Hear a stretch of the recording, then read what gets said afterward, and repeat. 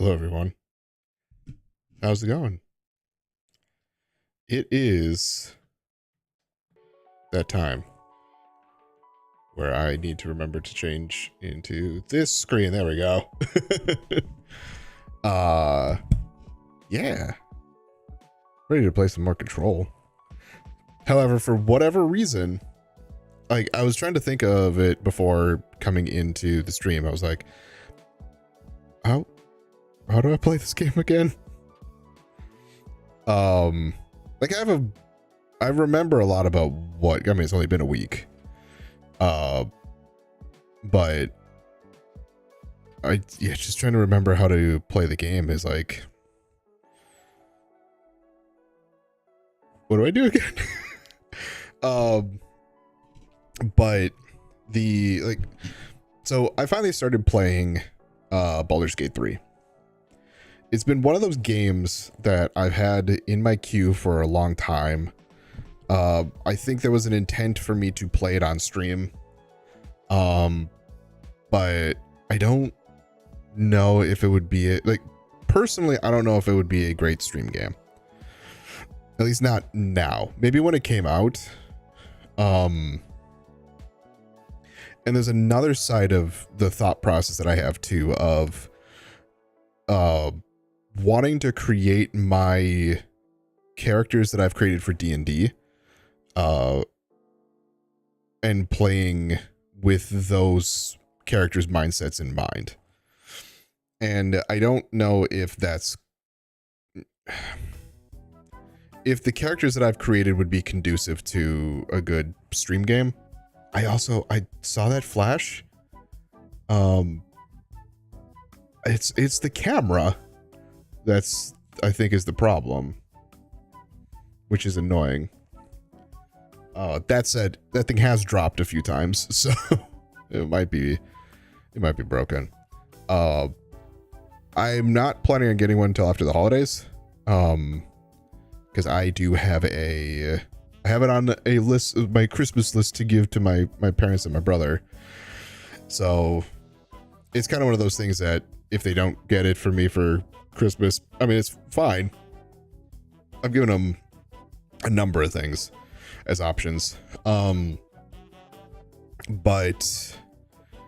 I might look into buying a new one. I've got my eyes set on the Insta360, was it Link 2C or something like that? It's the one that doesn't have the pan tilt zoom. But it's their new one. That's the one I kind of have my eye on at the moment. Because I have an Insta360. Like, I have an actual camera. And I've really liked it. So much so that it has had damage to it when the bracket, the brace, the connection to my motorcycle, I had it attached to the back of the motorcycle on my back seat. I don't remember if I've told the story or not. But I had it attached there. It was full extension.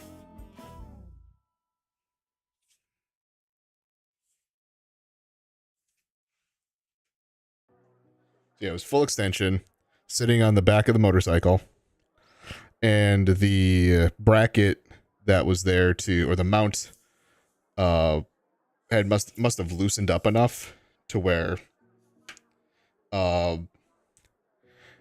this whole thing didn't separate from the motorcycle, which is part of why I think it got as bad as it did. But what happened is, let's say the motorcycle's going this way. And let's also say that this is full extension. It was up like this, and then all of a sudden it went plop, and it started dragging on the ground. Now, that does say just how good these are. Not a sponsor. Like, obviously, I'm just kind of I'm storytelling at the moment.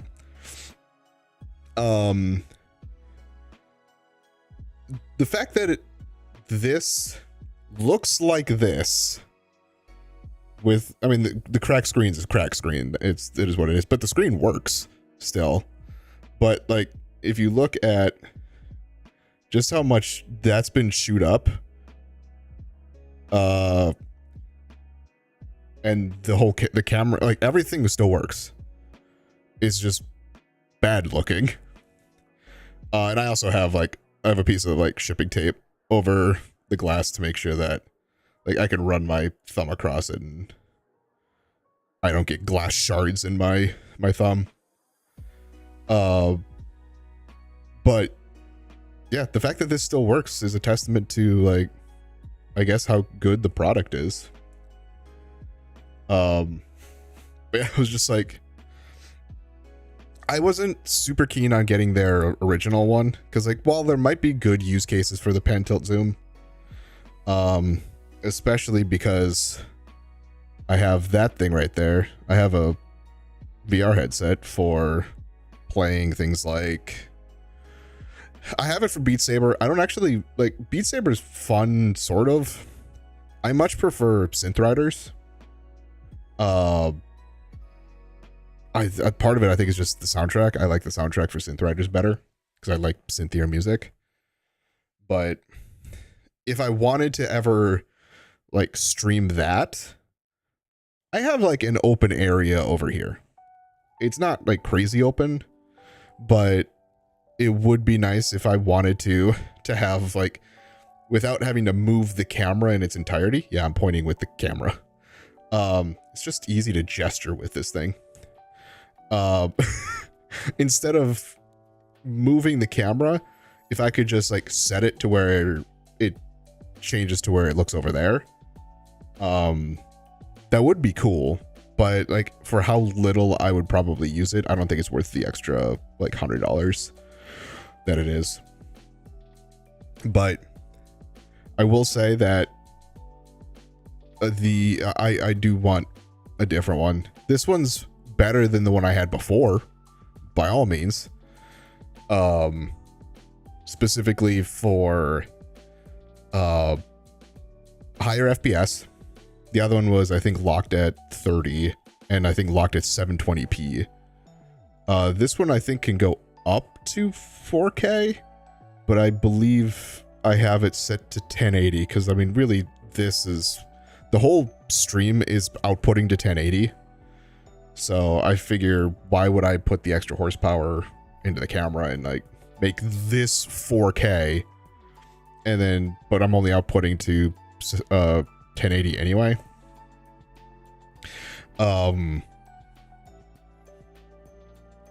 But yeah, so having a higher FPS, also having a wider FOV. The other one I had was not as controllable. This has like the options for different FOVs, and then I was able to me, adjust the exposure to where this looks better. Now,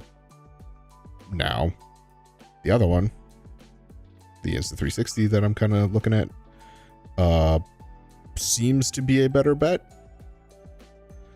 And would just, the fact that that's been flickering, it's not, from what it looks like, it's not the whole stream. Like, it's not the whole overlay, everything that's flickering. It is just the camera. So I have a feeling there's something going on internally with that. That would be a problem. But I'm going to put this away before I gesture with it more.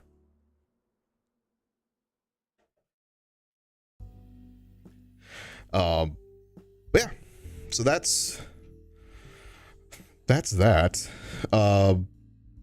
The other thing is, with Christmas coming up this week, obviously I'm streaming today, so I'm home. And next week is going to be the same. Like, there's not going to be a, we're not going to miss a week with streams. We're all going to be Gucci with that, just due to the fact of, when we celebrate Christmas, it's usually not like a massive get together. It's usually just immediate family and whatnot. So It's not like I'm going to be gone for a week or anything like that.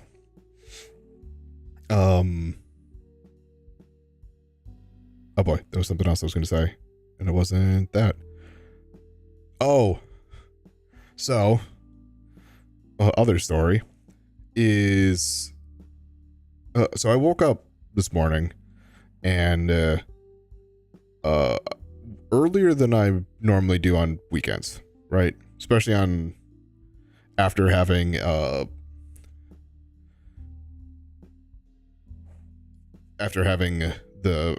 day before off. So I had yesterday, Friday, off, and I don't work now until the new year.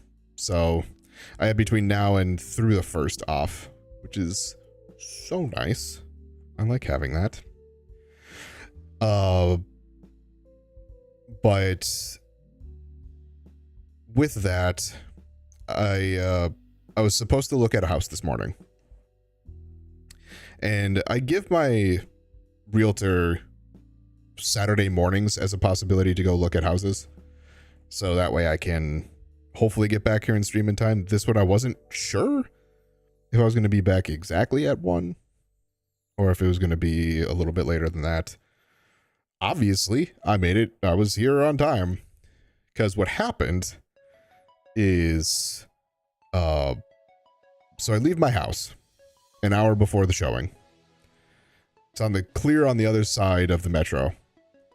So it's going to take me like probably close to an hour to get to this showing. So I'm like, okay, I'm going to leave. But I'm like, I'm going to go stop by the gas station first, pick up some breakfast because I didn't have enough time this morning to get breakfast or to make breakfast. So I leave. On the way to the gas station, I get a text from my landlord saying, hey, so there's multiple offers in on the house that we're supposed to look at today. And with the housing market the way that it is, it's looking like it's probably going to go over what you can afford. So probably not a viable option. It's like, you couldn't have said something like 10 minutes ago before I left the house.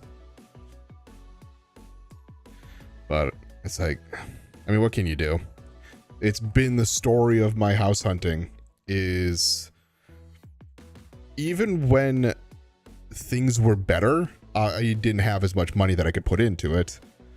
But even when like the housing market was better, I don't think I have done any house hunting since I started, which was probably 7-8 years ago. I would say probably 7 years ago. And have houses not go for over list price. I've never had the luxury of seeing a house come up on the listings and be able to bid under list price. It's just not been a thing that I can do. So yeah, it's been frustrating as a first-time home buyer. So much so that I was like, okay. And this was a conversation I had with my family when they were here for Thanksgiving. Is why don't you think about looking at a townhouse? I already live in a townhouse, but I rent this one. And I obviously, if anyone's watched my streams for the whole time, essentially, when I started streaming, I was in a different location. But I believe when I beat 3D Dot Game Heroes, which was the first game I beat on stream, I was here. I have been here basically my entire streaming career, I guess you could call it that. It's not really a career. I mean, I make money sort of by doing it, but it's like basically nothing. So like I've been here for a while. I've been here so long that I've gone through 2 landlords. I'm on my second one, I should say, right now, and my rent has doubled, I believe, since moving here. So my rent right now is essentially a mortgage payment. And the scary thing about that is looking at other options, unless I want to move into an apartment building, which is the opposite direction I want to go.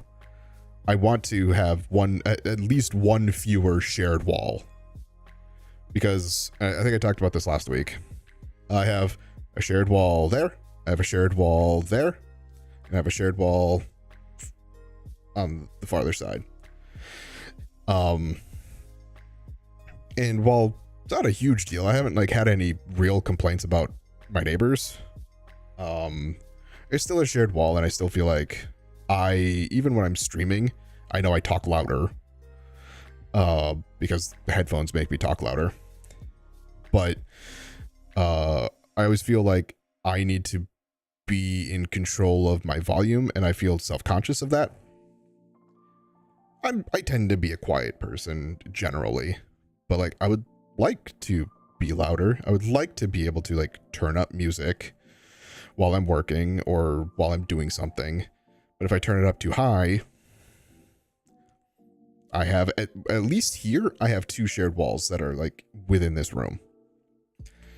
So I feel that concern all the time. So if I can get into a townhouse that would be 2 shared walls at most, preferably 1, or actually preferably would be detached, but those are such rarities that they're probably impossible, nearly impossible to find. I think I've looked at 2 of them in the past. But the other big thing is light, right? Light and air. So in the summer, I do like to open up my windows. Like I open up my living room window. I open up the 2-bedroom windows. And those are all the windows I have. So, I mean, I have other windows that can be giving light. Like I don't ever open up my door because I feel like I personally don't like that. I know people do it. I just don't like it because it's a weird privacy feeling that I have.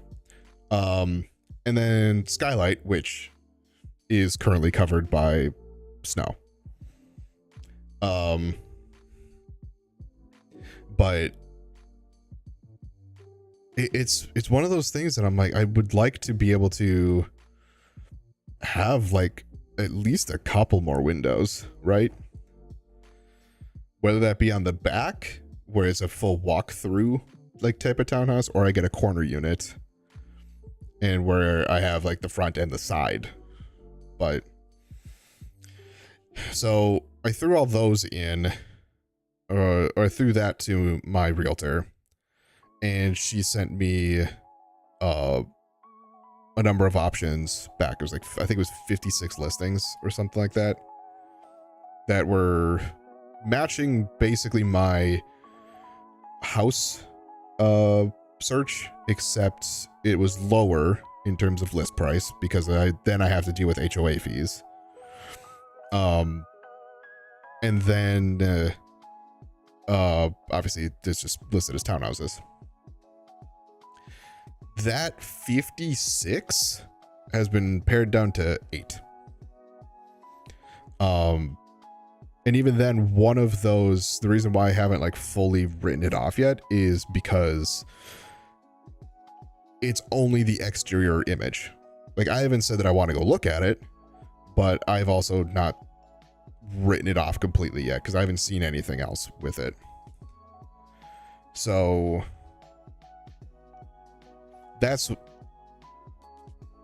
where my thought is currently. I've got 7 that I've sent over to my realtor. Obviously it's the holidays, so now we're getting into harder times to actually get showings in, because obviously my realtor has Christmas stuff that she wants to deal with. The homeowners are probably gonna all have Christmas stuff to deal with. So to get in for a showing gets to be hard. So the hope is, apart from the showing that I had scheduled for today, which ended up going through, that we would try next week for some of the townhouses. Now, I don't want to be in a townhouse. Like the whole thing with it is, I live in a townhouse now. I get that I am renting it. So like there's nothing that I can gain from it. All the money that I'm putting in towards rent is going to my landlord, and for all intents and purposes, I can consider it just burned. Like I get nothing out of it really, except for me. If I was eligible for it, I could make some money back in taxes. But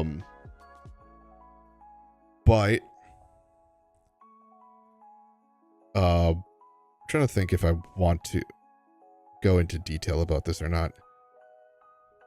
I'll say I'm not eligible for any additional return. So no matter what I pay in for rent, and what my landlord pays for property taxes, I don't get anything back. And that's annoying. So like it's anything that I pay for rent, apart from now, technically I get cheap internet, which that's a whole other story. So recently, it was actually, I can tell you exactly. It was October, maybe September is when the service was actually done. But I consider October being the starting date. The townhouse complex now has bulk. What is it called? Like bulk internet.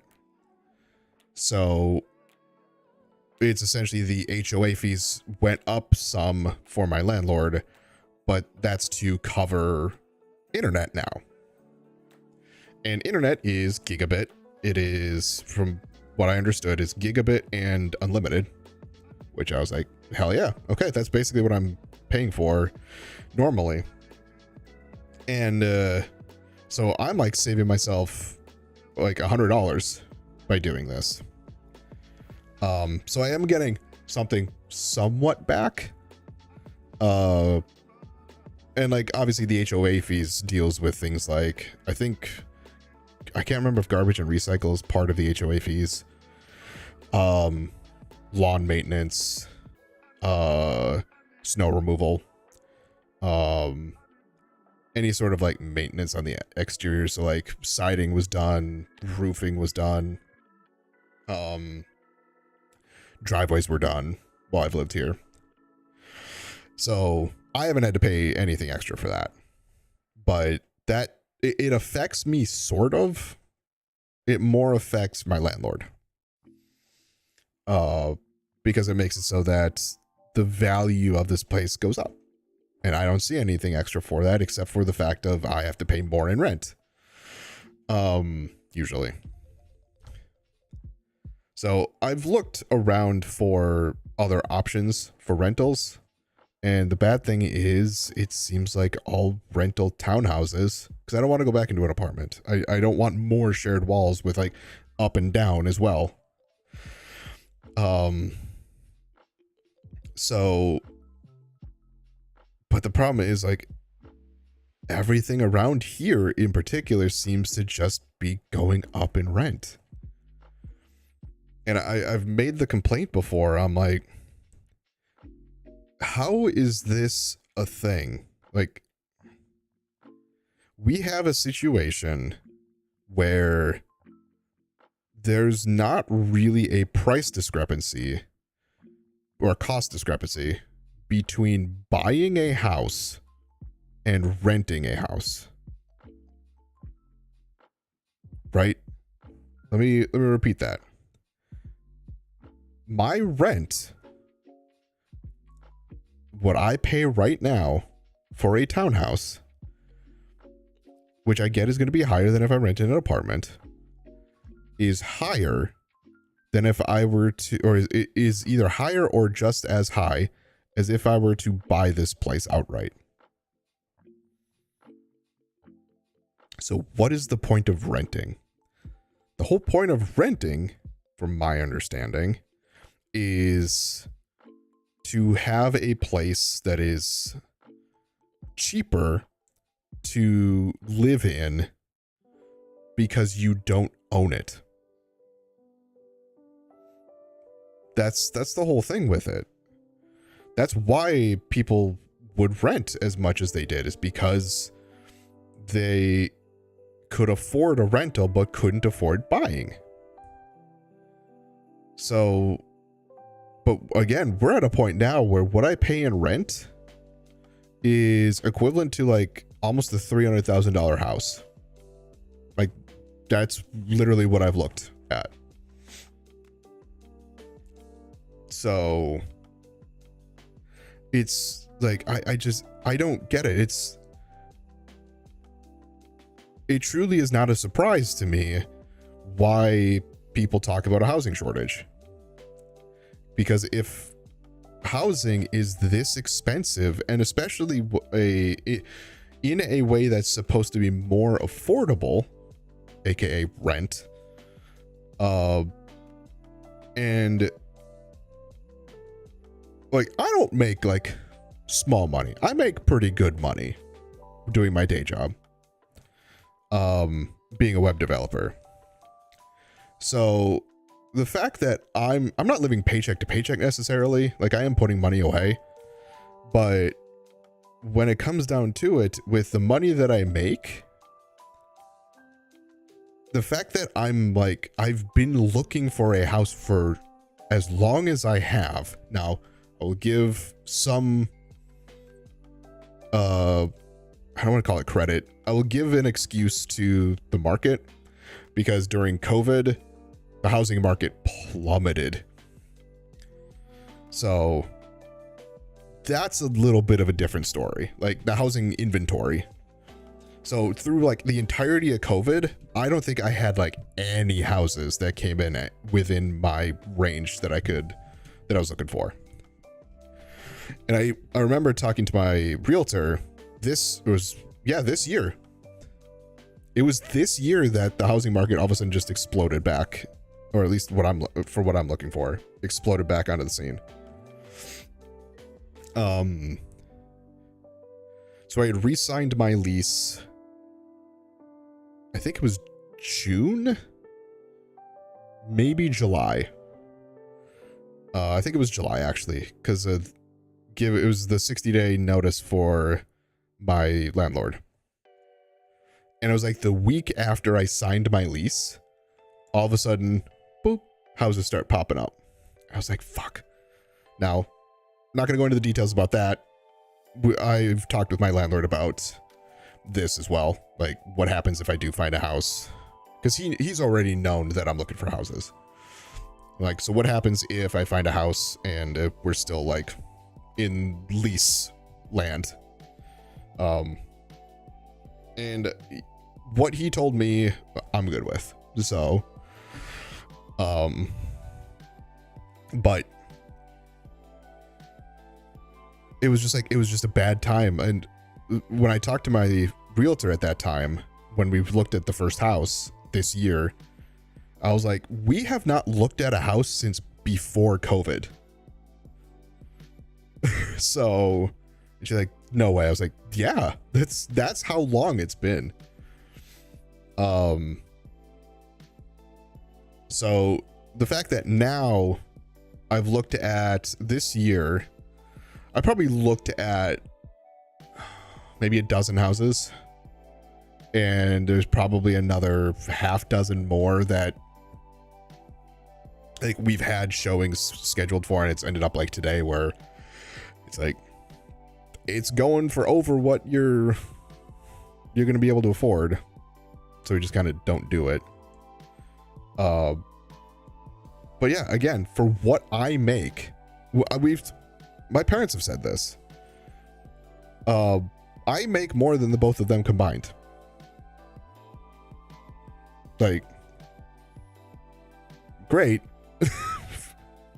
Doesn't help me in like anything, but so it's like, how do I get a house? How am I able to afford? How will I be able to afford a house? How can I find a house that I can reasonably get? Because like right now, there's a lot of places here that are building up. I will say, and without giving like details of where I live, but where I live now was kind of an up and coming suburb. But I was like kind of on the edge even of that. Like probably like a quarter mile away, it's farmland. Actually, I would even call it less than a quarter mile, but when I moved in, there was like the townhouse complex that I live in now, but there was a lot of farmland, or at least field. I don't know if it was like being used necessarily for farming, but there were fields around. Now the fields that I'm thinking of all have properties on them, whether it be commercial or residential. And they used to have, or I'd say most of the exits that I have, or not the exits, I guess it's the on-ramps, never used to have the traffic control on them. For those who don't live in a metro, there's traffic control on a number of on-ramps usually, in at least that I've seen in several metros, where if it gets really busy, what it'll do is it'll meter traffic coming onto the highway. So instead of everyone going one line of cars onto the highway, it makes it so that you kind of split into two, and then you have stoplights on either side of those lanes, and then it'll give you a green, and then the opposite will give you a green, basically to meter cars getting on. We used to never have that. Now I want to say within the last year, we have, like, at least in the city I live, we now have all of our on-ramps have that. So that just goes to show that things are being built up here. And it's only going to continue to increase, which means property values are going to go up and everything like that. So it's just this whole thing of we need to get into a housing surplus again instead of a housing shortage, because demand right now is way higher than the supply, at least in terms of single family homes.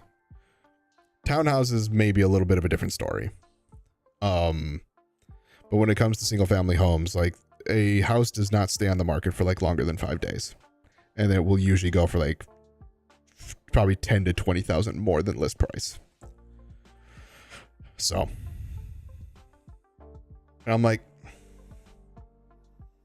I get it. There's inflation. I get property values have gone up. I get, obviously, supply demand. Like, I get the economics of a lot of these things, but there's also like a humanitarian side of like, how is any of this even feasible? Obviously, my parents have their house, and they've had their house since I was in 6th grade, which would have put me at what, 11? So we're talking close to like 24 years they've lived in that house. And I know the house that they sold Prior to that was like, it was just shy of 100,000. Wasn't a bad house. In fact, it was, I would call it even in like a decent part of town.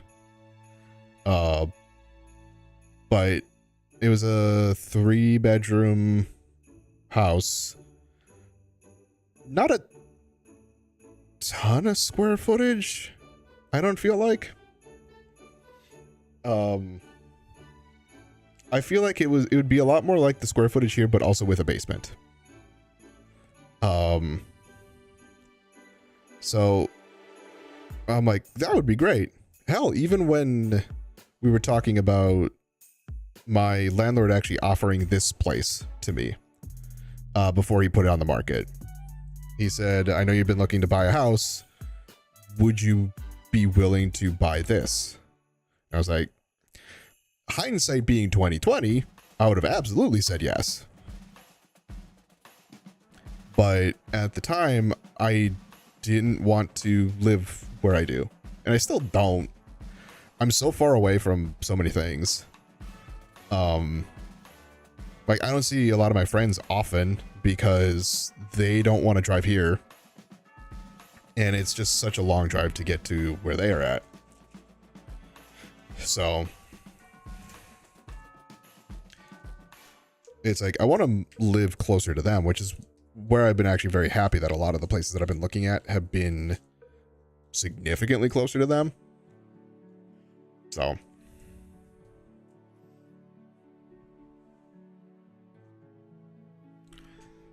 but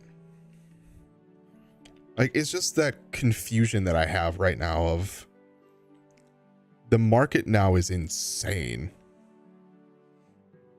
And for the money that I make, I would think I would be able to buy a house myself. Like, if my parents tell me that I make more than both of them combined and they have a house, how is it that I am not able to find a house? Again,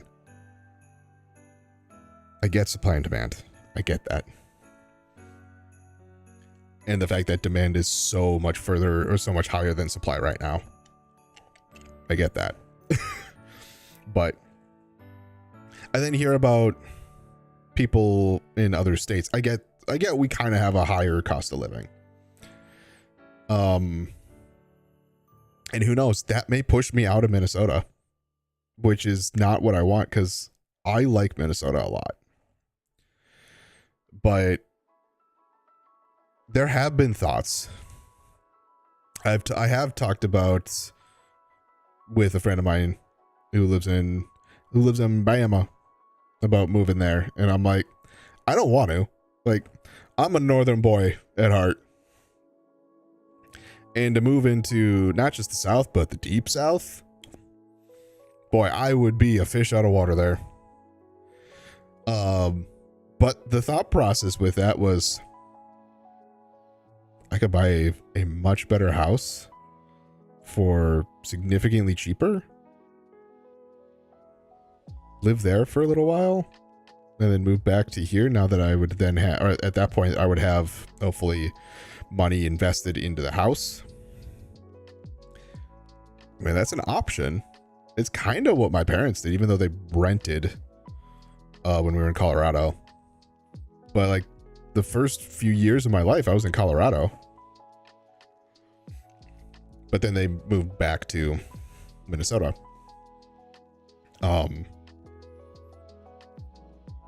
So it's a thought I have. It's not a thing I want to do. Like, the only other place that I could see myself feasibly moving to would be Colorado. And the unfortunate thing with that is, I think Colorado is either the same cost of living or maybe higher. So, and the reason why Colorado is that choice is, like, I have the history there. The fact that I lived there for, I think it was 4 years before we moved here. I mean, hell, I did a road trip to Colorado at one point by myself, and talked to my dad, because I don't know how I truly don't know how, but he remembers addresses. So he was able to give me the address of a number of significant places that affected me as a kid.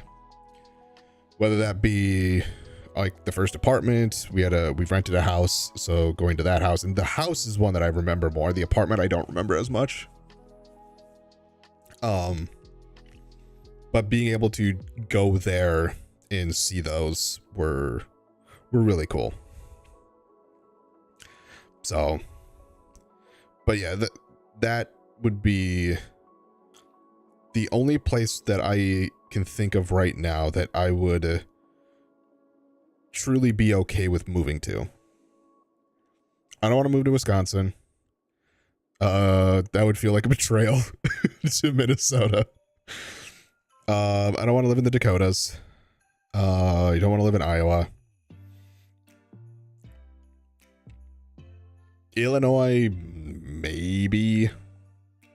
I know I work for a company out of Chicago, so there is a little bit of a connection there now. But I don't know if housing's going to be worse or better there.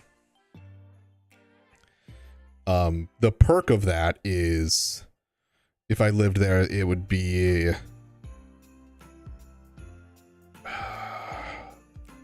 it's just like a 7-hour train ride to here. And I looked this up because I was looking at taking an Amtrak to Texas at one point, and everything that comes from here goes through Chicago. So it'd be here to Chicago, I'd have to hop onto a different train and then go to Texas. But it's like a 7-hour train ride. So it's not unfeasible to do that. If I wanted to go like visit my family. Now granted, they don't live in the metro, so I would then have to figure out a way to handle that part of it. But and then we also get into a situation like around Christmas. Christmas would be something that I would have to probably drive because you deal with gifts and everything. So it's, as for a drive to where my parents live, I don't know. It's probably an 8 or 9 hour drive. It's not short.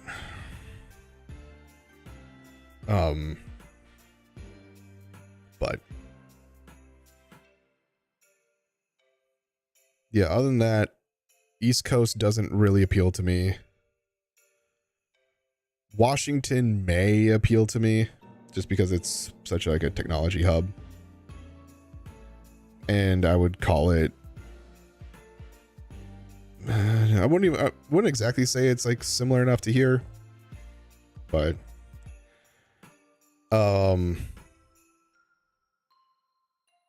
the Upper Peninsula of Michigan's a possibility too. I wouldn't want to live in the Lower Peninsula. But yeah, it's a number of these things of, these are thoughts I've had, but I haven't pulled the trigger on anything. Cause like, especially something like that for a long distance move, I like moving the way that I do right now because I can do things piece by piece, essentially. To have to pack everything up and put everything into a truck and then have to get to the location and unload everything, like,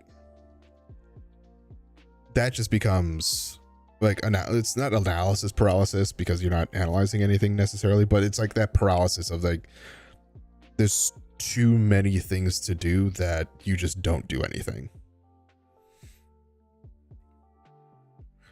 So it's, again, it's a thought it's not something that I want to do. So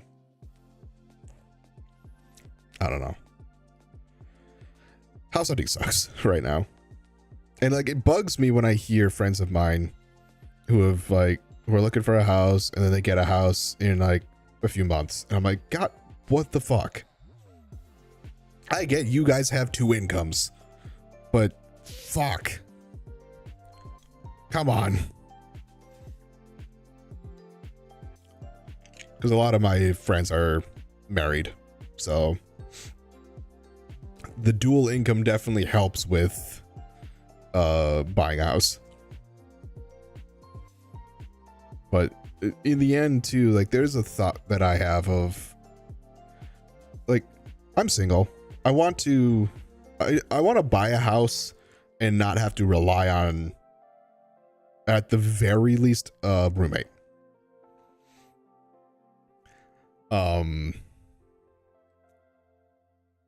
Because what happens if the roommate leaves? Like, or when it comes down to a relationship, and if I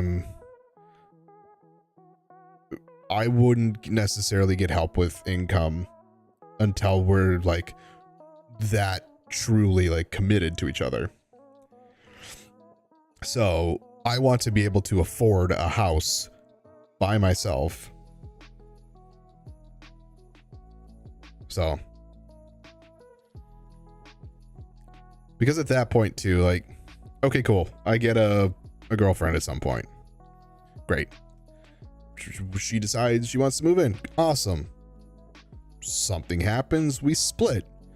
Now we're not in a situation where we have to figure out, like, all of a sudden now we're overburdened. Whoever ends up with the house. But now we're overburdened because a single one of us can't afford the house. So we would then have to sell the house and then find another place. I get we're not, what's going through my mind isn't like new.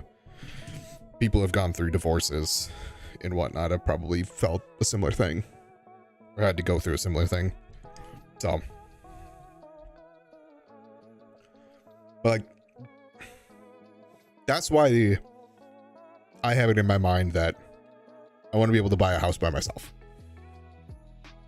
Is I don't want to have to rely on another income, whether that be through, again, whether that be through a roommate or through a significant other to help afford the place. So, right, I live alone now. I've lived alone for 12 years. I haven't had a roommate since 2011. So, and I like it.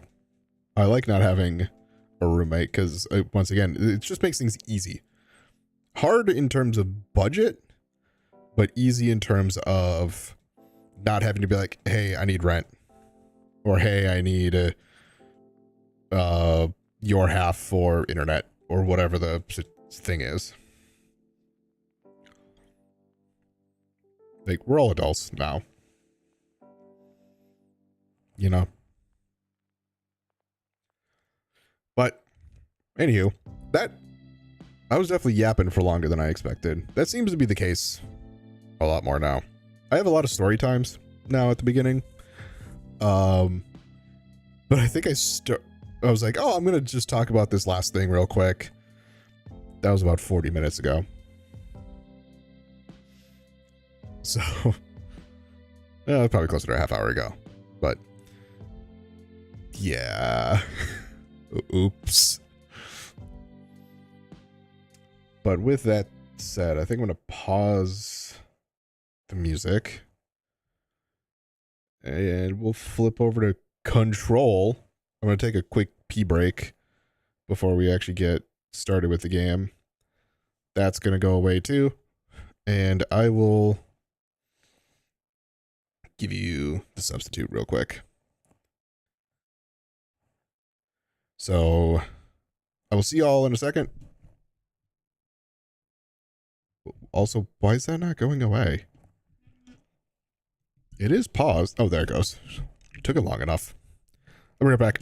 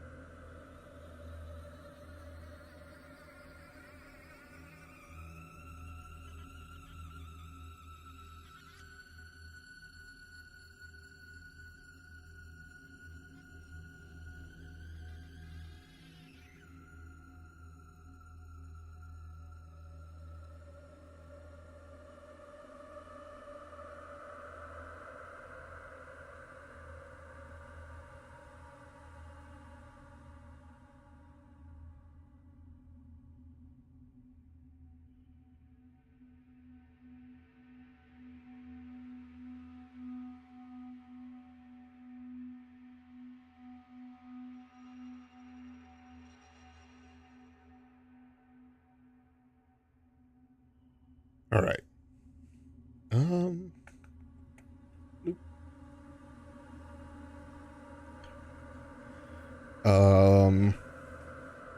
I guess we'll get into the next episode. I kind of remember, so I'm trying to remember. So we met the janitor. We're trying to get into like the maintenance wing or something like that. I'm sure the game will remind me. But hello everyone. Welcome back to another episode of Control. Trying to remember. I know it's only been a week, but my brain's been other places. I remember the last thing we did was we talked to the janitor, and we were trying to get into, I think it was the maintenance ward or something like that. Now, I don't believe I did this on the episode, but I did want to see how like saving the game worked. There might be a part here where I have to replay some of what I've already done, because those warp points seem to be a location where it autosaves, or it brings me to after closing the game. So we'll do that. Another thing too is trying to remember the buttons. So we got,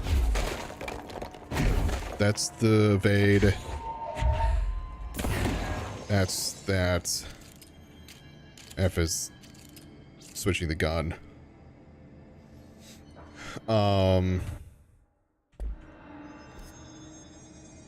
Tab is map.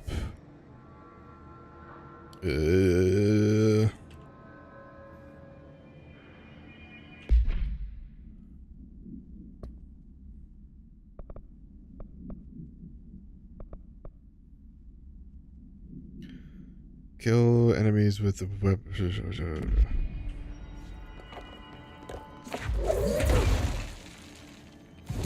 F is that.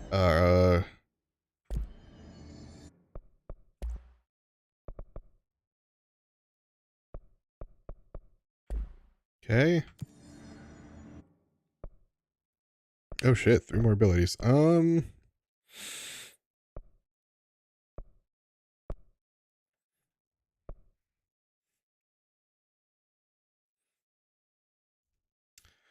Huh.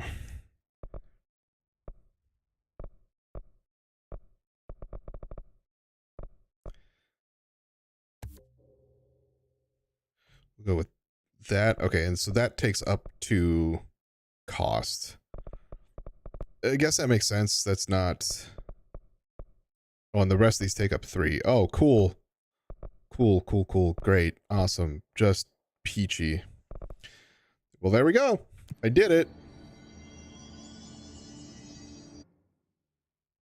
Okay. So this, I think, needs to change. The tactics I can do... I could probably... No, that's executive sector, which we're not in yet. Charge mode we don't have. Don't have spin. Just kill in the maintenance sector. We can do that one. Using Pierce. Is Pierce the...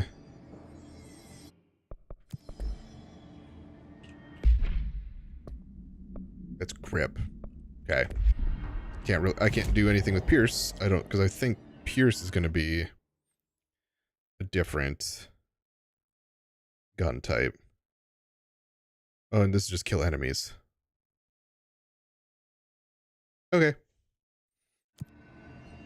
Sure. Okay.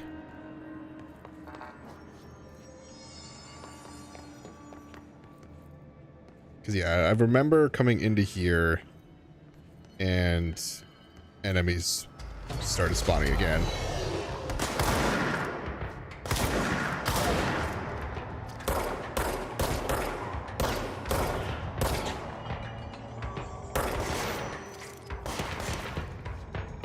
Oh, wait.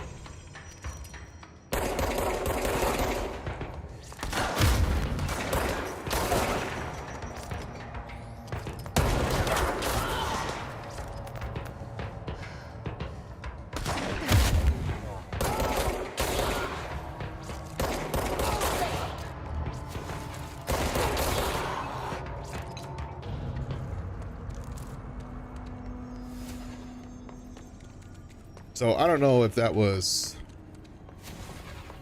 because I've now come through here a second time, or if that was one of those things where, oh, this, now that you've restarted the location, you need to fight again. I don't feel like this is that second one.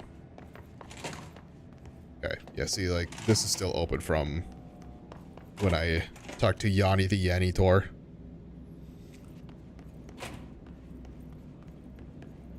And then I made it all the way to here before I was like, yeah.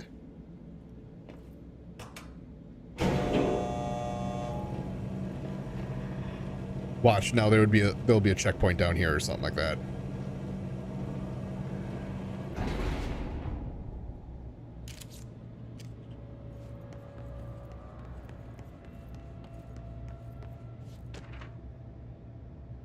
I also don't know how much of these I'm going to continue to read, because a lot of these are more I think they're marked as collectibles, so they give some idea, but they're not necessarily anything in particular. And with how many I've heard are in this game, an object of power escaped the Panopticon a couple weeks ago. They want everyone to keep an eye out for it. So if anyone sees a merry-go-round horse zipping through the sector, alert me immediately. Do not try to contain it on your own, and definitely do not bind it to yourself. Well, I believe that was this.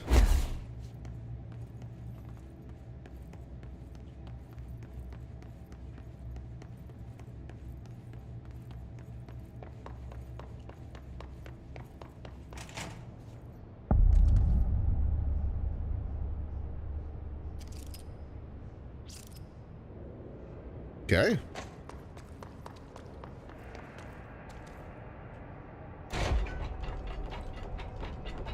Oh.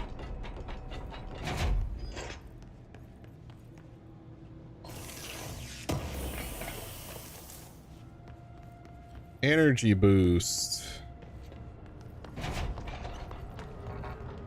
Okay, locked.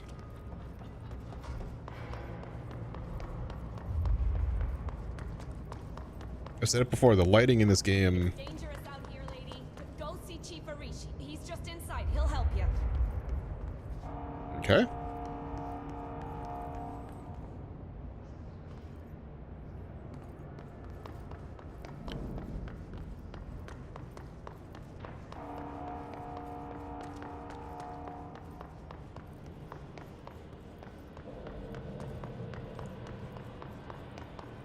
Hey. Also, Hey, are you new?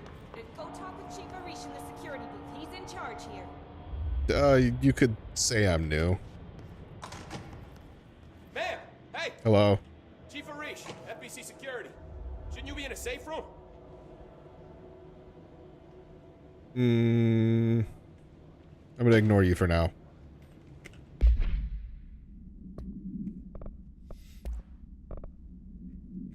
Someone saw your message. Yeah, if someone in the sector is asking about Ati, just tell him you'll handle it and leave it at that. Under no circumstances should any personnel intervene with his day-to-day routine. Told you everything I know about him so you could better deal with his odd habits, but yes, it's still very much a classified matter. Also, I saw your report about the quarry worker who wandered into the Foundation. Detaining him was the right move. We'll figure out what he saw before we decide on next steps. Cheers, Lynn. P.S. In case you had noticed, something's up between Trench and Darling. I know this isn't your strong suit, but try your best to stay out of it. Alright. Hello. They all have HRAs. We're on the same side. My name Roz. is Jesse Faden. I'm here to perform the directorial override to get the lockdown lifted. Yeah, Chief Arish, FBC Security. I'm just... Yeah. Oh, hang on, you're the new director. It's a pleasure, ma'am. Let's skip the formalities, please. Right. Faden, ma'am. Look, as you can probably tell, it's a bit of a shit show down here. We've been holding our ground, but whatever's gotten into our buddies has them wrecking the coolant pumps and the power converters. The NSC keeps overheating, and my crews keep getting shot before they have a chance to make any repairs. NSC? Oh, sorry. Bureau jargon. It's what we call the power plant. You know, the big rumbling metal thing? Salvador, head of security, asked me to protect it in case of an attack. See, what's inside is dangerous. Okay. That was something I wanted to check is, can I pause in the cutscene? Dr. Darling seemed to know it would be a target. Darling, he's here? No, he came down a few days ago, before everything went to hell. He was out of it. Smelled like a bar mat. He was ranting about vulnerabilities and how he only had one large-scale HRA, but that he needed it somewhere else. Still, at least he gave us these personal HRAs before he left. Hey, did I mention that he was tearing his clothes off? Nope. Crazy dude. Darling knew the hiss was coming. Crazy Listen, dude. I love playing 20 questions as much as the next guy, but we have got to get the water and electrical systems repaired before this baby blows. I'll have my guys unlock the doors out of here for you. I'll take care of it. You stay and keep the hiss away from the plant if you can. The hiss?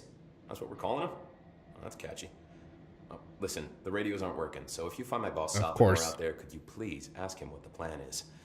I'm sure he will have one by now. I'll keep an eye out for him. He sure has a lot of faith in his boss. Try to stay alive.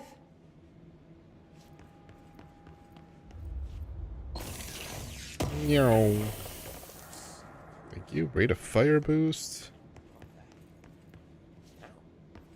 Oh man, Adi is gonna be so pissed. Yeah, don't fuck with Adi. Ah, yes.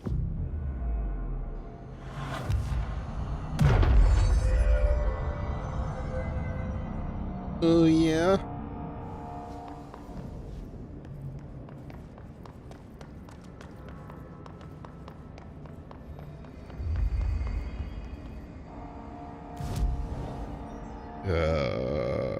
Okay.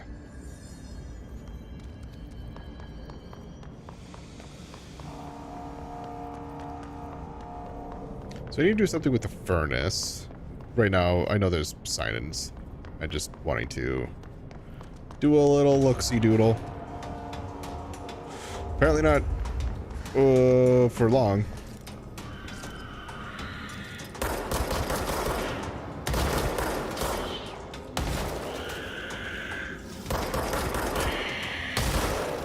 Ow. Hey, you explode. Good to know now.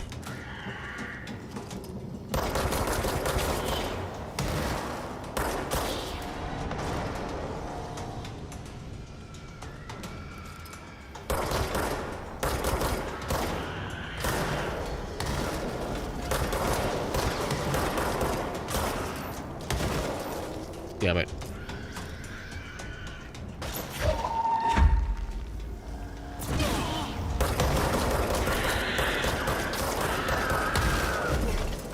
Uh-oh. What did I dash through?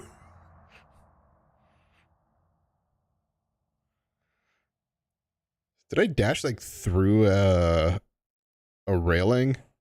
No. Well. Coolant pumps, energy converters, essential maintenance.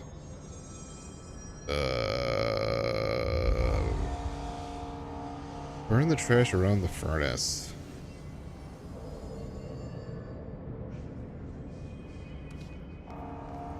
All right.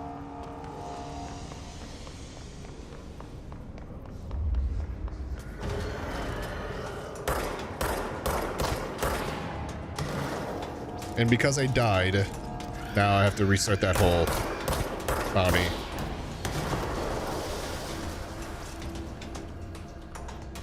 Yeah, okay, I must have dashed through that railing.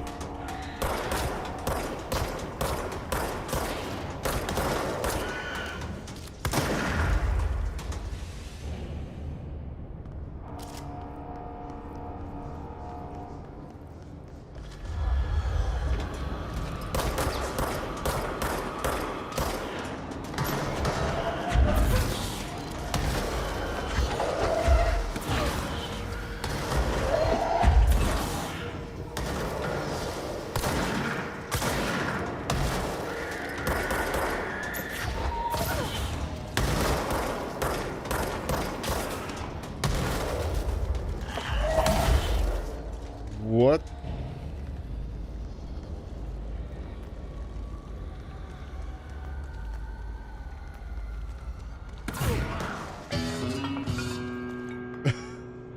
Wow, that was unexpected. It's been a long time since I've heard a follower alert. Thank you for the follow.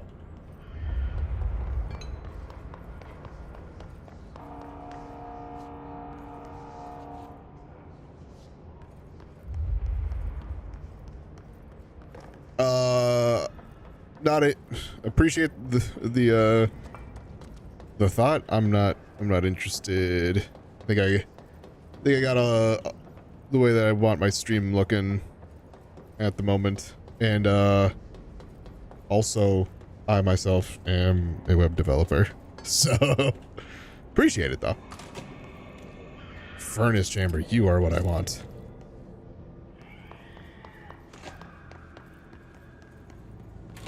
Hello.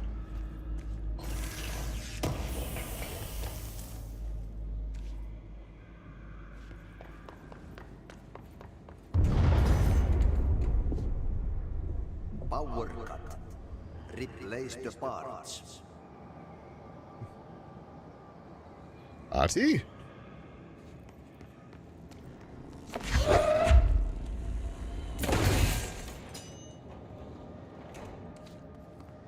Mm-hmm.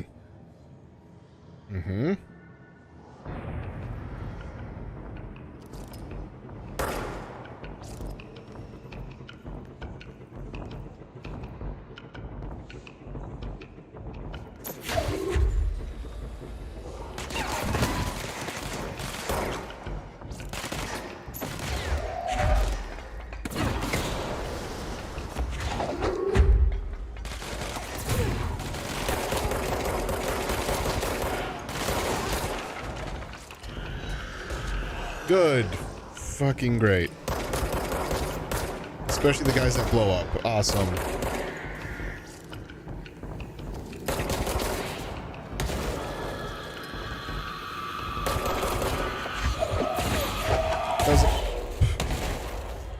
That was a cardboard box. Cool.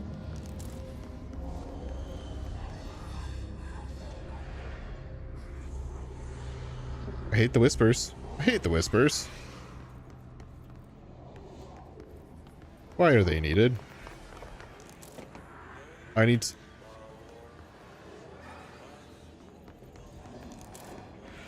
I guess this makes sense.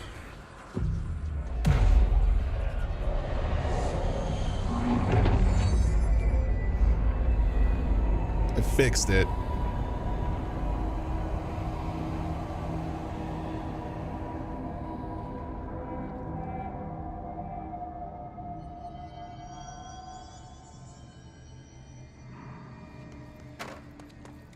Okay, don't need any health anymore. Dodge efficiency. Okay.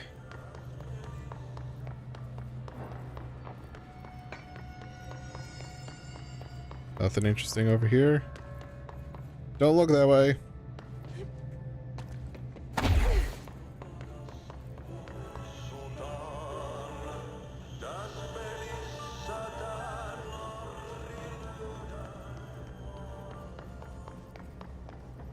Burn trash.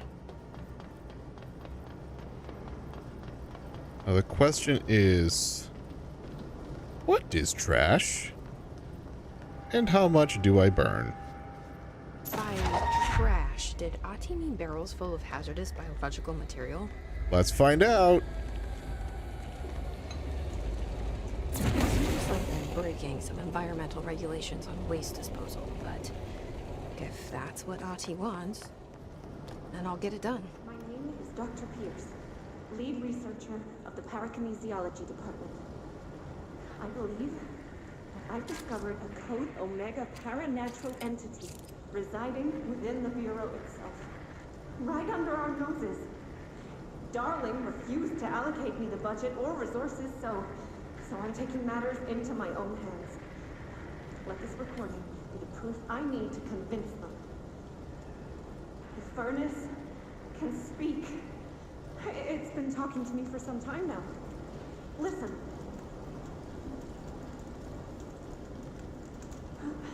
Did you hear that? It's a sentient force capable of communicating. I checked and there's no record of ever installing this furnace. I believe that... Oh, sorry. What? Yes, I can feed you. What do you eat?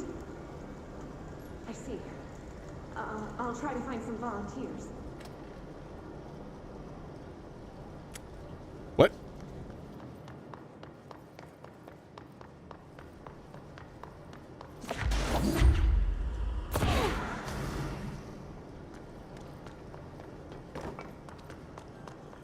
I see. I'll have to try to find some volunteers.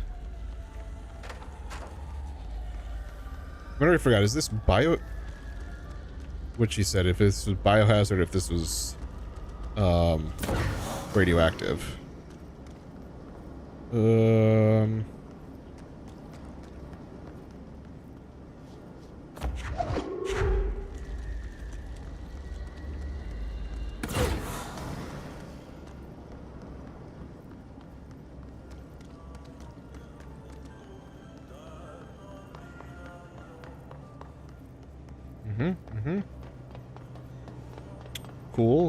Cool. Is there a way for me to get up from down there? It's like, I see another barrel.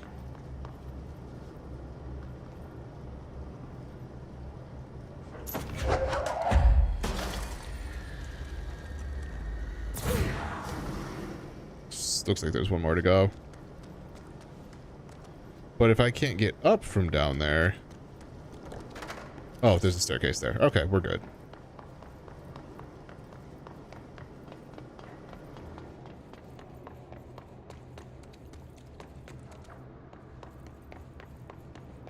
Where was that thing? It's right here.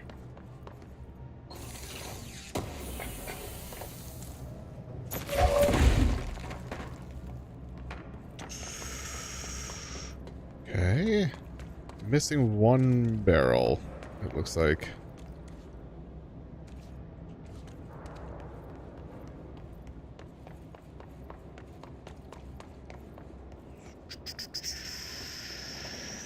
Need you two. Mail tube complaint.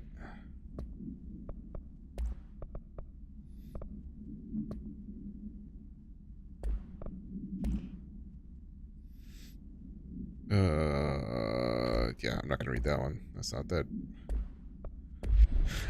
big of an issue.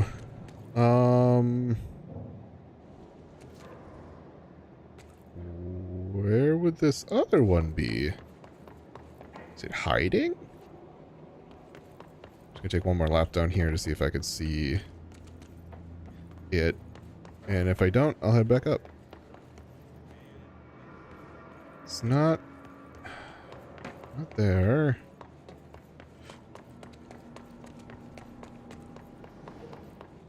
Okay.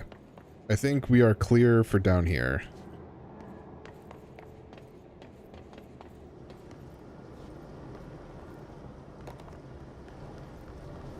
Unless there's one that is like right up here. I hadn't walked all the way up here yet. Okay.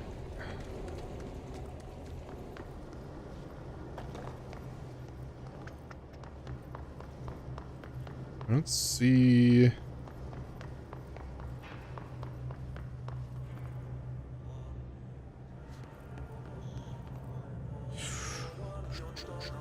Ooh, is there something up there, though?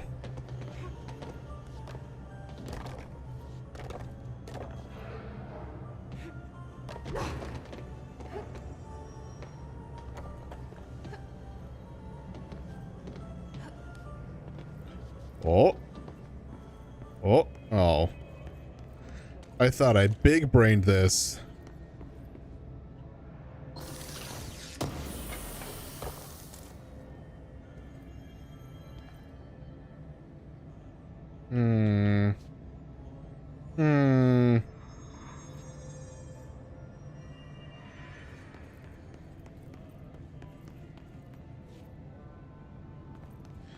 Boo. Okay.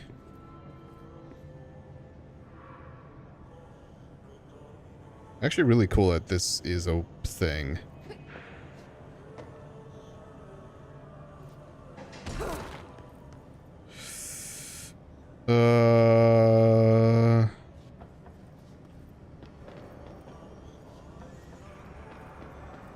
Are you in there? You're in there. That's over. What a mess.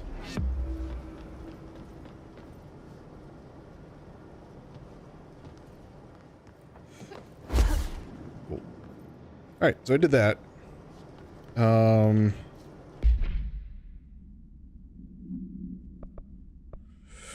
I guess the big thing now is actually do the pumps and the converters. Cool. Coolant pump. Oh. Coolant pumps. Great. Sounds like a good sound. This place is gonna come down.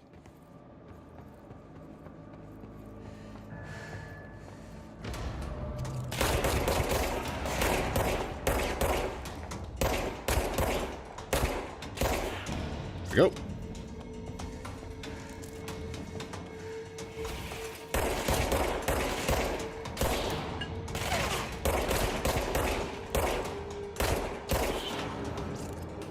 Ooh.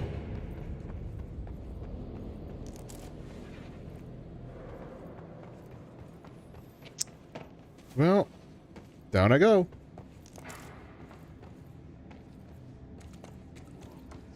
Sploosh. It's big. Those big fuck you letters is so funny to me still. Yep. Yep, sure has. It fast. Well, If the plant goes boom, we can throw the spoon in the core. how fix? So no go boom. Oh. You?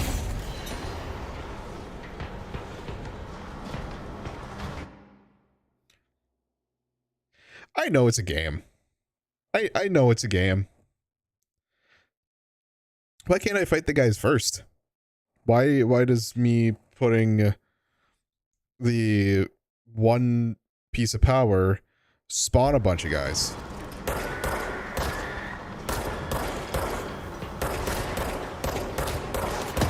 Uh-oh, shit.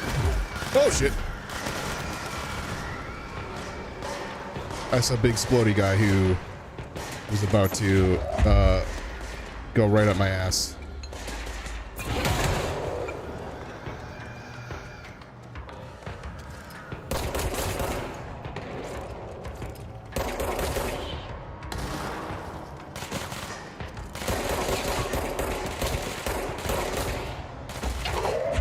Something. Like, just give me something. Yeah, I don't know if I want to actually, like, toss you.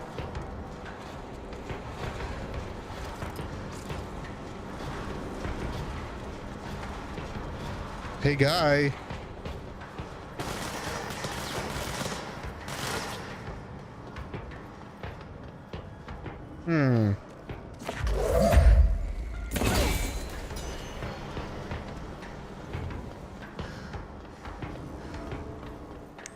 I'll just yoink that.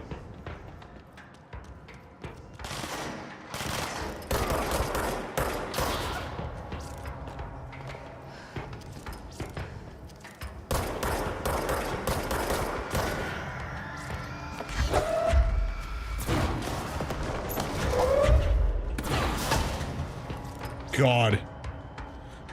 I think I took him. Did I take him out completely with the shield?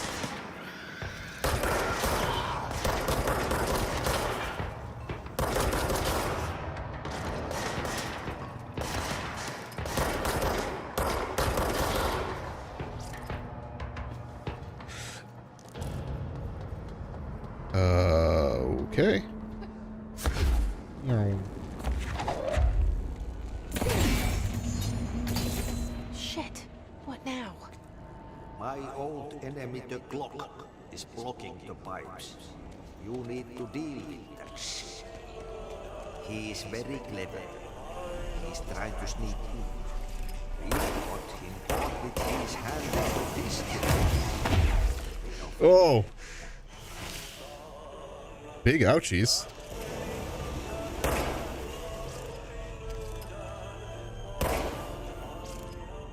What the hell is that? Oh, that's the most disgusting thing I've ever seen. Oh, get some health.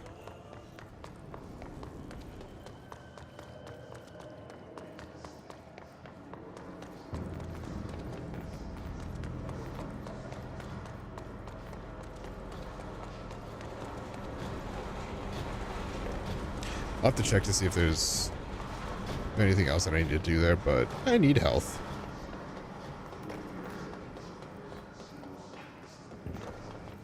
Cool.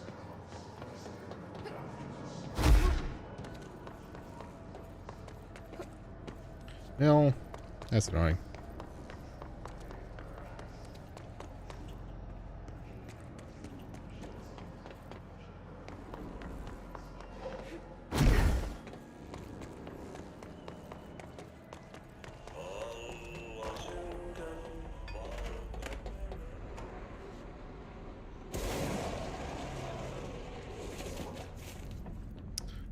Gross.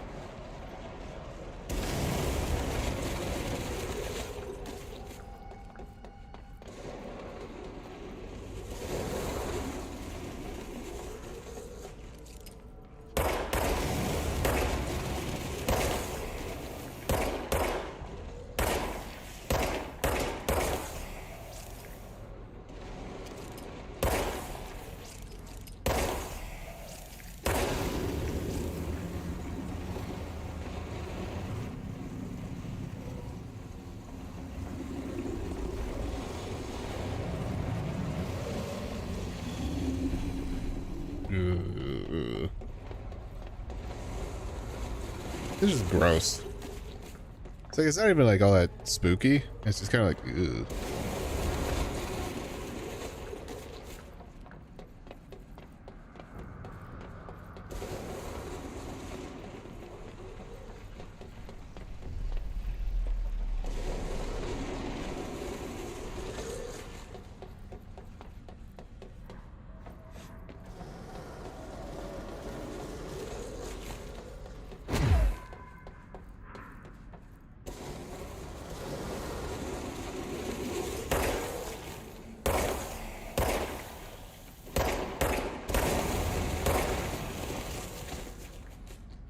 Just always peek in corners.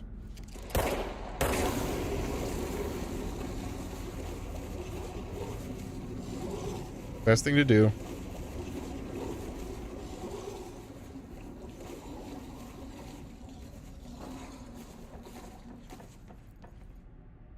I did it.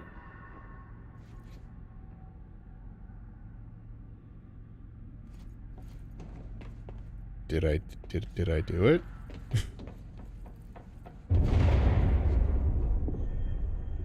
We need to fix this thing ASAP. Cool.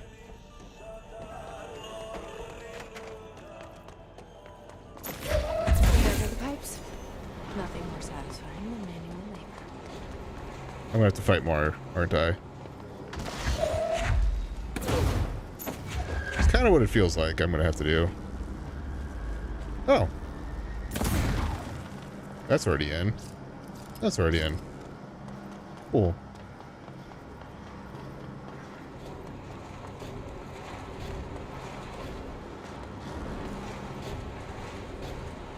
Awesome. Alright, so there was a thing back here. There was you. How do I get to you? Oop. Just like that.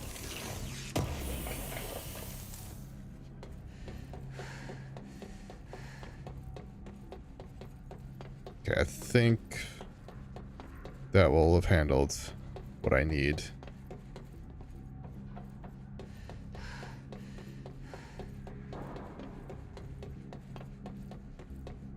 I know I could have just jumped the other way, but figure I would walk around and at least check. Alright.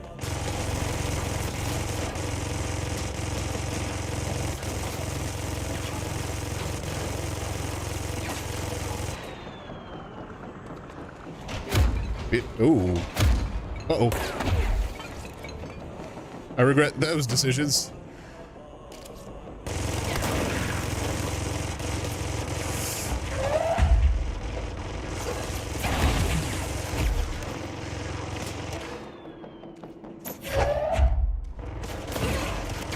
Wow. Okay. Cool. Cool. I know I got like completely eviscerated the first time. And then every time I tried to like throw something at him, it exploded behind me.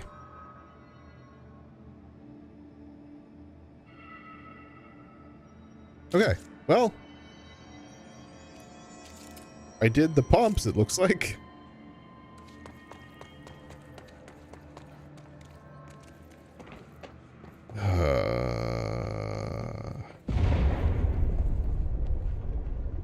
Just hold together a little longer. I don't think I need to.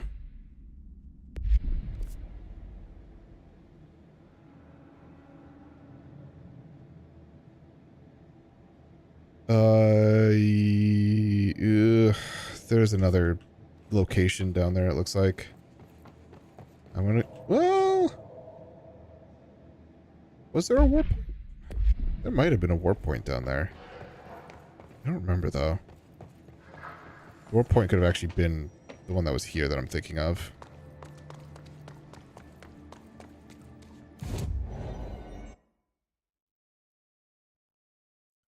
That seems to be the case. Abilities, though. Launch grenades and rockets back at the enemy.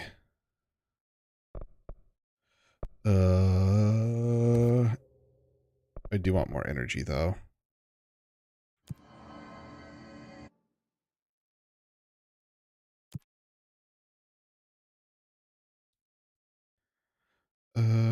Charge mode, spin. Yep.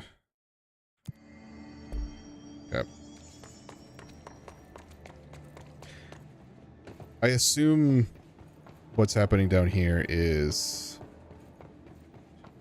oh, what's it called?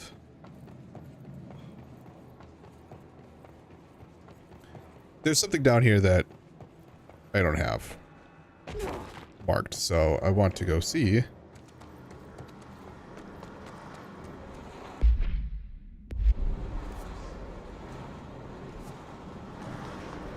If I can mark it.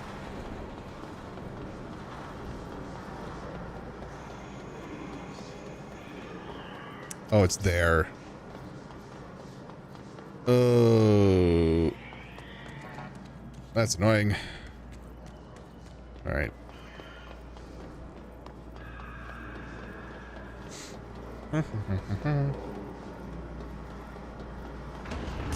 Oh. Hello, guy. There's where you were.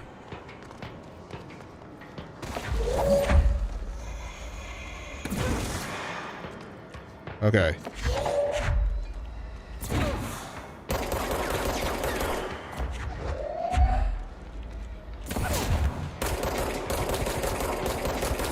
Oh.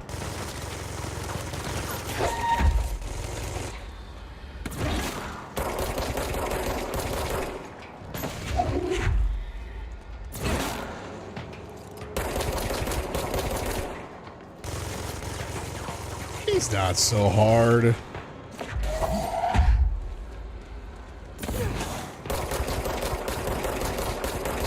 Unless you get greedy. And then in which case, he could be kind of a bitch. Oh, good.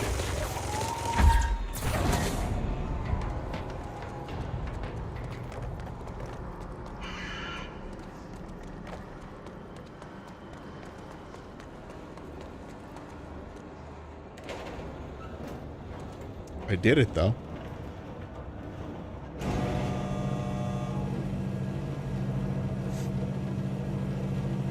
Oh, I don't have a gun that I could pull out. Yeah. I love how just the snap is. Huh. Oh.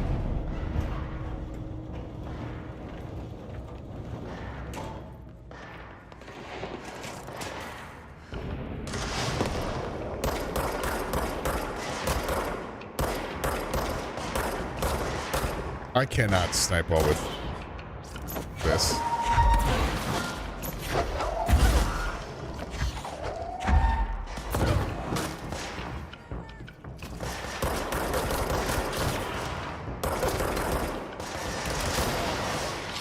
Whoop.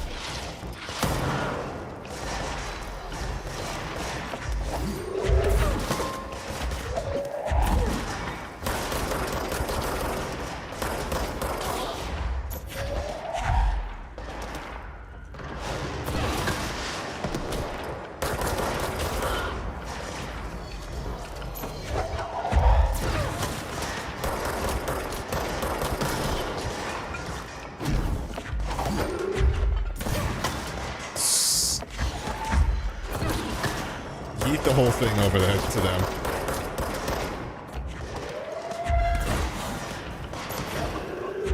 It does make it really nice that just by doing this, like, I don't really have to aim. Like, I mean, I kind of do, but it locks on, so. Ooh. You did it. Blockages in pipe C through F. When the converters and coolant pumps are working again, we should be able to get this baby back down to a safe temperature. I got the coolant pumps working. What do you know about the hiss? Not much, only what I've seen. Tell me more about fighting Well, they Cat. use the same tactics that Marshall and Salvador taught us, which makes me think that the hiss haven't completely erased the people inside, which is a pretty fucking horrible thought. Or they're just using whatever they find in their victims' heads. In any case, they are really eager to get inside the power plant. Why do you think that is? Shit, I don't know. They want to make my life harder? Shit. What do you do here, Arish? Security chief of the maintenance sector. I make sure all the weird shit down here doesn't bother the maintenance crews. Learned everything I know from Salvador. The best security agent this bureau has ever seen. And you like your job? I love it. You know, everyone thinks that maintenance is the lowest rung on the ladder just because we fix pipes instead of writing memos, but I gotta be honest. These are the bravest people in the goddamn building. I'm proud to work with them. I've done a few odd jobs with these kind of folks. They say what they mean. I like that. What exactly is the power plant? Listen, I only know what Salvador told me, but I know it generates all the electricity for the Bureau, and it's got 2 very simple rules. Rule 1, keep it below a certain temperature. Rule 2, don't ever, ever open it. Oh, and 3, it's classified, so I shouldn't ask. Sounds like secrets are standard Cool. operating procedure around here. Oh, yeah, it's all part of the job. What do you know about the service weapon? Not much. That thing is director only. Salvador told me by the time he saw Trench use it. Sounds like that gun can do some serious damage. It's Yeah, I it did see does. pictures It's of all it right. once, though, and it looks different to that thing you're carrying. You modded or something? It's new. Is new a good thing? Given the circumstances, I'd say new is our best bet.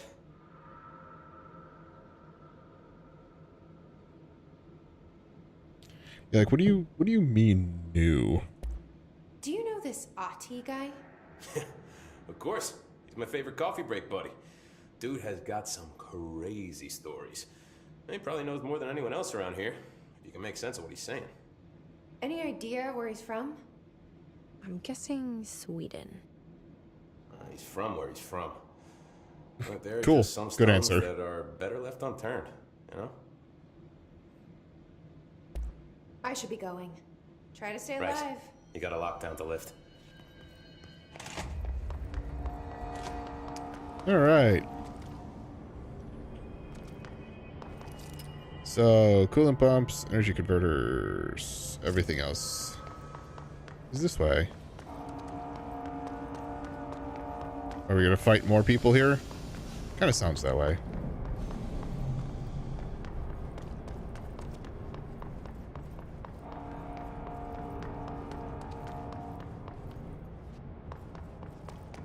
Can't wait till I oh god, I can already see enemies. Hey man, get wrecked.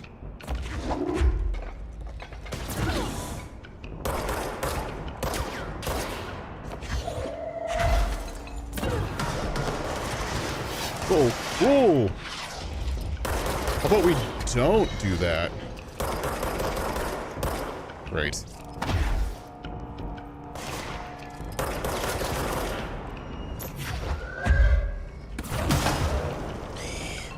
Oh shit.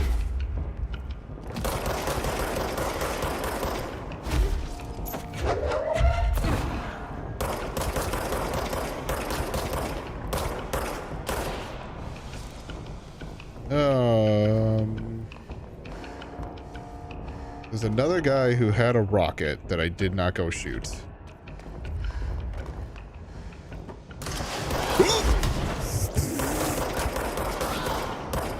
What did I say? Hold on. Time out.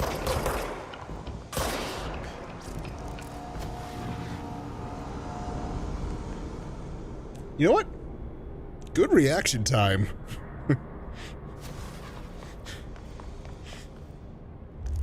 That was a good dodge.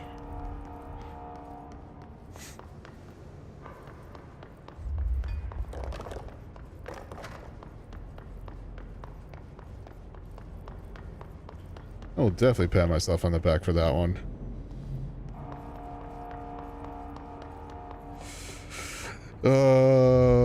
Cool, great. Peachy. Don't think I want central maintenance. Want the energy converters.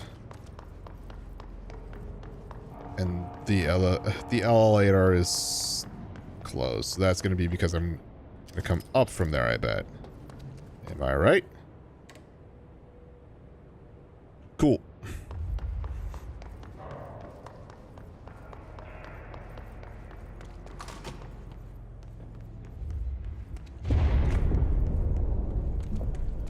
We need to fix this thing ASAP. I'm aware. Hello, everyone.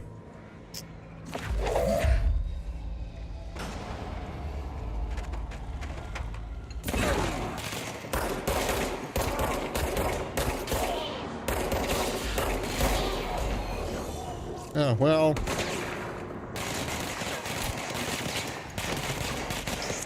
I don't know if I want to use that gun. Oh, thanks. Cool. Something?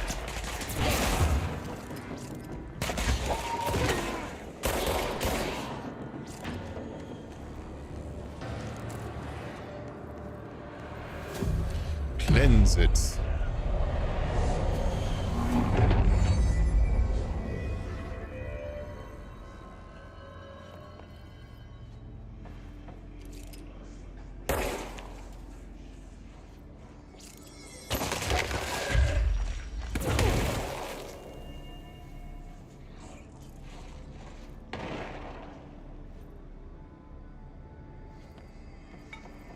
I feel like there's something in there that I'm going to need to do. Oh.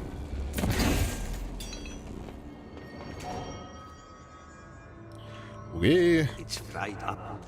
You need to fix it before the occupants inside the plant has a shit fit.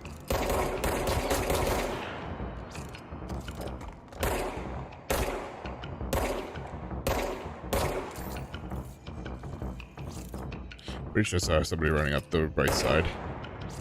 Oh shit. Excuse me. Ow!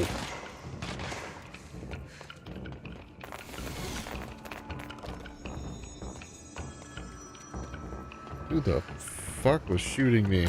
Whoa! Alright. Fixed it.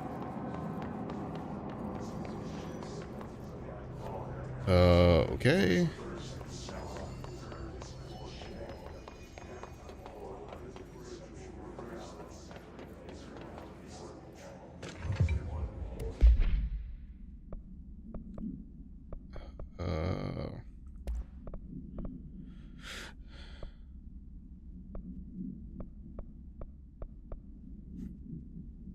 Ooh, okay, that would be helpful. Dropping energy cost.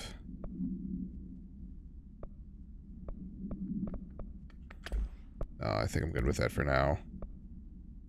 So for shatter. Ooh, that's a better one.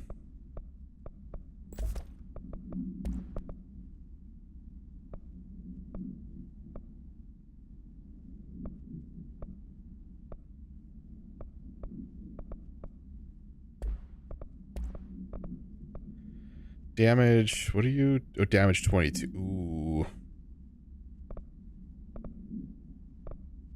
Damage 22 is good.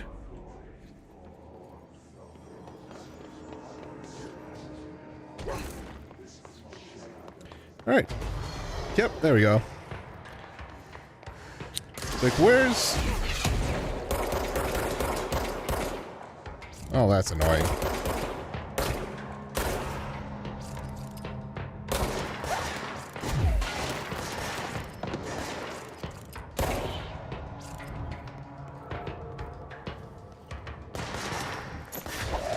Something. Yep, thanks.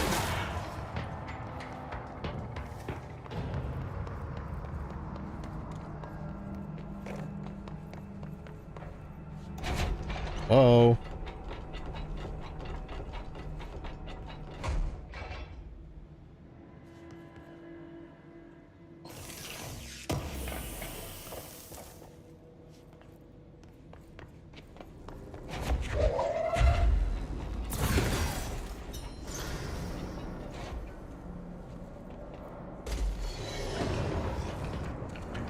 How scary is this person that just spawned in?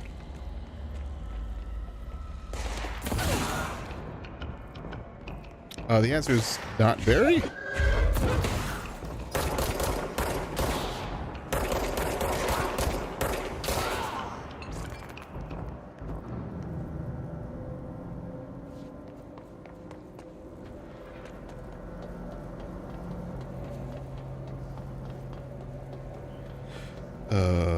Okay. I'm just gonna bring this with me. Well, that seemed like a silly idea. Serves me right for trying to be prepared.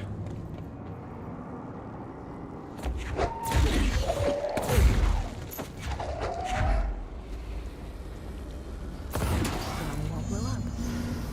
Let's go lift the lockdown. Yeah.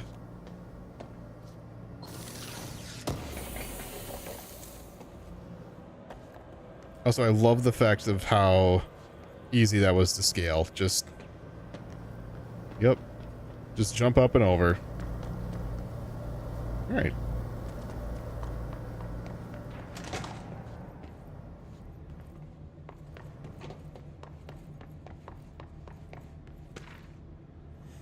Upcoming game reminder.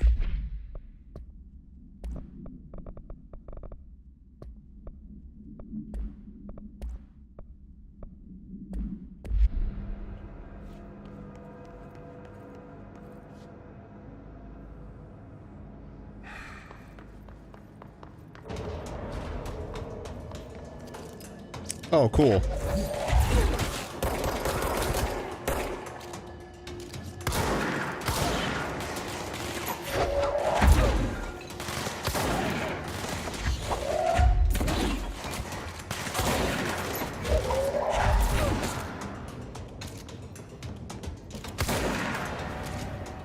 I did it.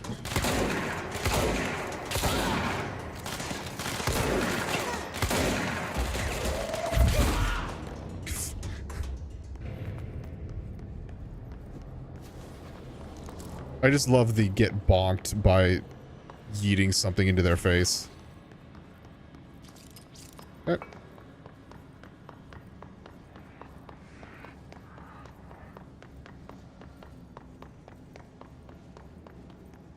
Checking to see if there's anything for me to pick up here. Does not look that way. Oh, great. Let's cleanse this point.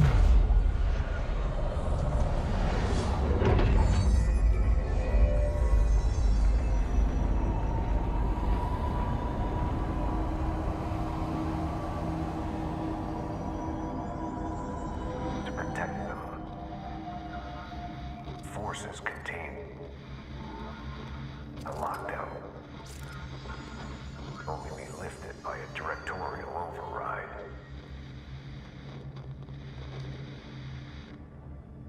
This is what we came here to do.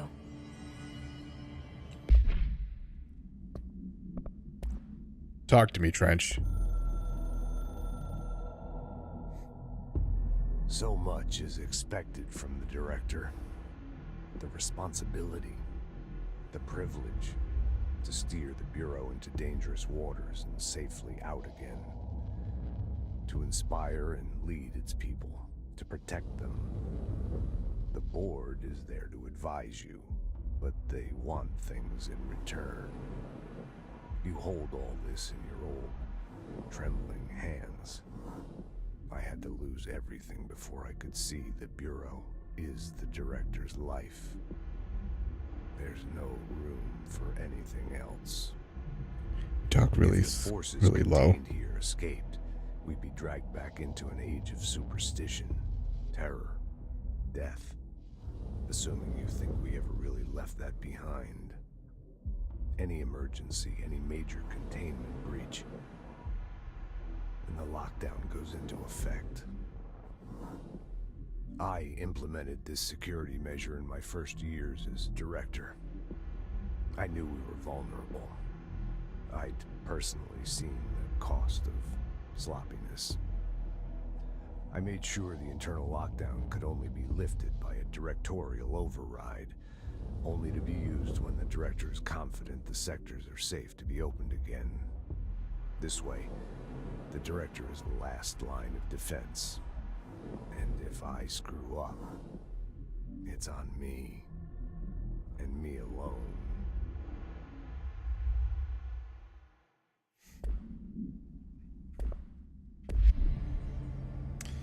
Cool, great. I mean, that part makes sense. Also, I love that this looks like a reactor core, which, like, truth be told, it might actually be a reactor core, but wow, the gun is also a key.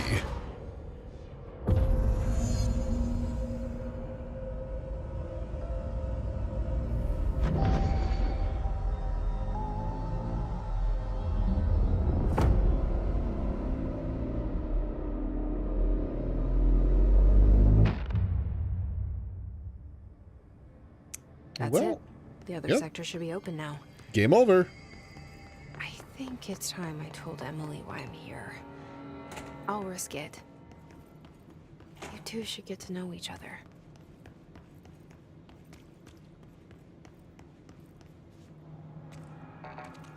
I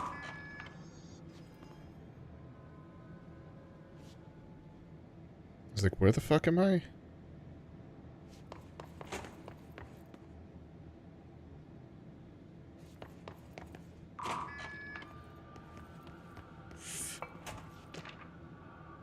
Book club.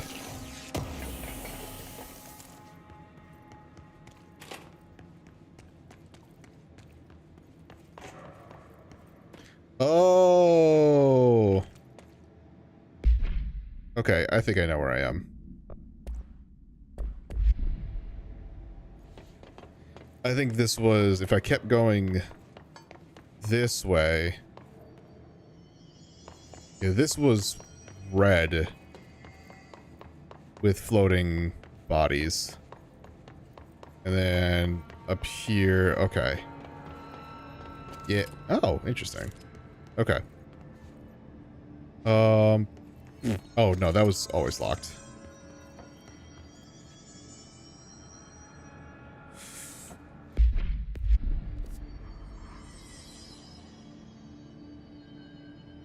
There's still something down there that has not been looked at. But okay. Well.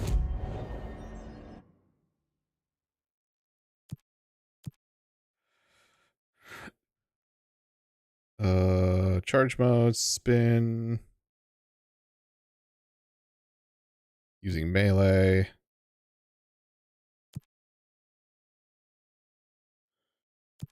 We'll see where that gets us. Do I want to take... Actually, you know what? I'm going to take the elevator. It kind of put me there. I'm going to take the elevator.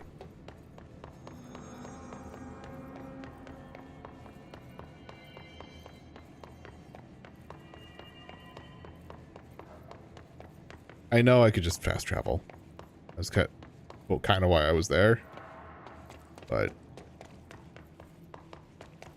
unless I'm not allowed to do this. In which case... oops. Oh.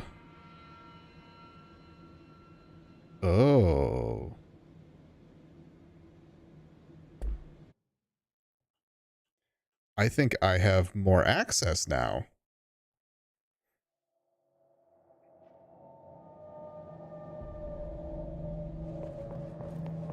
Sure seems that way. Alright, so here's what I'm gonna do. They're saying Trench was shot dead. The situation's getting worse. Cool. No new outfits. I am going to end the episode here. This seems like a good spot for it. We are just over an hour, and we just finished a kind of a major section. So when we come back in the next episode, we will have this conversation with Emily and probably go to another sector.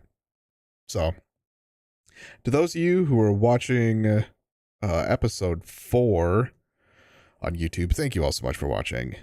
I'm Blurry Phoenix, and Giamon.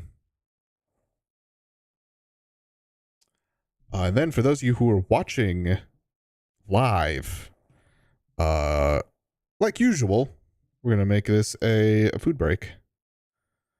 So I will give you this, and then I will see you all in a bit. Probably going to be like a half hour or so.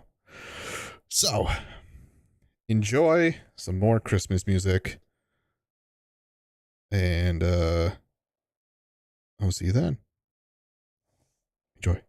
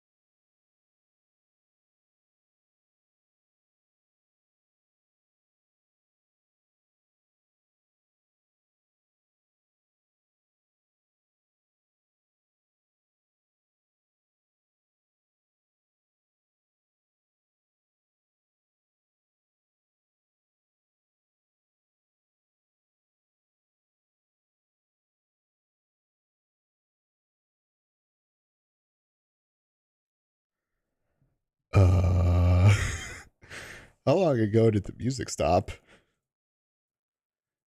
Uh-oh.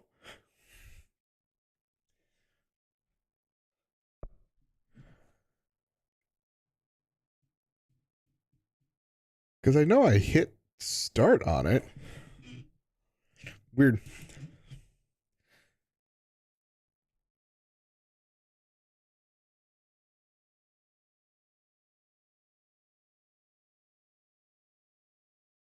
Oh, looking through the YouTube stream, it stopped playing for like 40 minutes. Weird. Okay. Guess we'll mute that. I'm gonna turn this down. That's a little harsh with the lighting I have right now, I think. Also, it was real bright in my eyes. So I guess I will click into the game and we'll start. Yeah, I think that'll be it.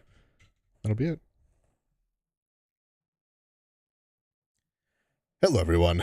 Welcome back to another episode of Control.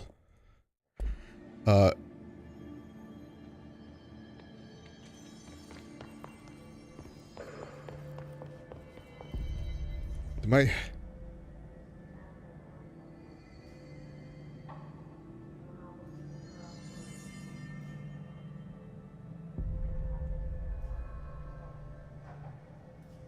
Yeah, okay, my headset also lost connection.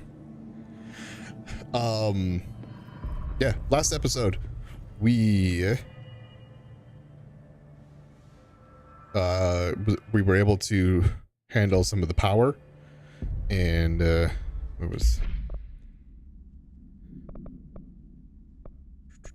we burned some trash. We did the override, and now what is this supposed to do? Oh, this is in maintenance as well. Oh, shit. I heard that this attacked the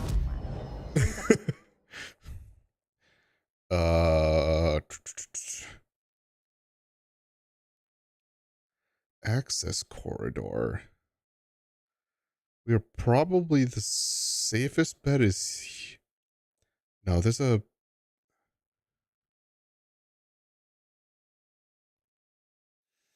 Hold on.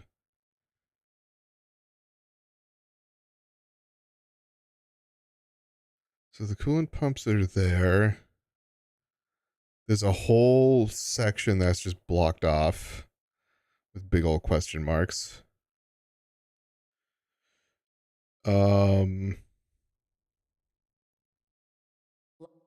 Let's go here and see what's up. Yeah, we were able to turn on the cooling, all that stuff, and then we were intending on going to talk to Emily, but then now that I saw this, that's not going to be the case. Okay. Investigate the training course.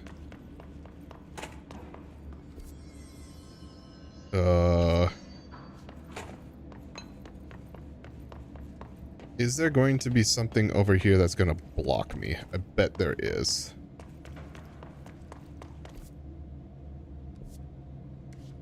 Like you.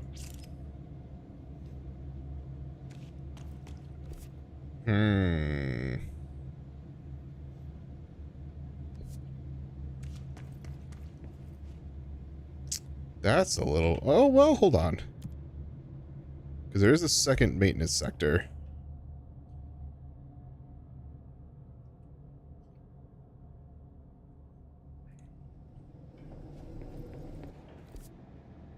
Oh.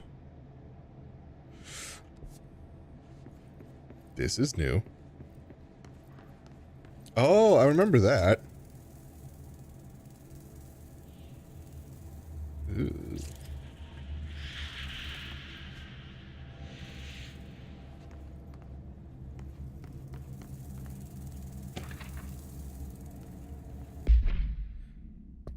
This seems useful. The oldest house is a place in flux. Thresholds appear with no warning. What the threshold will contain is a question we can only answer once it manifests.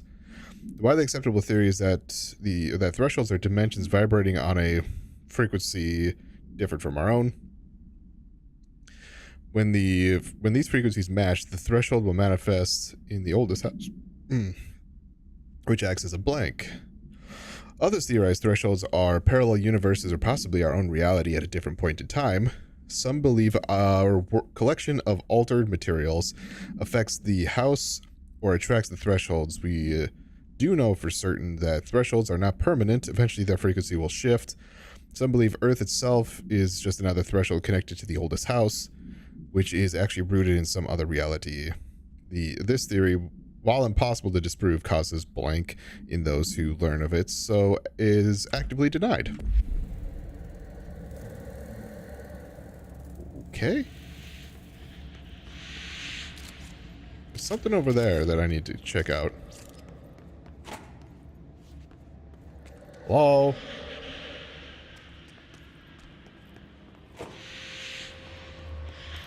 I hate the sounds I'm hearing.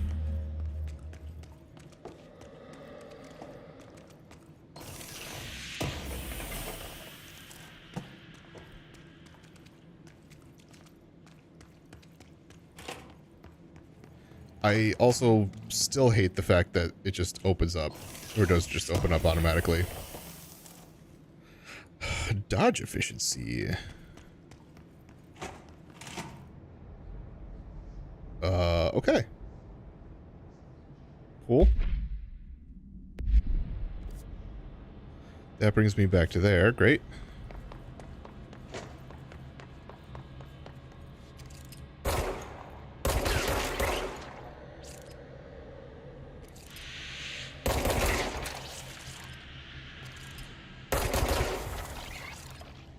Okay. Don't know why I decided that that was going to work, but it did.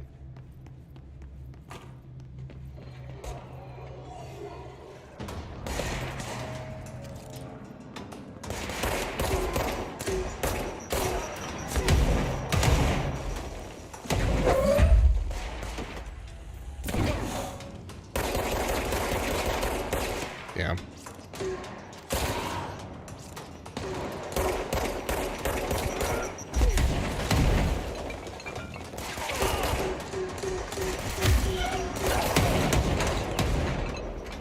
Jesus.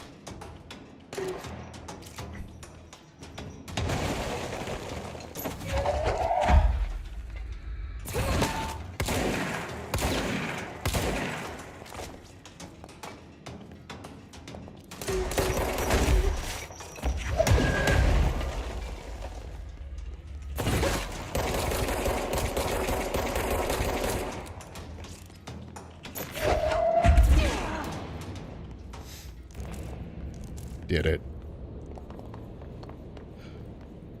Okay. Great. Awesome. What am I doing here? That's level 4. Don't have that.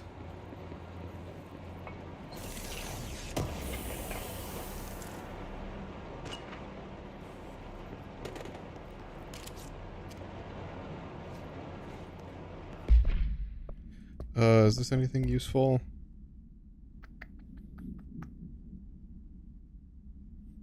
Doesn't seem that way. Atlas chamber.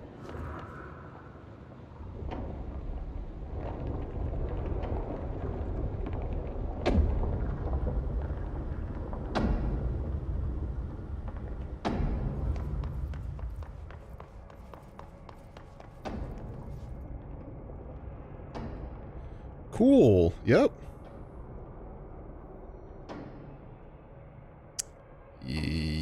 Yep. This is a thing. Cool.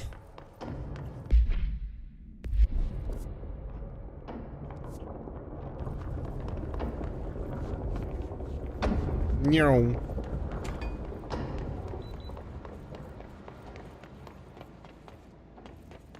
Probably not something I should be at yet. So let's go to field training.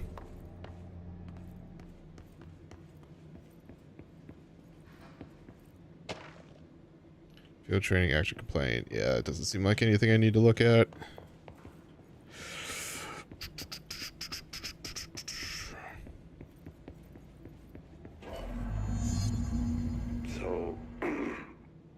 So I just read this.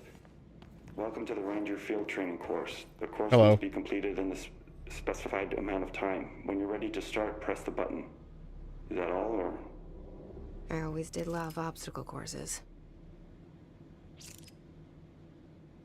Get ready, Ranger. Course starting in 5, 4, 3, 2, 1. Go.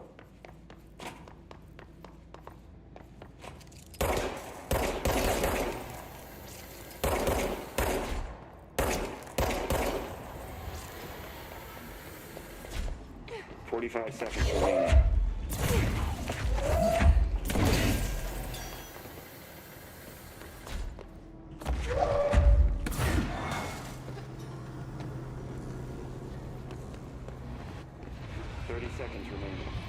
Uh-oh.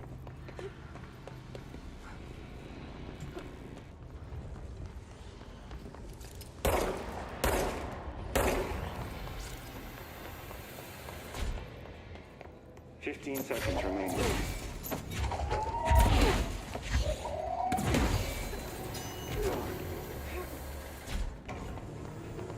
Five seconds remaining.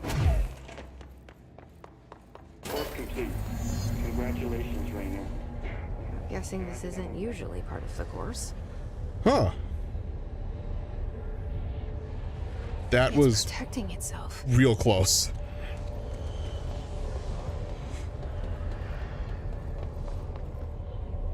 I need to hit it harder to break that shield.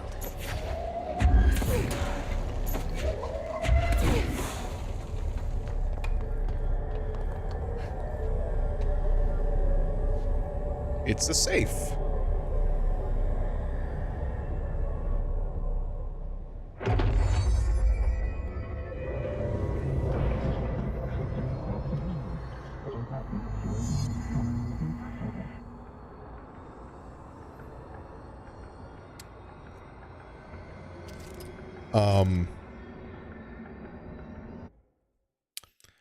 What's shield button?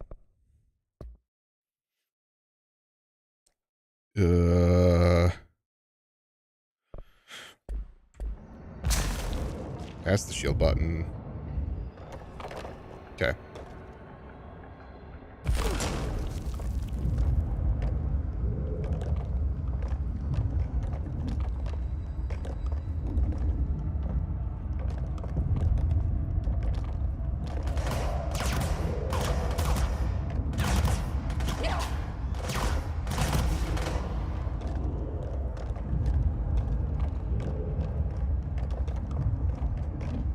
Almost.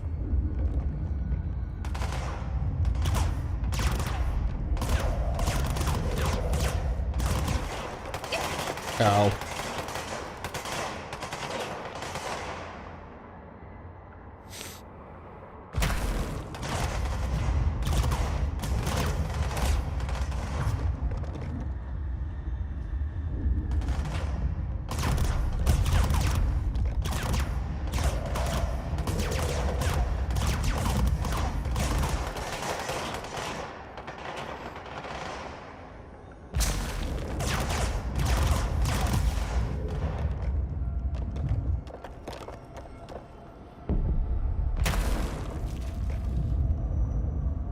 It feels like this should, well, that the shield should be all around. But it seems like, based on practice, it was only blocking me from the front.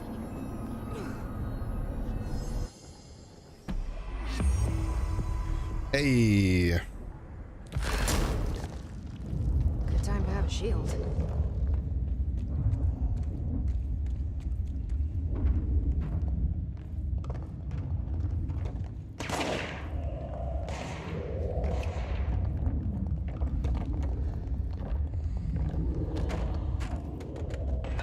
Well, I don't actually know where I'm going.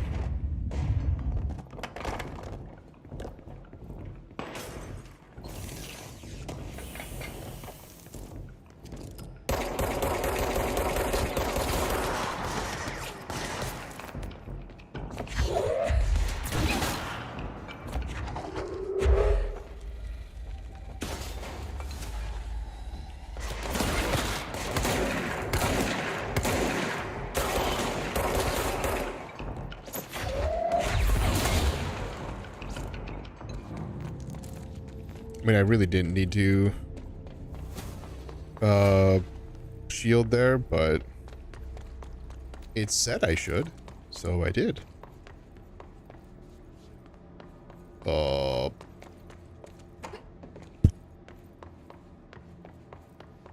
do I go? So, I don't think there was a door in here, was there? Yeah, there's no door in here.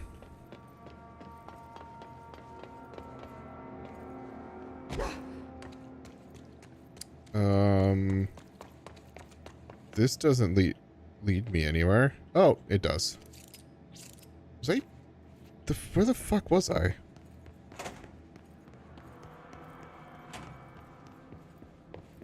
Okay. So... missions. Just the countermeasures, and yeah, all I got right now is... go talk to Emily.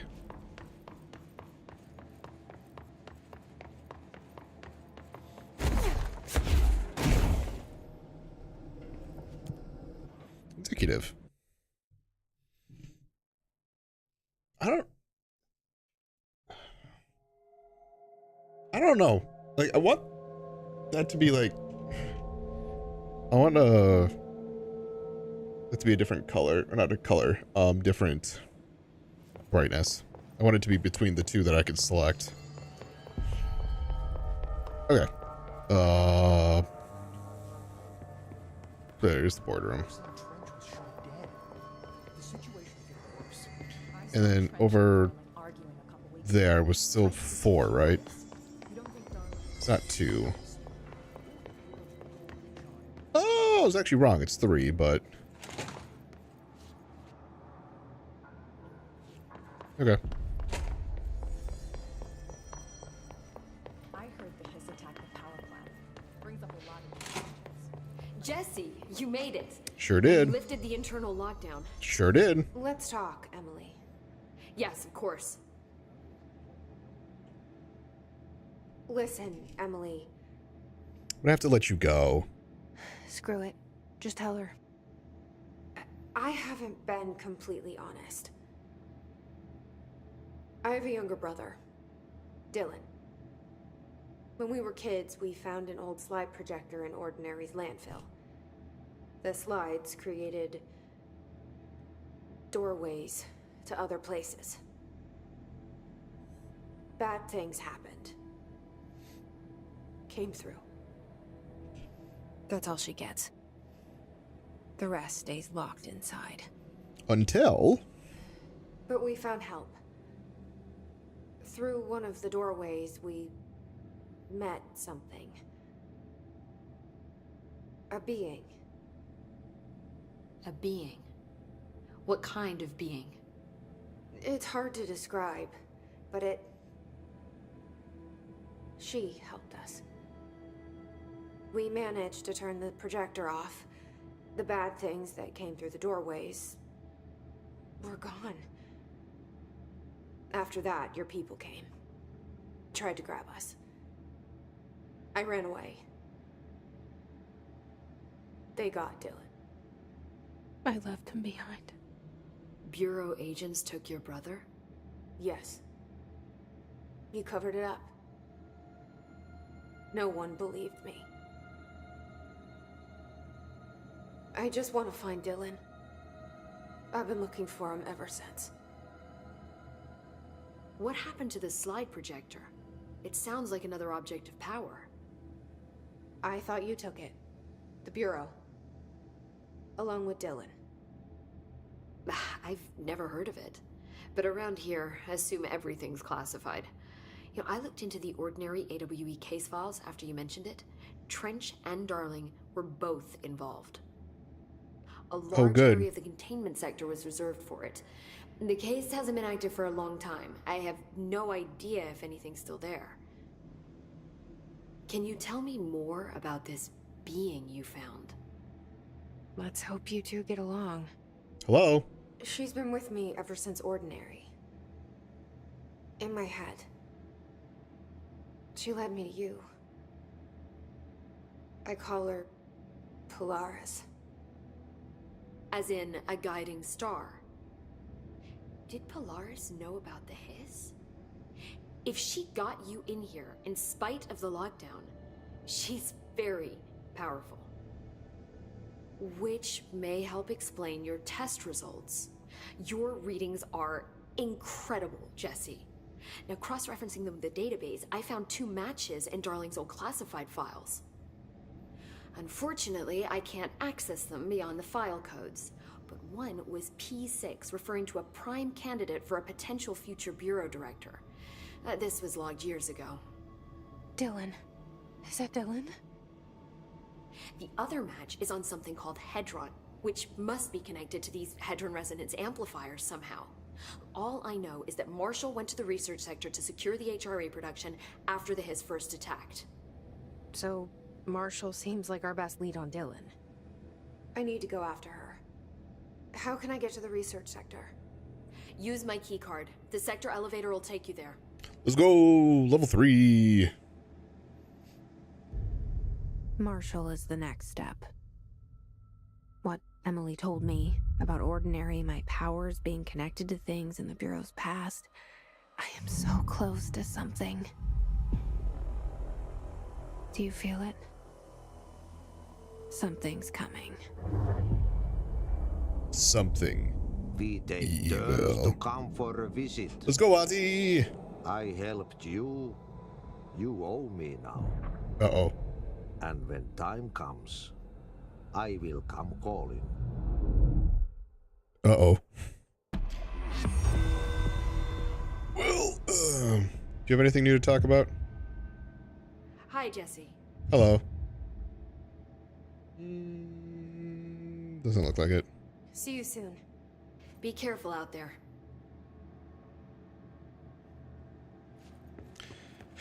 Okay. So... Fire... Well, okay. Against armor is a good thing, but I don't have another thing for that yet. Okay.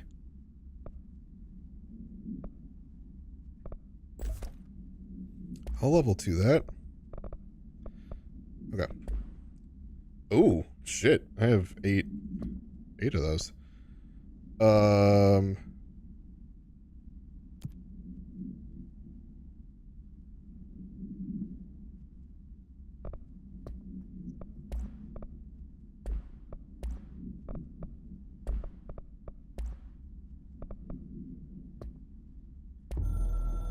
Ring, ring.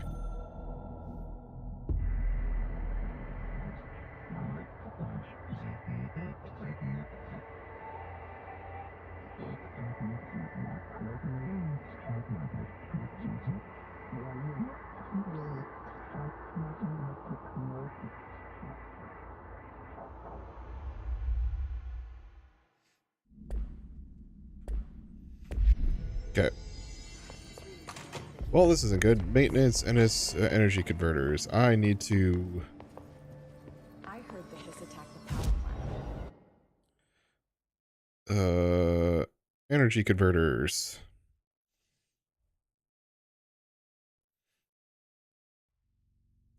Perks of having all these places unlocked.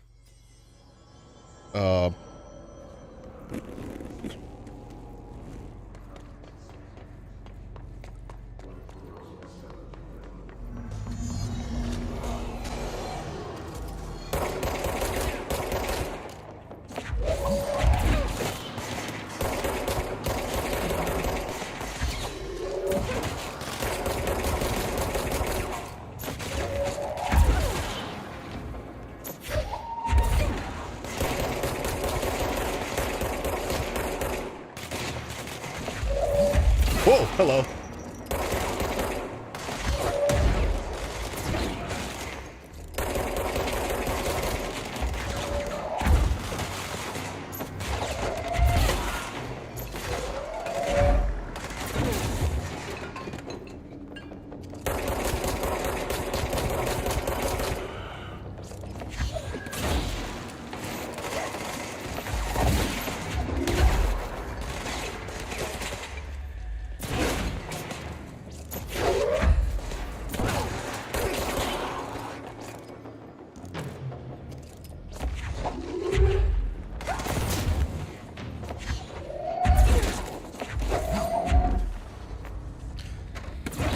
I don't know how you're being healed, which is not great.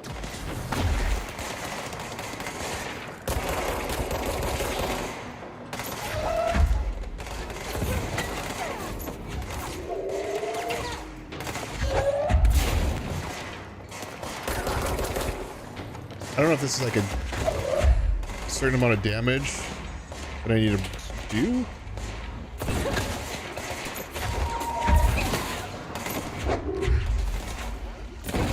Damn it.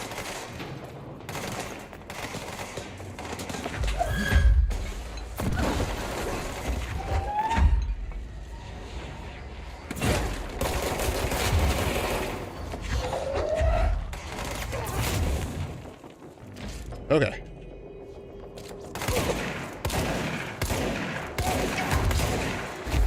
Oh. Oh boy. Not great. Not great. Oh, real bad. Real bad.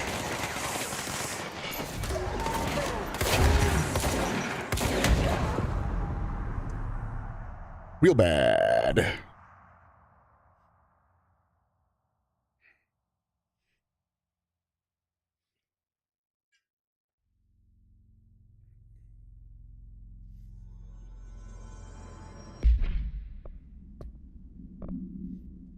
Oh, you can just straight up fail that. Okay. Well. Whoops. Shield. Ooh, shield barrage sounds like a good one.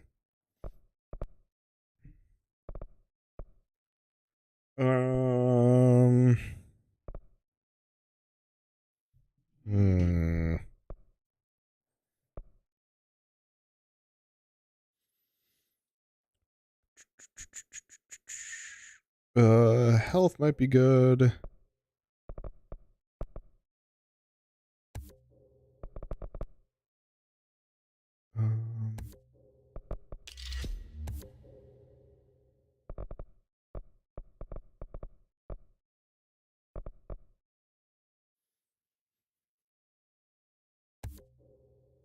Let's do that. Okay, personal mod slots. Nope, that's not what I wanted either. There we go.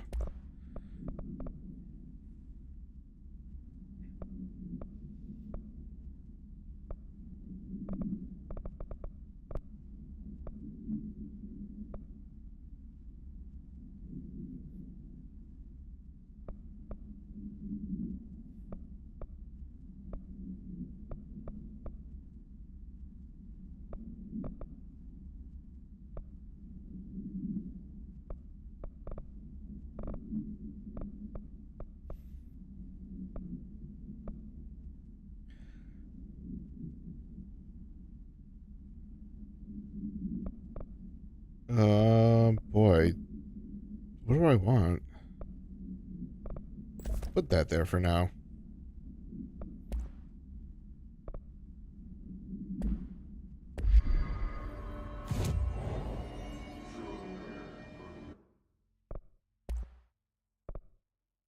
Upgrade grip. Construct spin. Oh. Sure.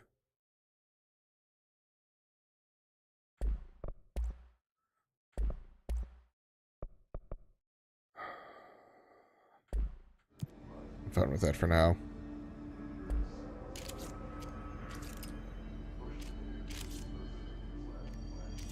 Oh, right, because I only have the one that I can do.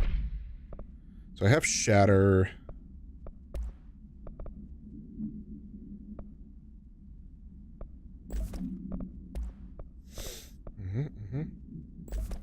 That'll be nice.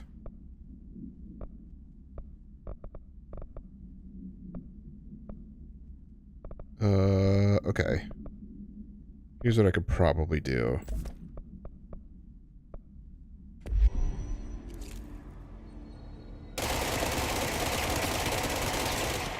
Damn. Okay. So this one's gonna be good for armor. This one's gonna be more for personnel, I guess.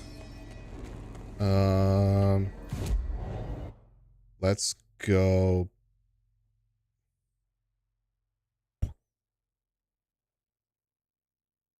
Back to here.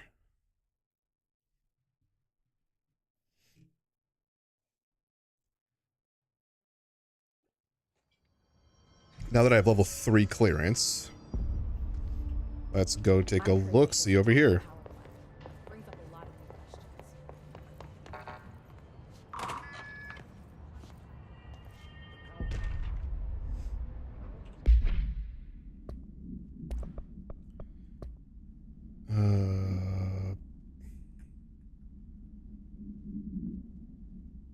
Results of Night Springs. Okay, hold on.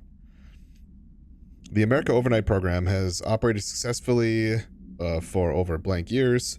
Originally designed to assist in providing disinformation to the naturally skeptical population of America, it has additionally led to the discovery of numerous AWEs and altered materials by allowing civilians to call in and report their experiences with the paranatural. In fact, America Overnight alerted the Bureau of, I'm guessing like the Bureau of Control, and blank in its first year of operation alone.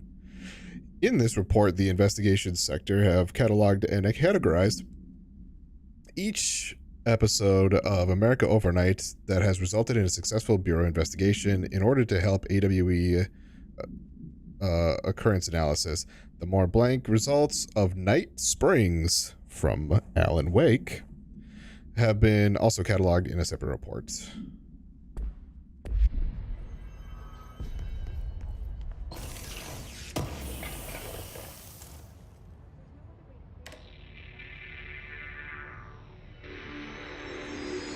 Yep, there I am.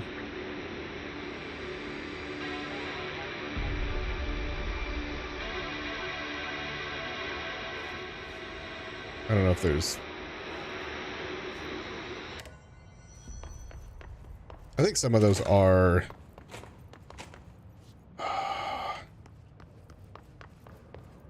possibly an issue in terms of being able to listen to it for copyright reasons. I want in!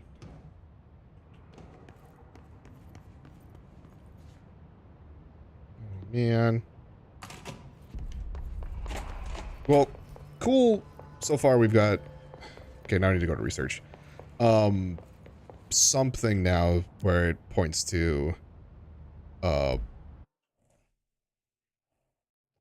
Wake.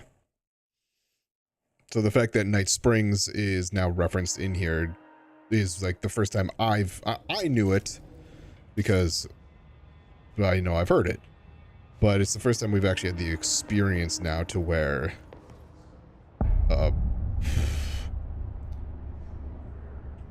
where we've actually seen it and experienced it. God. Hey, Alan Wake's voice actor. This video make for great internal communications. I'm looking at you, Mr. Tomasi. So, this is where the magic happens. Anyway, I've been here for 24 years now. I've always been here. And through those years, we've made astonishing discoveries, authored studies of grave importance, and in all this work, there is one thing we know, and that's how little we truly know. Rest assured, we're committed to keep pushing the known laws and borders of reality, and to make the Bureau proud. So, Welcome. Assuming you have the necessary clearance, and do follow the safety protocols. Read the manual. Otherwise, bad things will happen.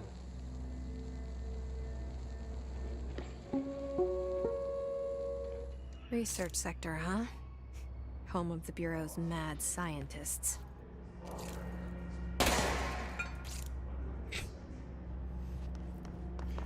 I don't know why. I kind of half expected to hear Gladys's voice there going. I forget what some of those.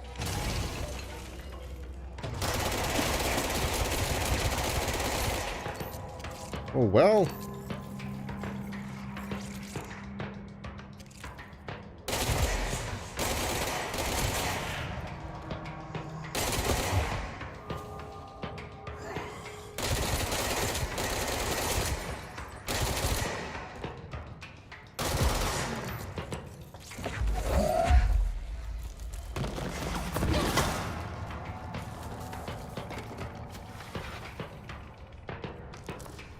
Launch efficiency? Cool.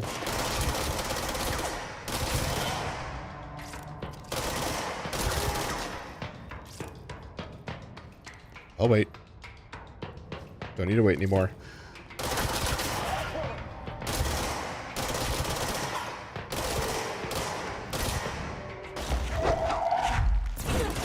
Bonk. Oh, shit.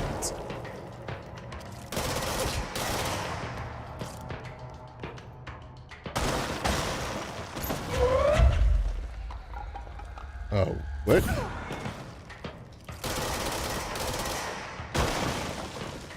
Those are snipers.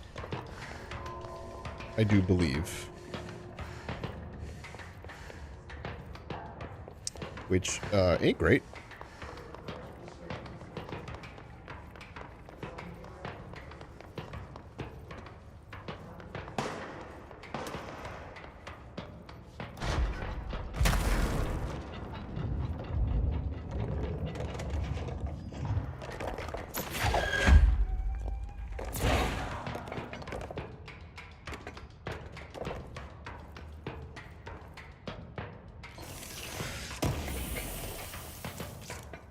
Oh.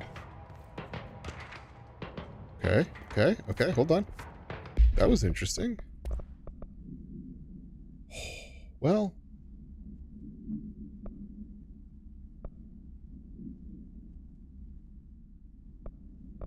You know what? Do that.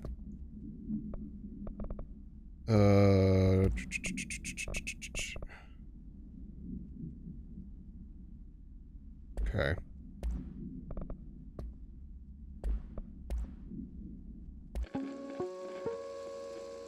Welcome to the research I know we sector just of watched the this. I Federal just want to make sure Bureau that I of didn't miss Control. anything at the beginning. I'm Dr. Casper Darling, head of research. Somebody thought this video would make for great internal communications. I'm looking at you, Mr. Okay, that's it. And that's when I started looking at it. Okay. Well,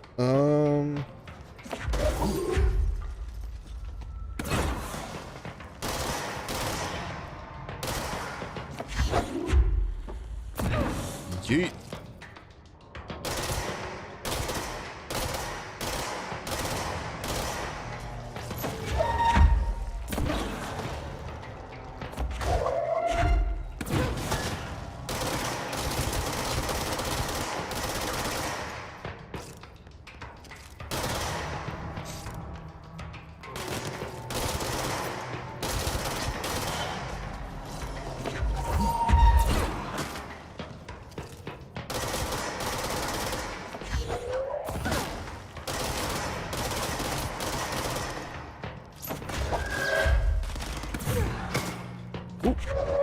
Oh, damn, I was going to try and catch that.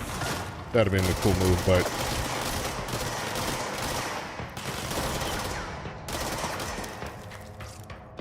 Hold on. Shoot me.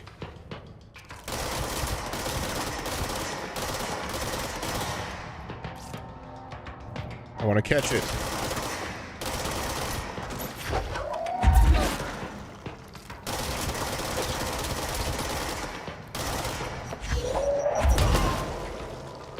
Just like that. Hey.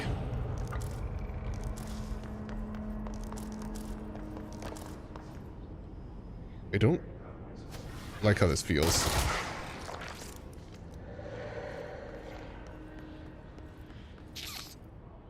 Huh. Okay. Oh, what's up?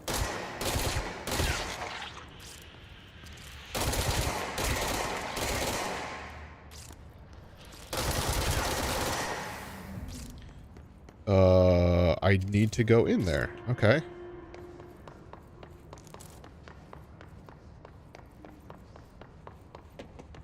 All right, what else do we got? Huh.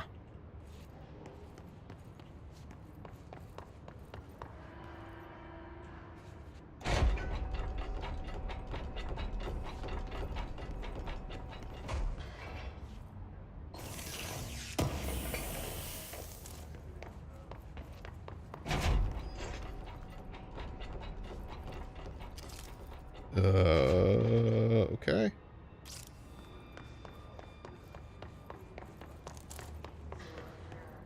I feel like this is gonna hurt me. It's not hurting me. Ooh.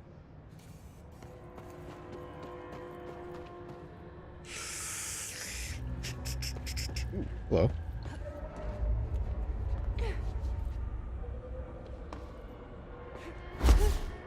Damn. Hold on. Oh, I couldn't grab that? Alright.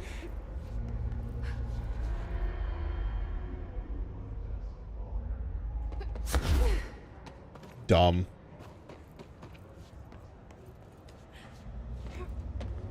Yeah. Yeah. Alright. Whatever. Fine.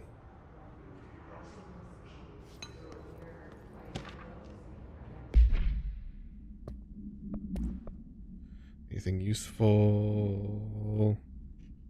Doesn't look like it.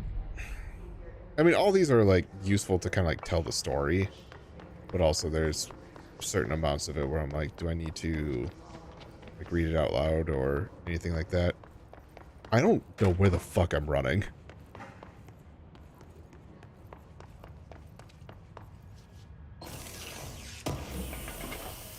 Got it.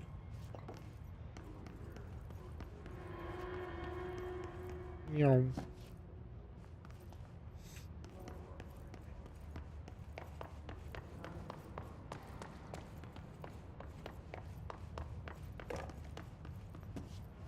Huh. Oh, yeah. All right. So, okay. So we were up there. Walked down there. That's where one of the things were, the vaults or whatever they're called. Then we came down here. That's where all the those sniper enemies were. And then now we're down here.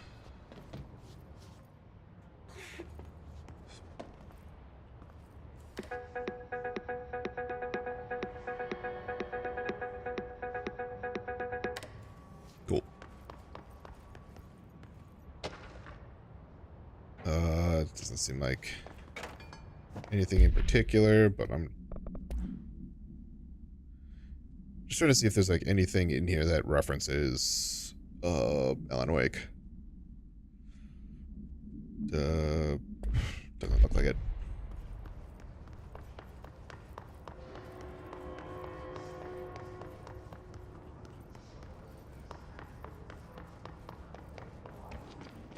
Oh,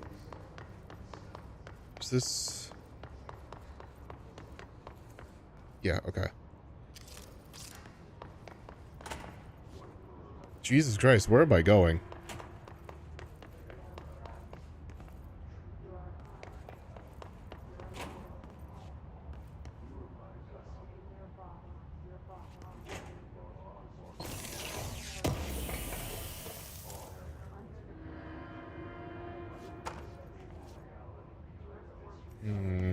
Do I push the button? Song questionnaire? What?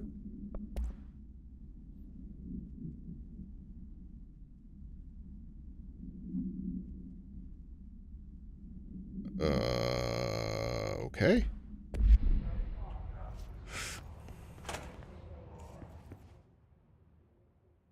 Oh my god.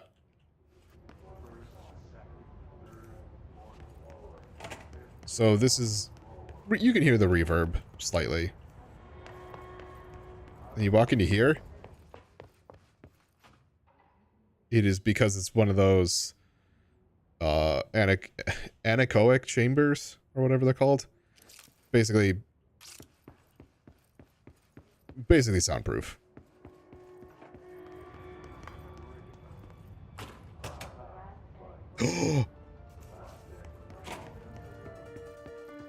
Poets of the Fall. I'll listen. I'll take the hit in copyright. I like Poets of the Fall a lot.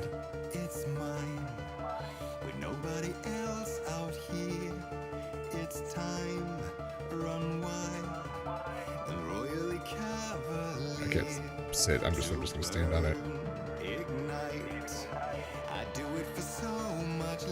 So Poets of the Fall, if you did watch the Alan Wake, Poets of the Fall is the real world Old Gods of Asgard.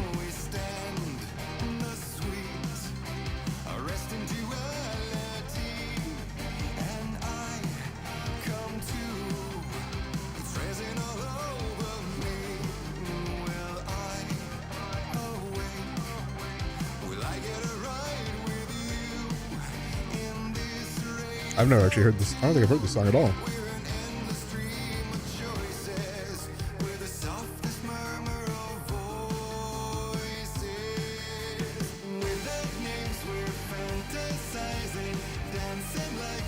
Oh no, I have heard it.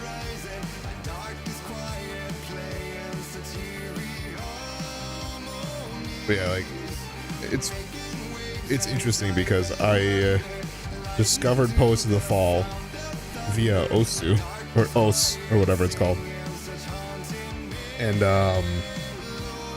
the Happy Song by Poets of the Fall was the song that was requested when I played it, and I was just like, damn, this is a really good song. So I listened to that and played that over and over and over again. That song is in American Nightmare, and I went to go look at other songs. That's when I discovered War. And War was also played in Alan Wake. There's a radio there that played it.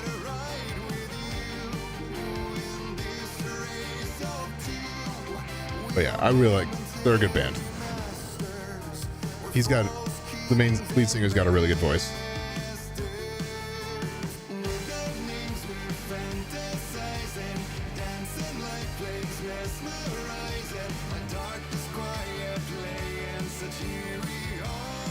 But I like the fact that Remedy and Poets of the Fall, like, Poets of the Fall is the Remedy band, right?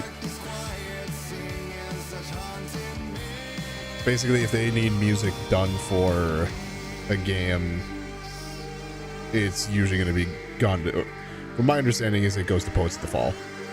Maybe not like the ambient music, but something like this.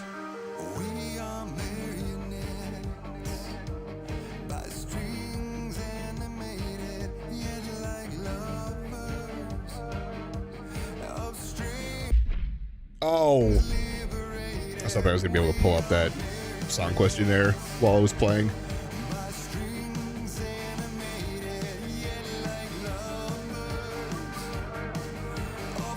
I'm glad I found this.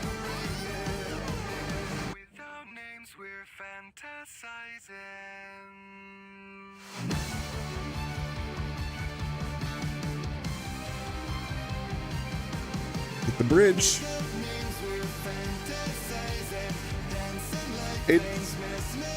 This is a good song. It's not...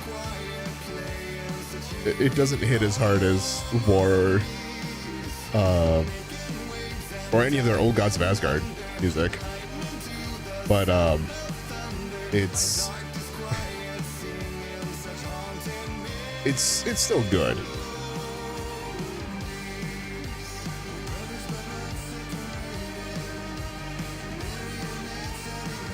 Yes, I know, Jesse. We're letting Poets of the Fall play.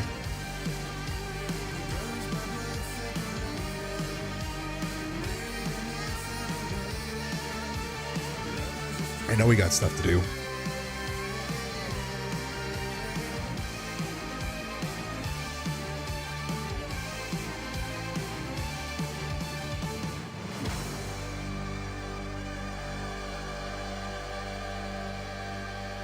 Hell yeah.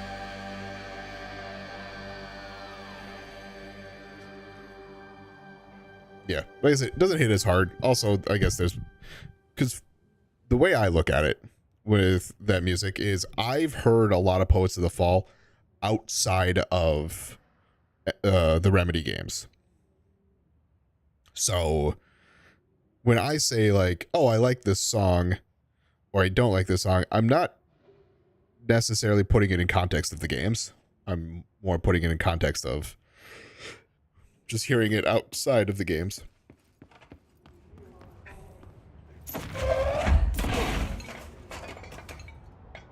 Does it just play it again? It does. That's funny. It doesn't. Play it again. All right. Collectibles. It's not correspondence, was it? Uh-oh.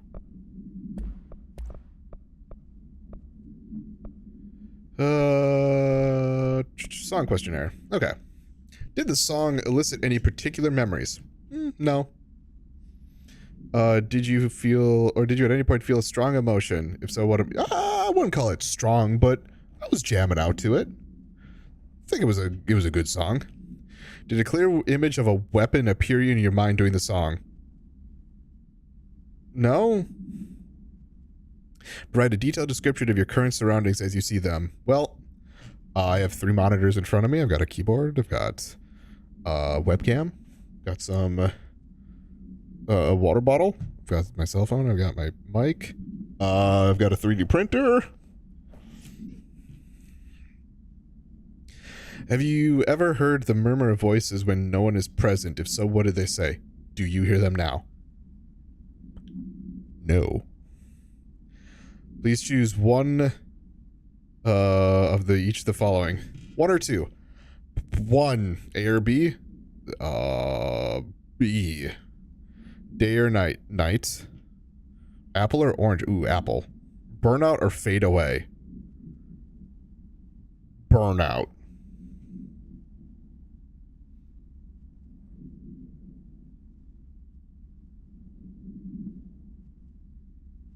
Now what? Auditory experience. Yeah. Wait, what was the... Oh, new things to pick up. And then... Ooh, shatter, that's recoil. Headshot damage.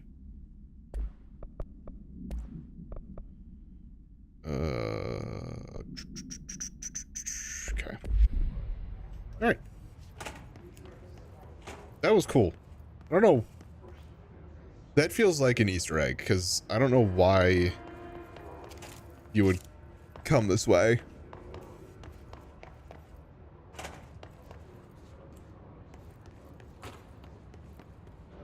Otherwise. I'm curious on... Like, can I see down there? Ooh.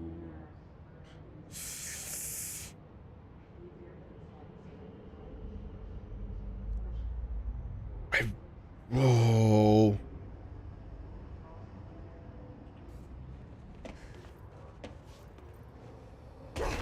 Ow.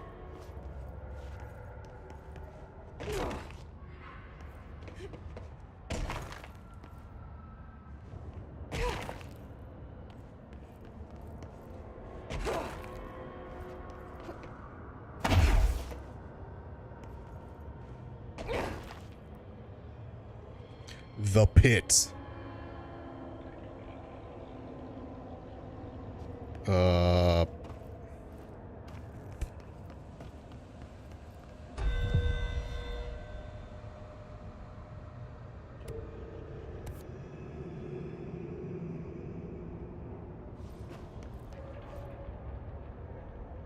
I don't think I'm gonna do that. Hey, this is the, like, exploring thing that I wasn't exactly sure how much I was gonna do.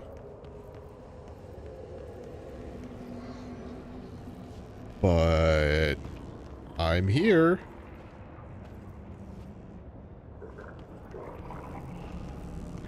Ugh.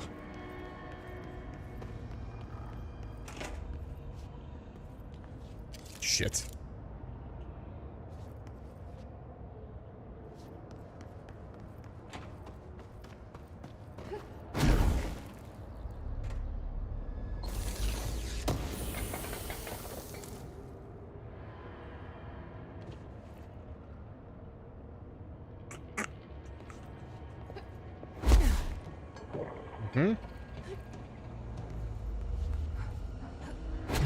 Aha.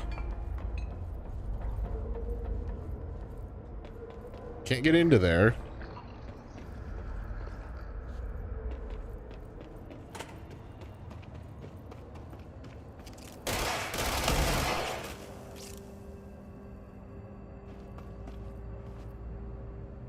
The fuck? Oh!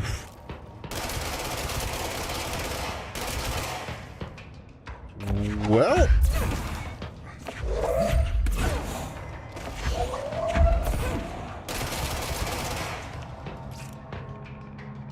Aha.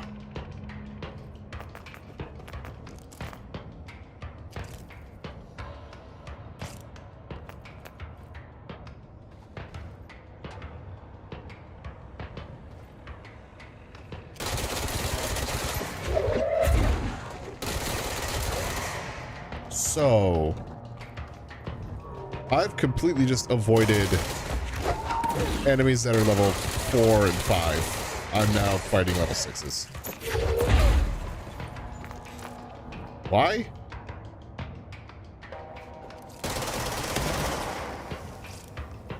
Because I'm here.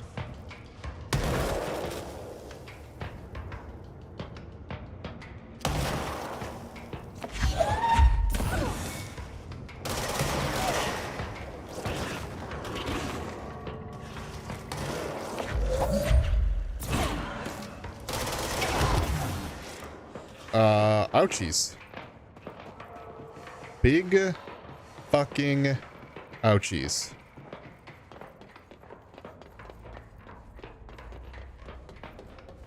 Hey.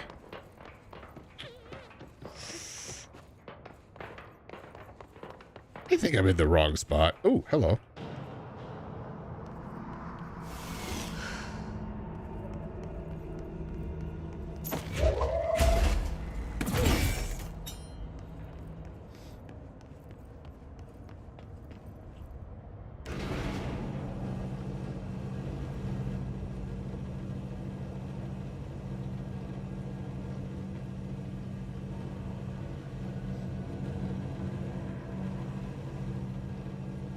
Well, at least I got this up here now.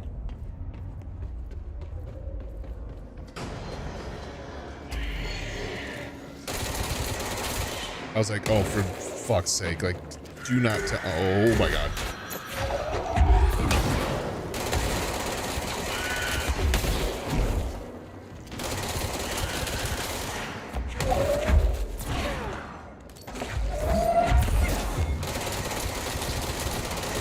Cool.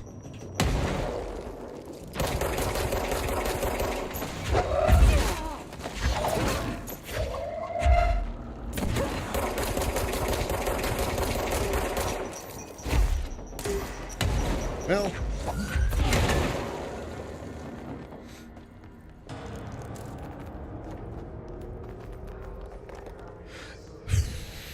I was worried that because I came from there, and that was like level 6 enemies that I was gonna be wrecked.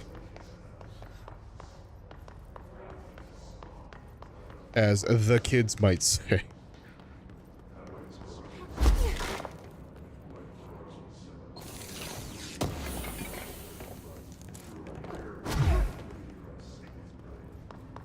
Okay.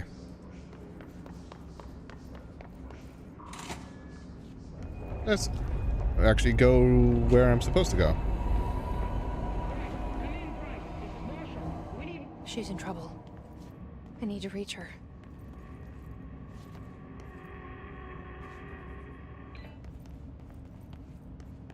Okay.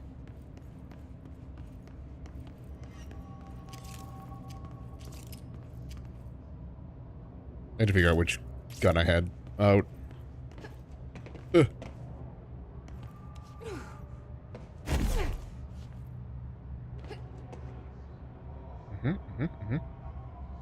Is there anything down here? No.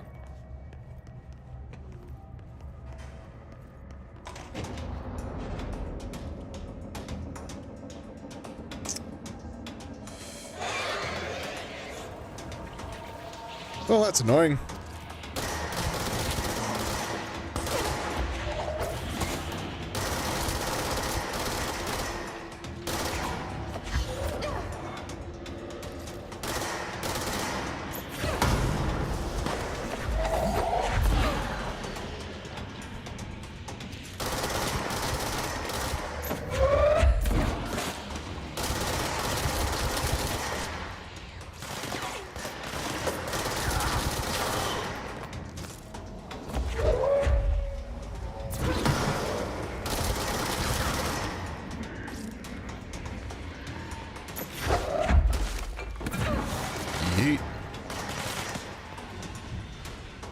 I actually didn't realize how much I was going to end up using this telekinesis. But it's real good. Ow!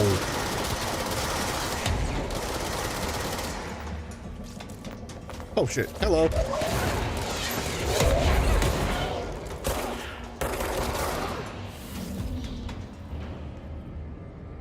Cool. I guess I could have figured it out by... One, the crosshair changes, but so does the ammo indicator.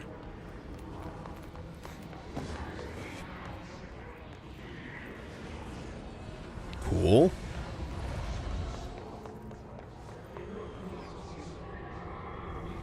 Great. Okay.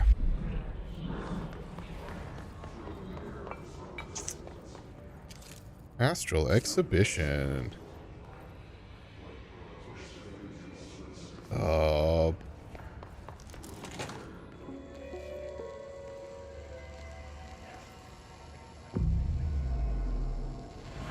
astral plane.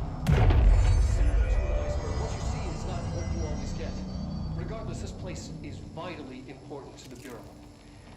Most information on the astral plane is classified, but we can talk in broad strokes, keeping in mind that these are staggeringly complex systems, and simplification does them no justice. Now, the white non-space, the ever-present inverted black pyramid.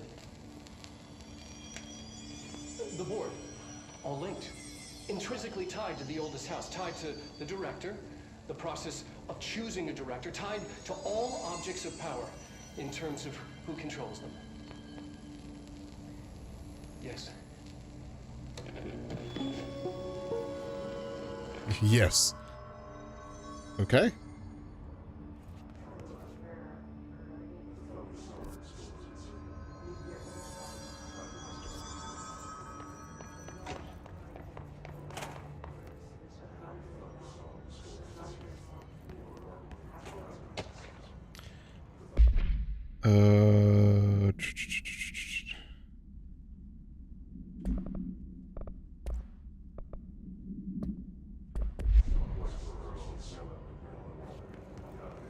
I don't...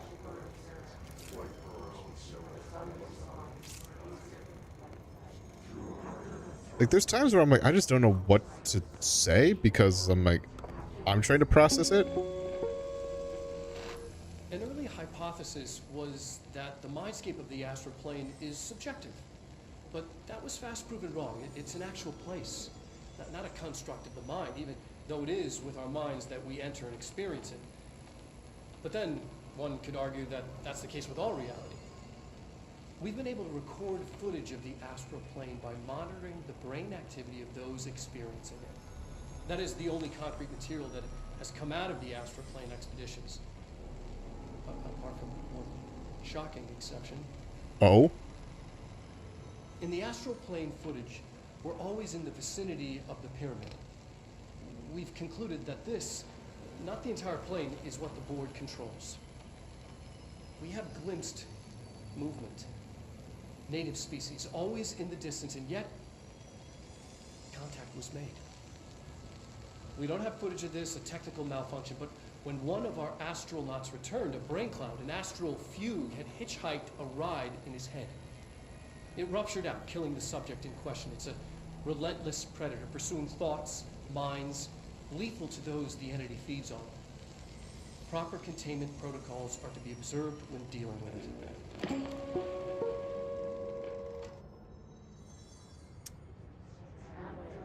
Uh-huh.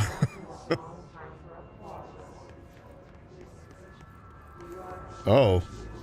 I can't believe they keep that thing here.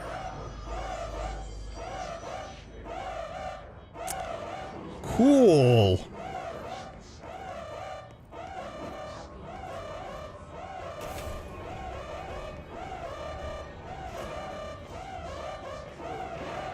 Oh yeah, I'm just gonna go in? Yeah, fucking sweet. Sure. What could go wrong?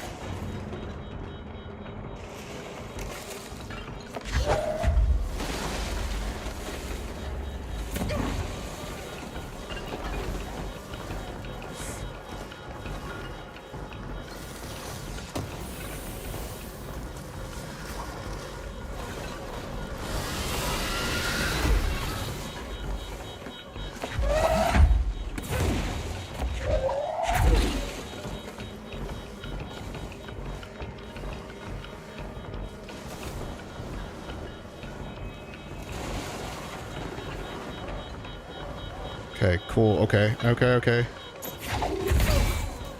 Plop you in there.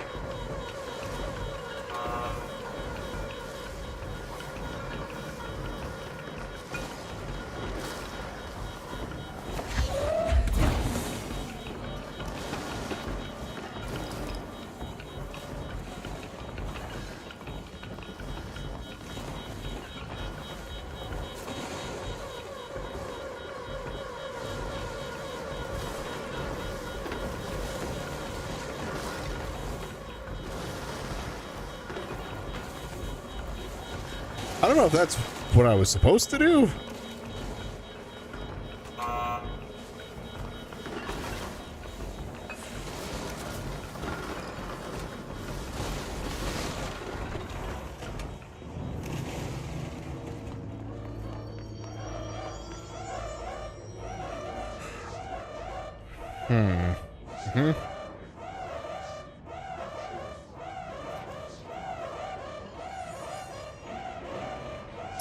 Well,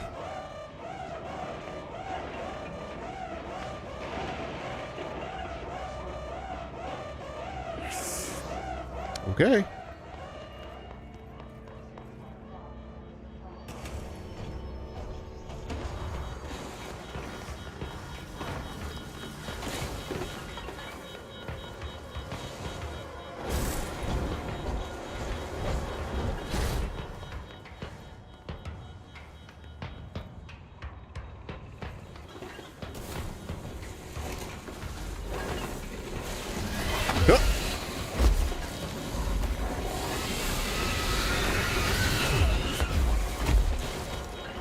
Okay. Is that what I need? Might be what I need to do. I need to contain that in there.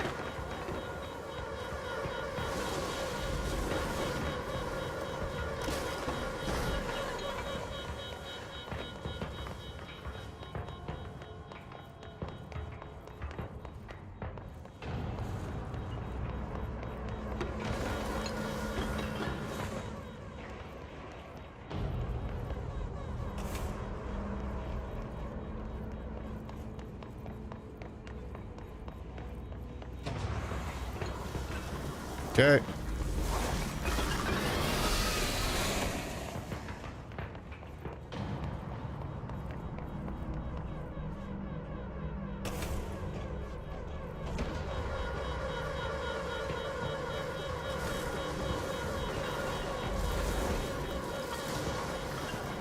Okay, I'm pretty sure that's what I probably need to do.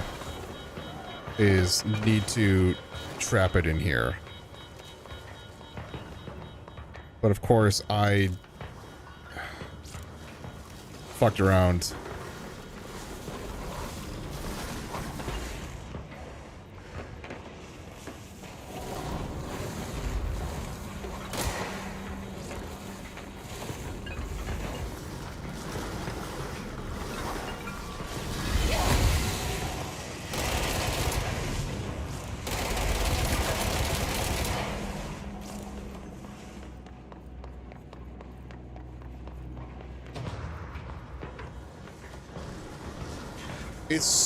It's just too...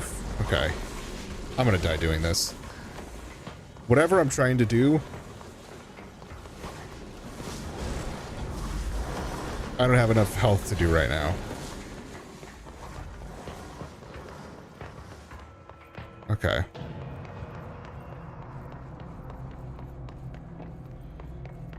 Give me a moment.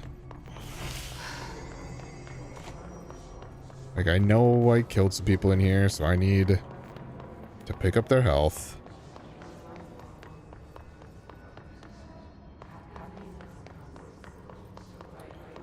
Great. Okay, that's all I get.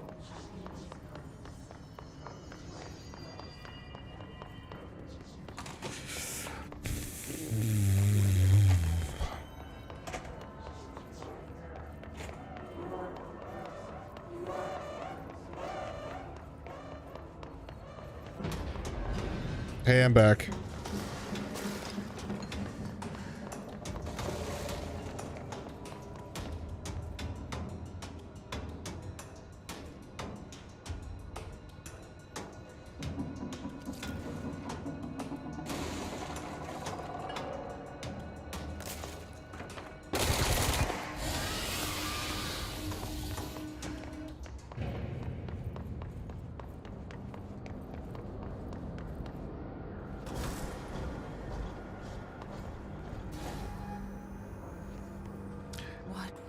Gotcha, bitch. That thing.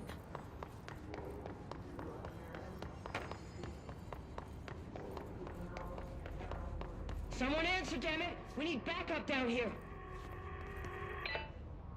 Marshall, are you still there? Shit. We're so close. Well, we need to hurry.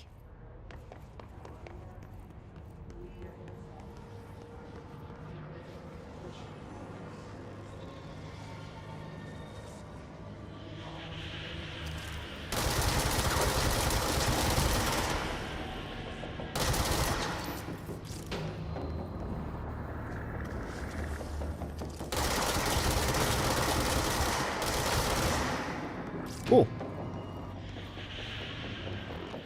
That's the main.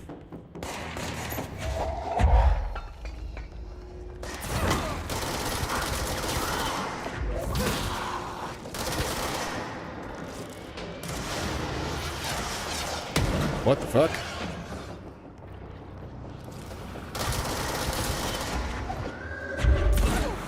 Yeet.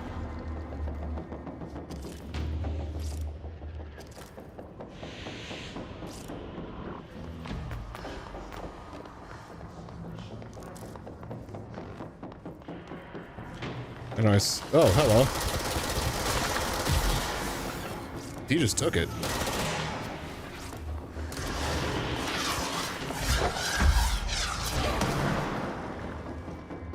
That came from down here. Okay, maybe it did.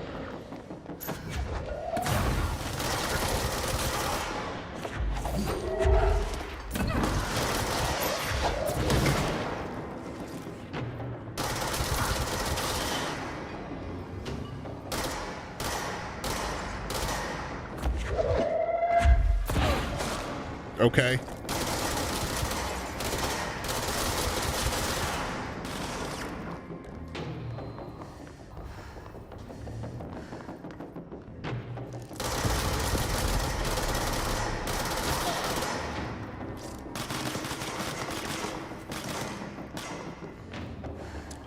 Hold on, pause. I'm gonna pick that up.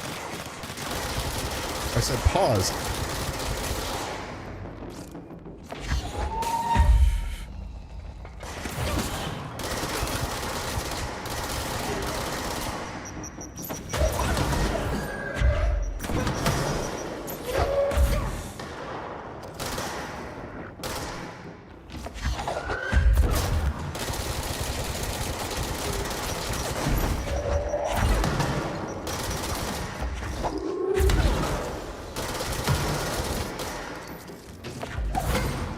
Bonk.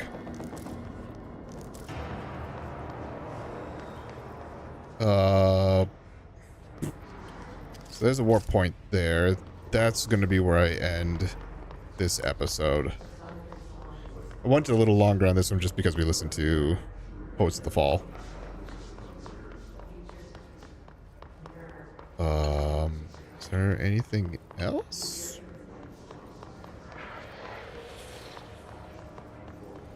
That's blocked.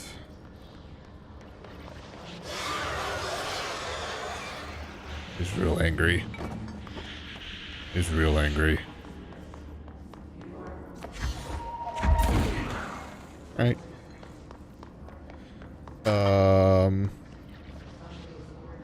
Cool. Doesn't look like there's anything new or different here that I should take a look at.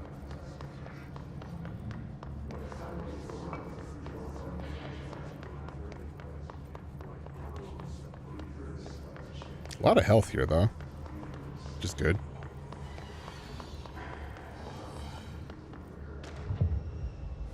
Astronauts? Did that pick up a... Ooh.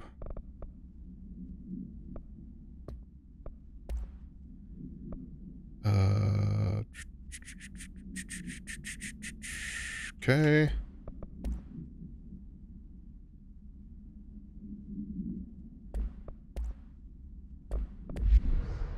Alright.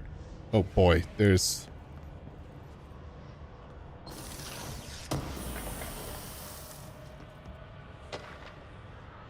Groupthink.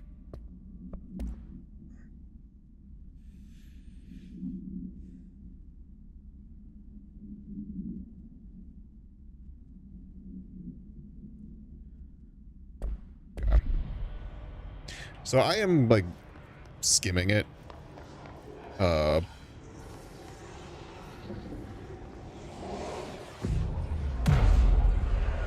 Partially, again, just to see if there's something going on that I need to actually, like, understand, or I'll read it out loud if there's anything that's, like, real particular. If anyone is listening, we've encountered heavy resistance. We've fallen back to the Lurk department. All agents are ordered to converge here. Well, we'll converge there in the next episode.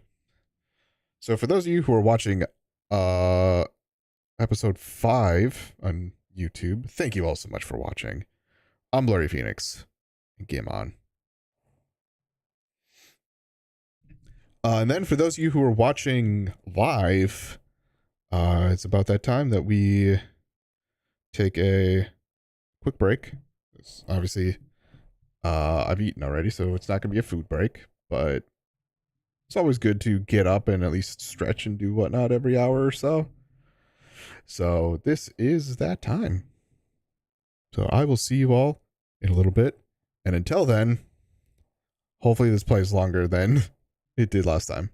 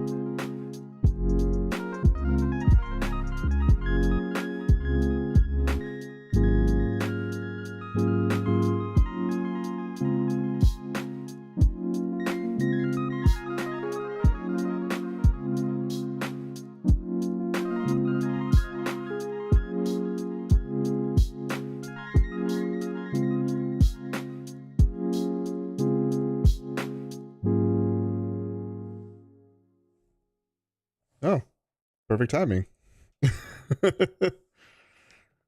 Always good when you can catch it just at the end of a song. We'll click back into the game. Wait till that thing's gone. And then we'll record the final episode of today's stream. I have no idea if I'm halfway through the game, if I'm a quarter of the way through the game. No clue. But like, I don't know how many things we're supposed to be collecting or anything like that. So who knows? But let's start the recording. Hello, everyone. Welcome back to another episode of Control.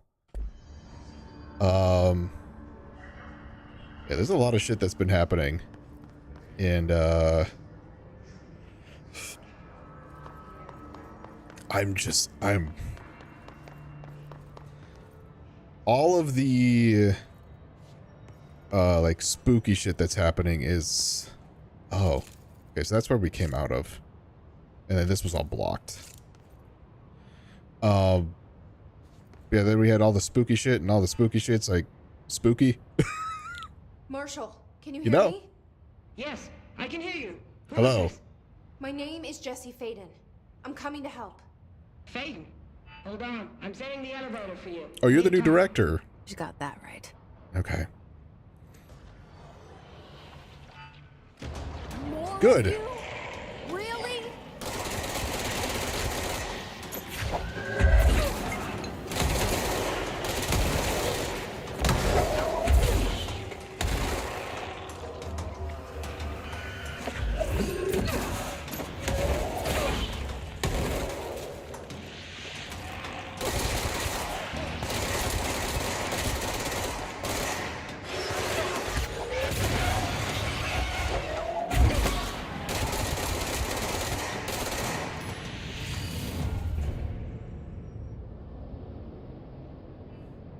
You did it.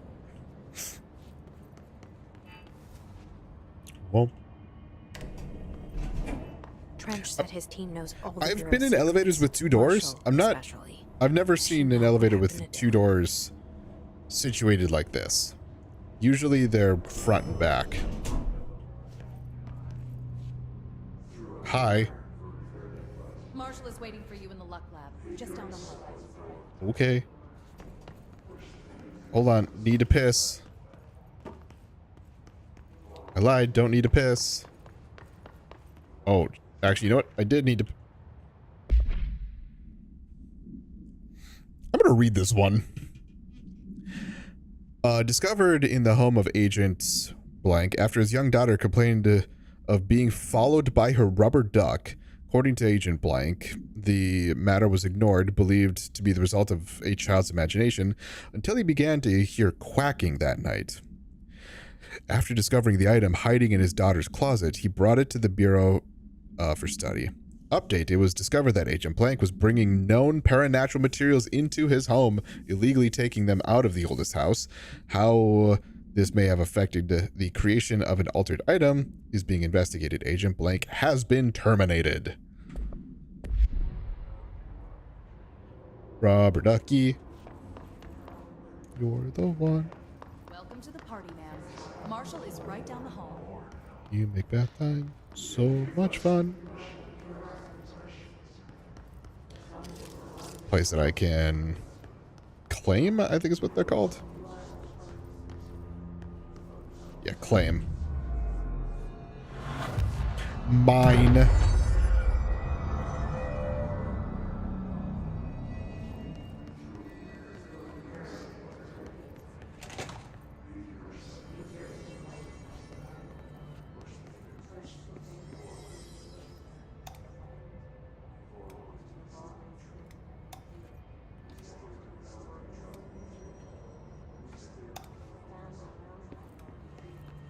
I don't know why that's something I can interact with.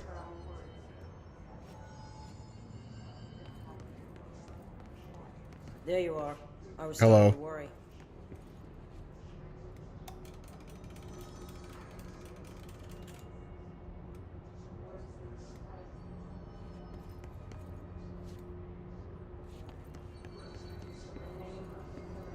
I am going to poke everything.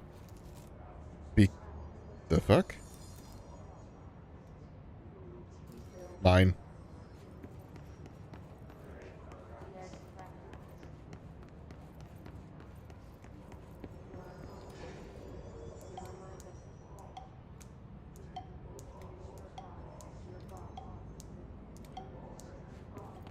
Okay.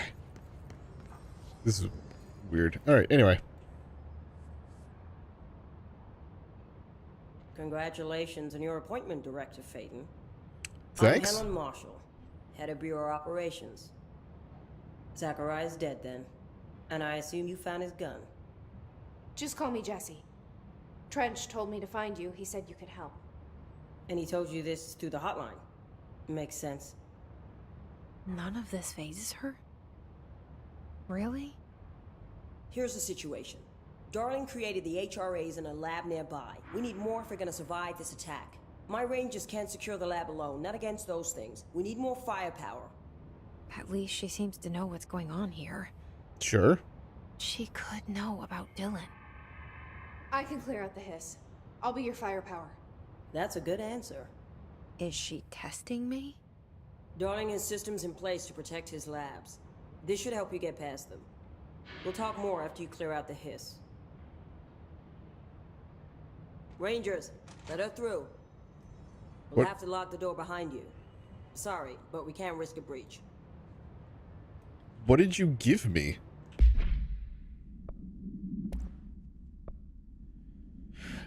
Ooh, boy. Damage while low on health. And just a really good damage boost. Okay. The layout of this place almost invites an ambush. Guess we never thought we'd be fighting on our own turf.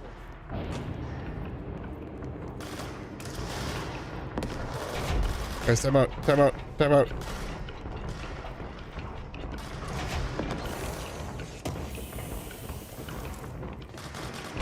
Oh. All right. Rangers over there. We have to help them.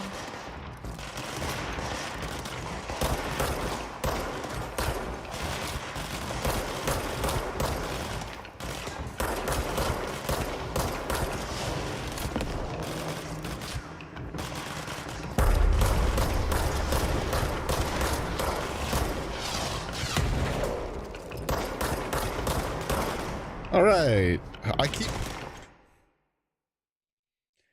I don't know what game I've been playing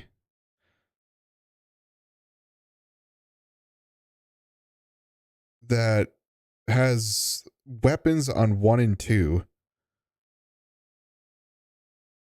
that I keep going to like hit 1 and 2 to like change weapons.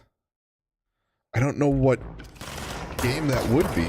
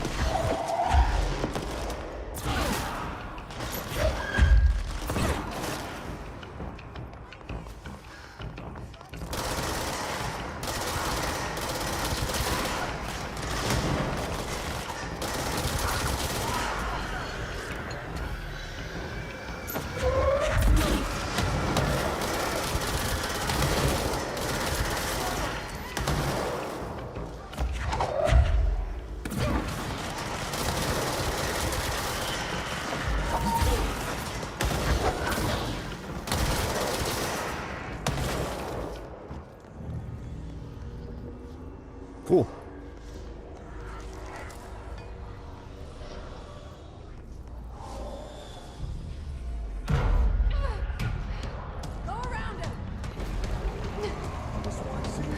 Oh, that's cool.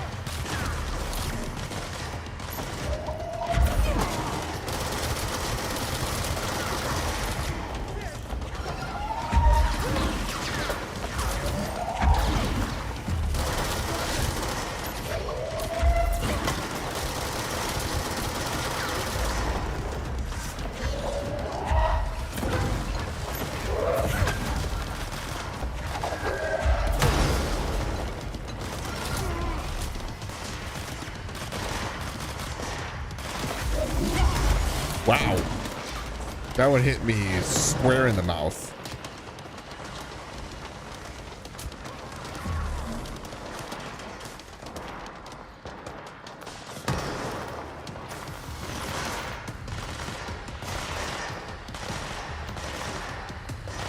All right.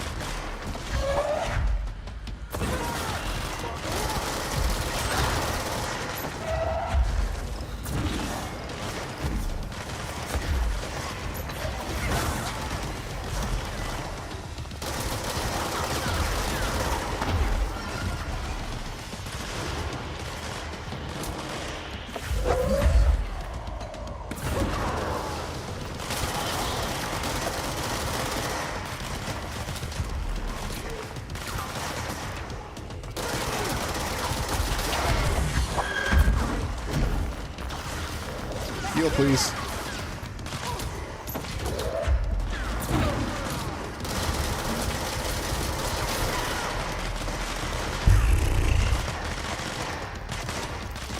Obviously, we're not done yet, but...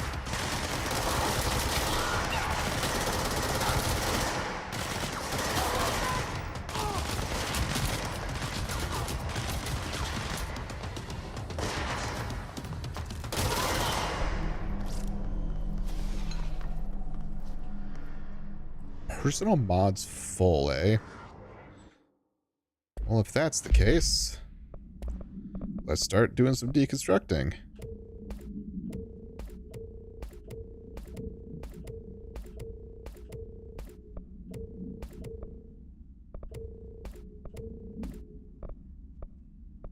I'm just deleting all the level 1s that I have.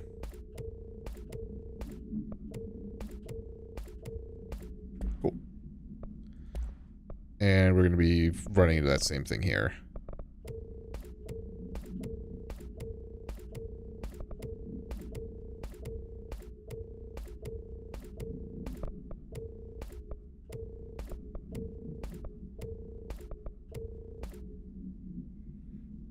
Okay.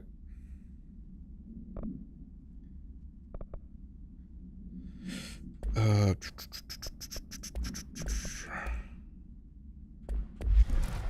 right. Hey, maybe we try that again.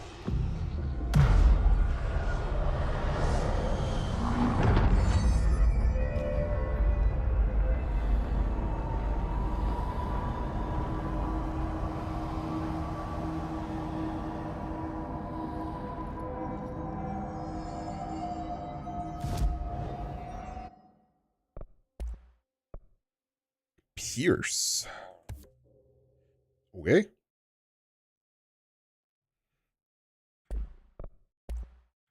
What does Pierce give me?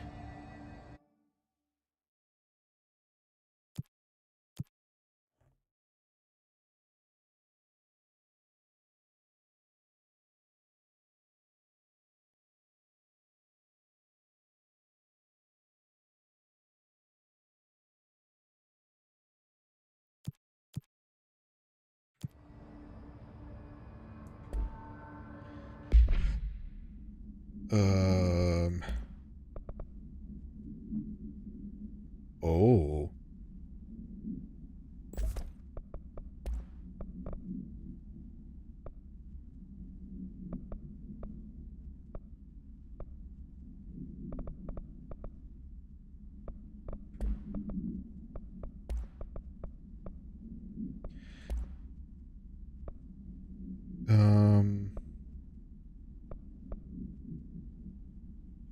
Just unequip you for now.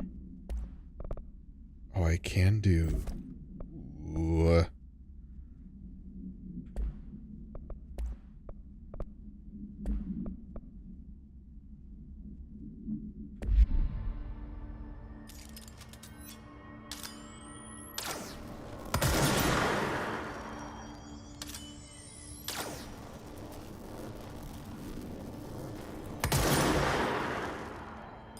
Damn. I guess we will see how that turns out. Turns out. I don't know if that's going to be something that I'm going to actually like or not. Collectibles.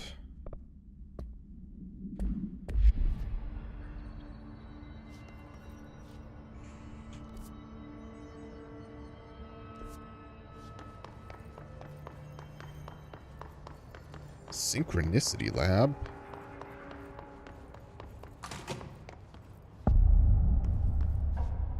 Bong.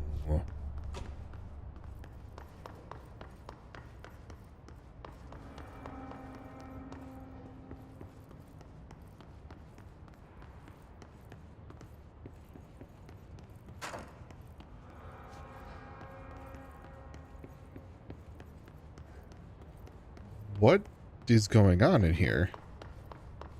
I guess there's like... It's on the way to do other things? I guess?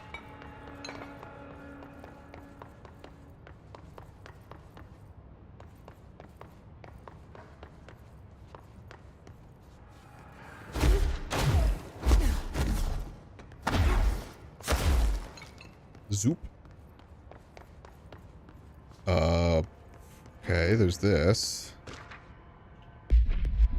Oops.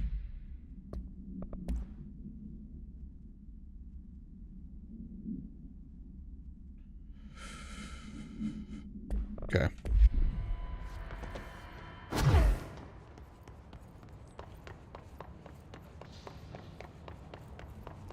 Well, that's gonna stop me. I don't even have level 4.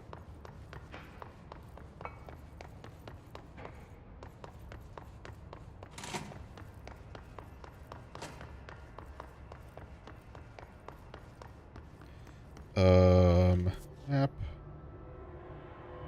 So there's only really one direction I can go. Even though it looks like I can go this way.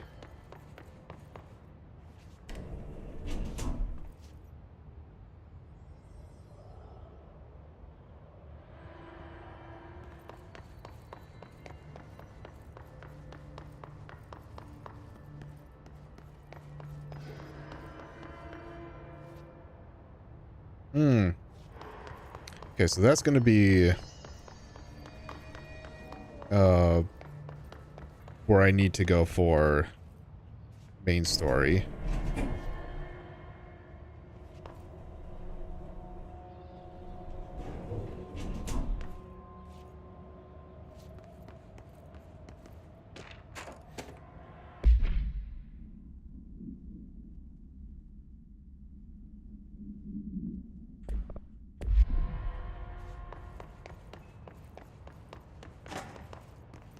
Hello?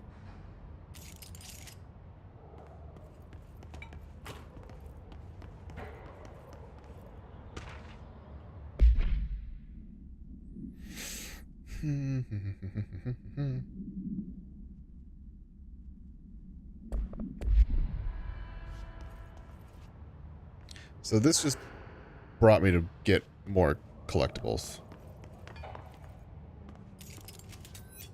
Seems that way, at least.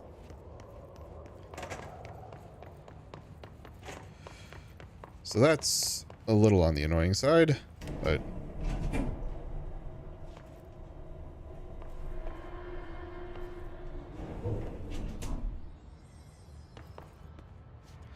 Okay. So I can't do anything over there because that's too... Oh, shit. I completely avoided this.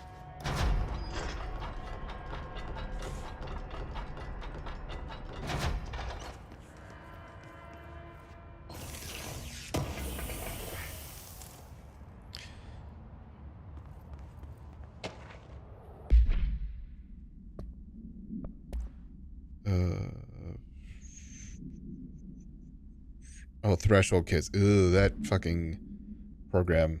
Ooh.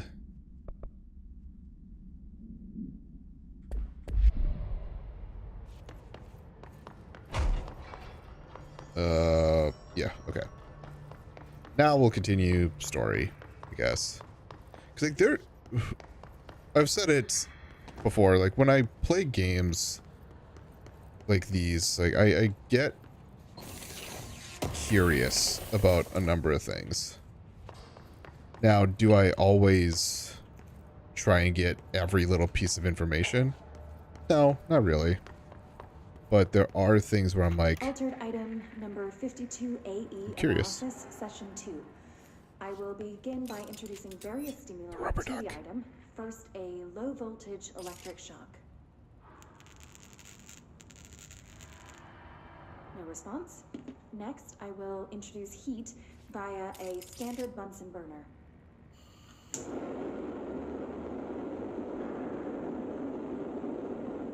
No response. Next, a series of solutions will be applied, each with a different value on the pH scale, from 0 to 14.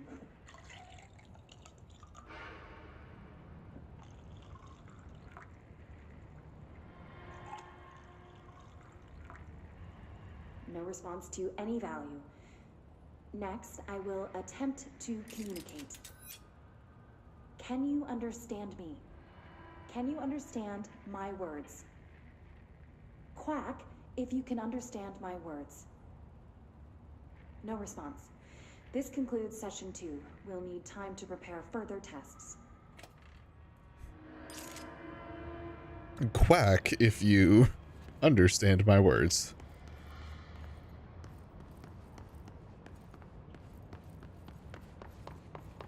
This way to the lab?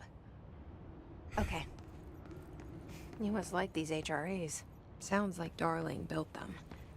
And most of the things around here. I mean, I'm just being... If I'm told where to go. Help us with Dylan, he's our next best bet. Assuming he's not dead. Or taken over by the hiss.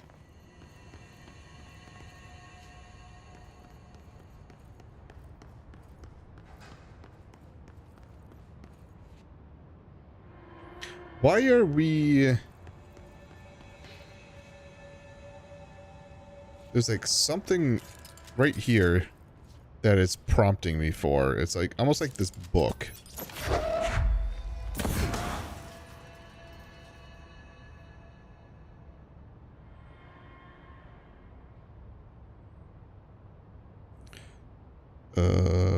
Helldivers 2 and 2 other games on my wishlist are on sale. Yeah, because like now I walk this way and it's marked right there, which is odd.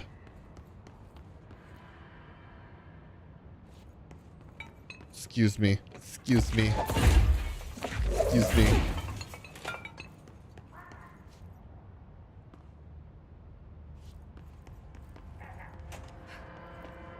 I thought I heard quack quack.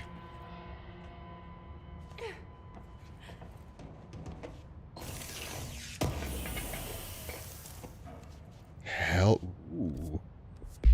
Level 3 health recovery? Energy recovery. And just energy.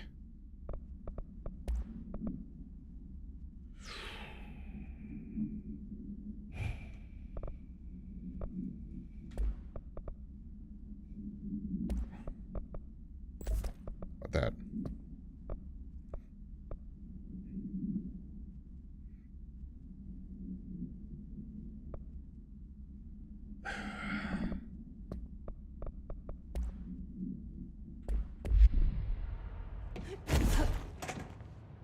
All right.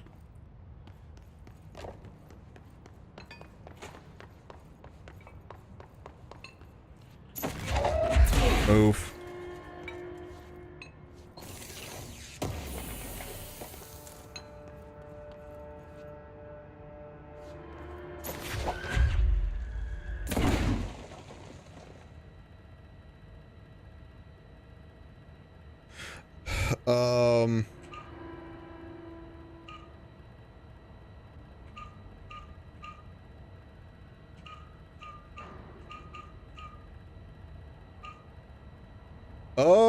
Oh boy. Okay.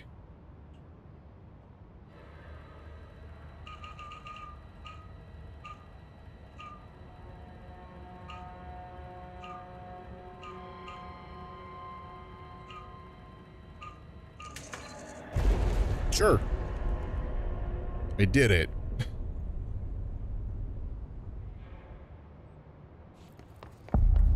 You led me here. Any idea how to make it work? Not a clue. Fucking smiley face.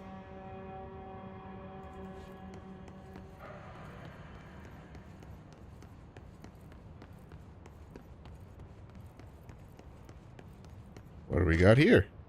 Black rock prism.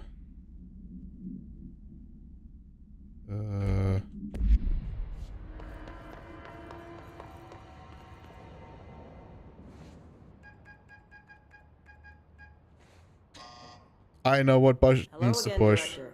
It appears we have a new problem. Yeah? We need to get the HRA machine working. I've replaced a couple of spark plugs, but this looks a bit more complicated. There's a lot of shit. Must have had a system. Randomness isn't in his nature. I see two. The symbols, the terminals. How do they connect? I'll see what I can do. 5.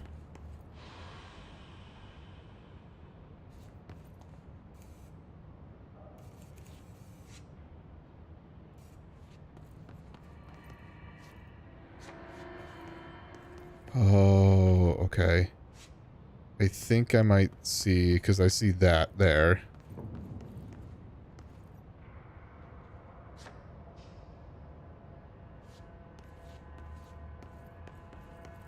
Okay, one.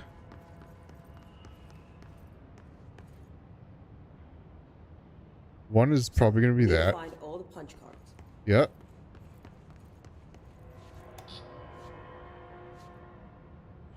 And it looks like I'm missing the one that I need.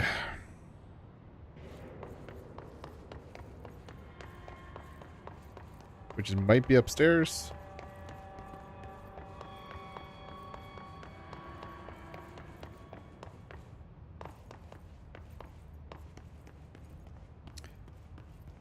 Yes, it is.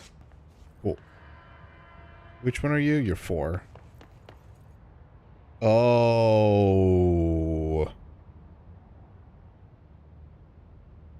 Oh, so that one down there is wrong.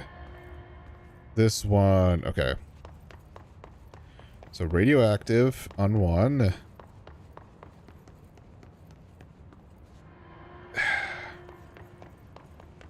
Here's what we're gonna do.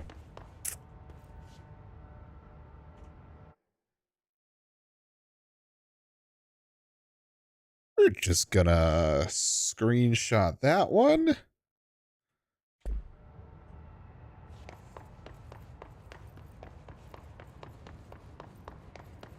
And then we're gonna...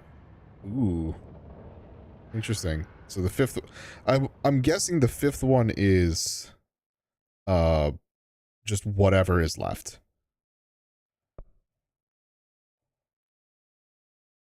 Okay.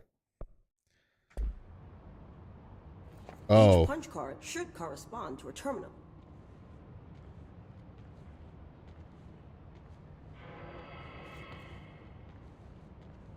Oh. Okay.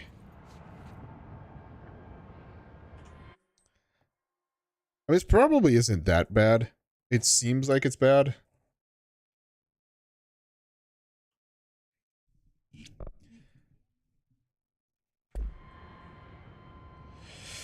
So this is showing that that one needs to go to the end.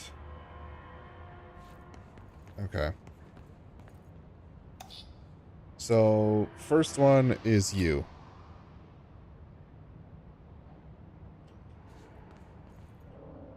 Second one These whiteboard drawings may be important. is you. Third one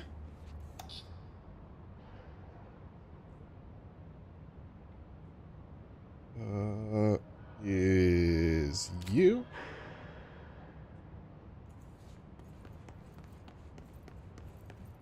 I don't know if like putting them in the correct order needs to be done, or if it's just like, hey, I just need to identify which ones these are.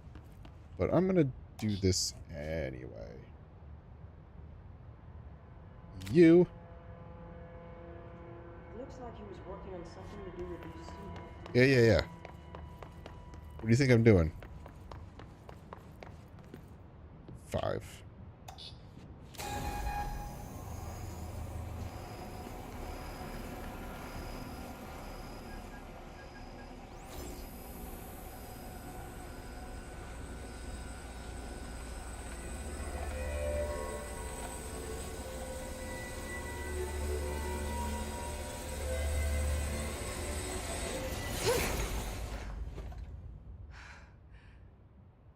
I did it. The prism shattered. Darling's prototypes have a lot of issues. We need a new plan.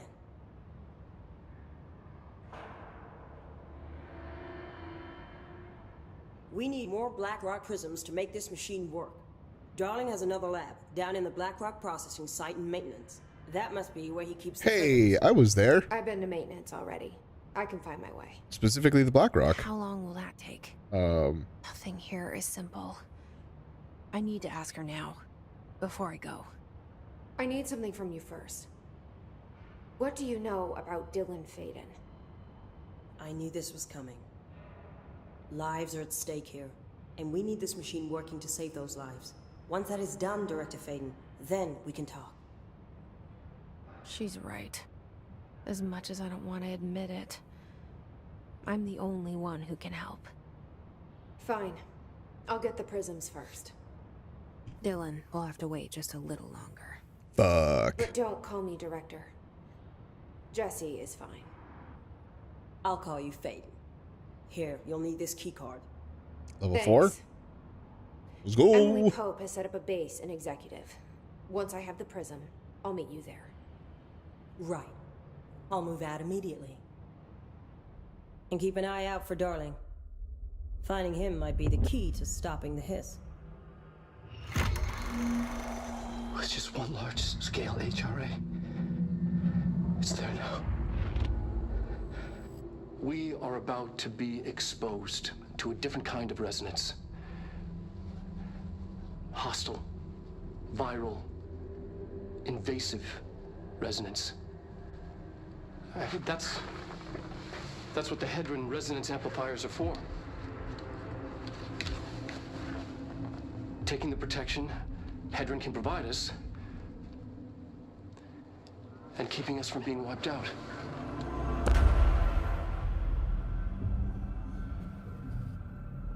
Sure.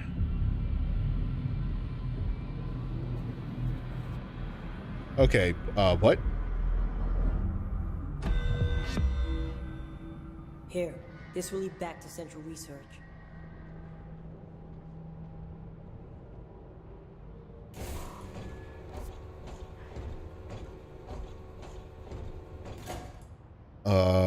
Central Research is there. I need, was it the hypnosis lab? For you.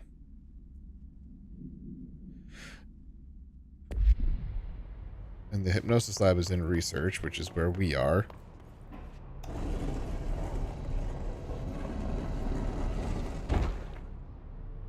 Jesus, okay, so that's there.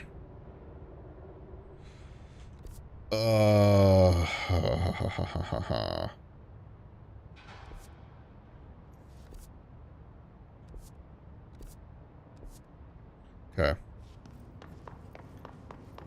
There is something over here.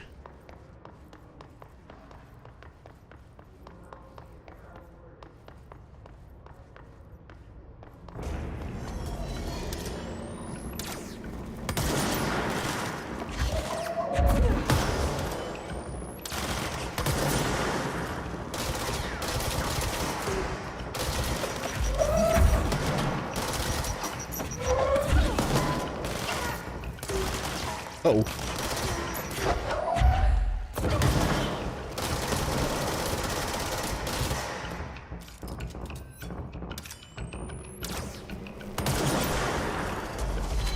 For real? Oh, dick.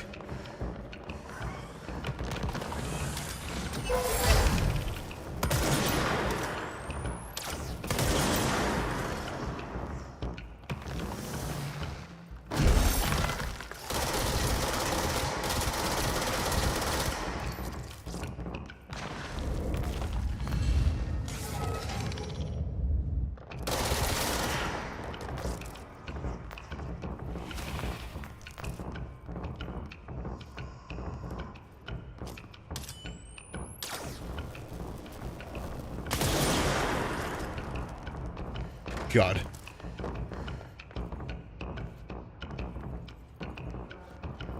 Music's still going.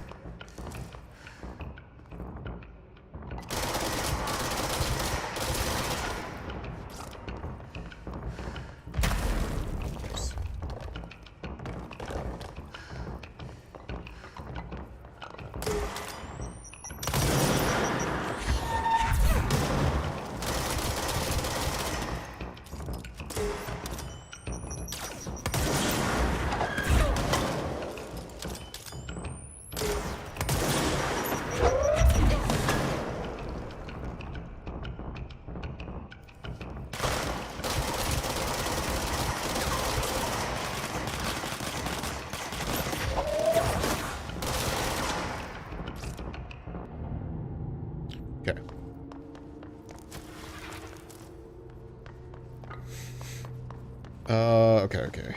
Let's see.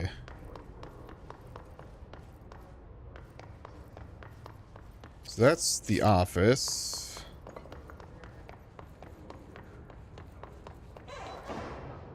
Oh, right.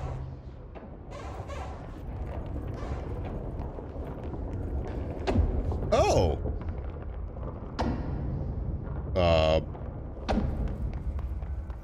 Possibly changing labyrinth. Can never pass through. Dimensional research. Every measure of security.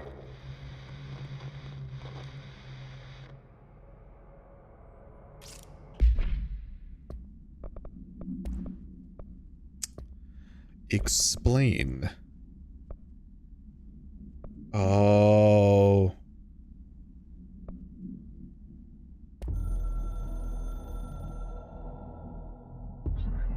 Oh, boy.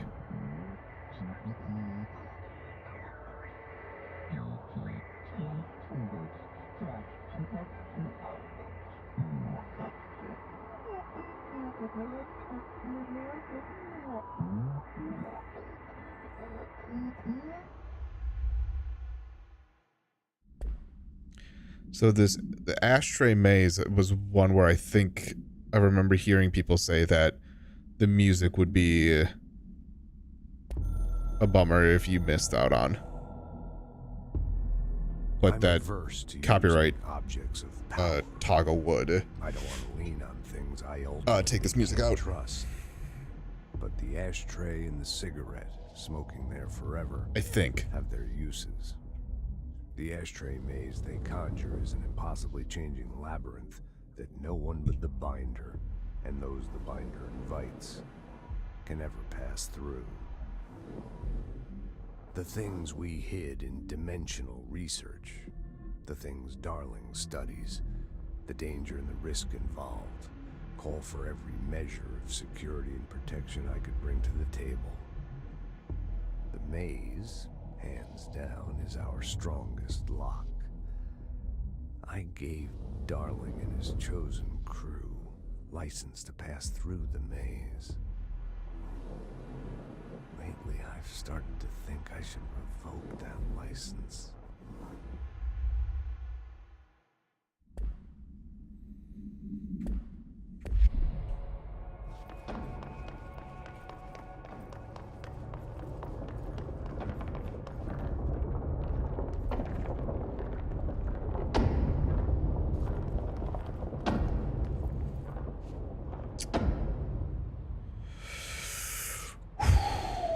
I don't know if this is good or bad.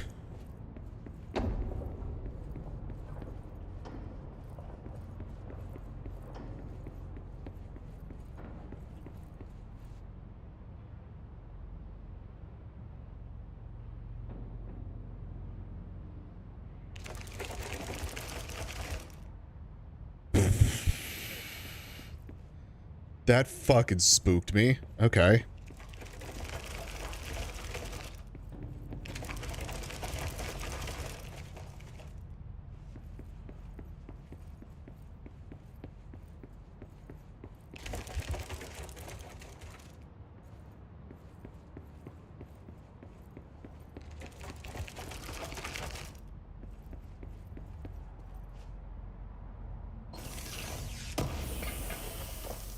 It is quiet.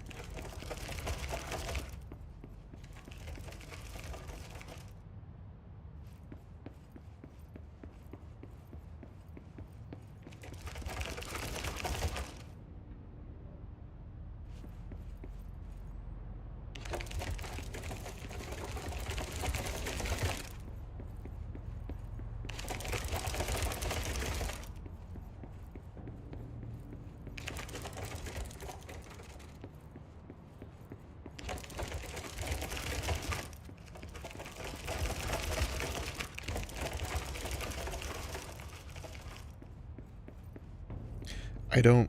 Okay. Okay.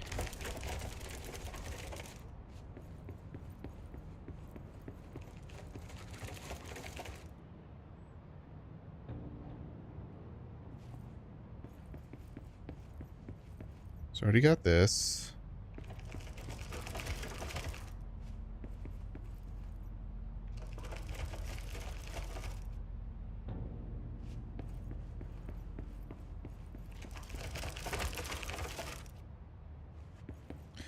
Okay, I feel like I have to start like looking back as well.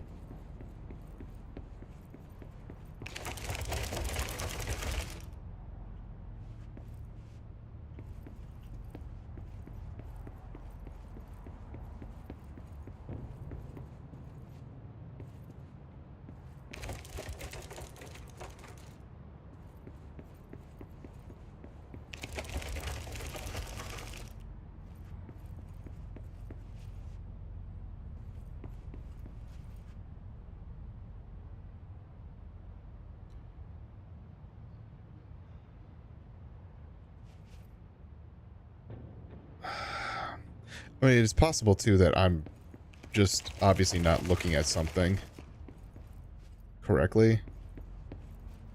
Okay, so there's nothing back here.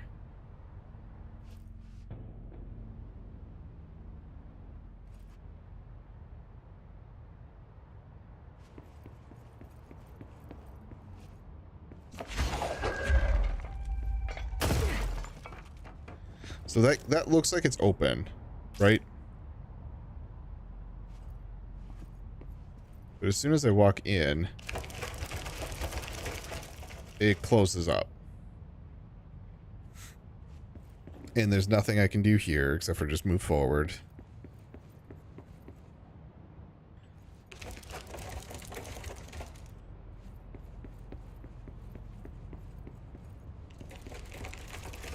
And then this brings me over into there. So like something changes, which is great. So that gives me that, which I've already gotten. That opens that up.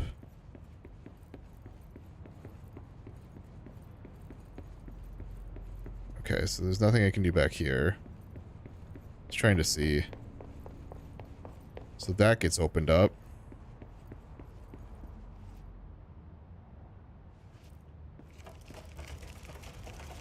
But then that opens. Does that change anything? No.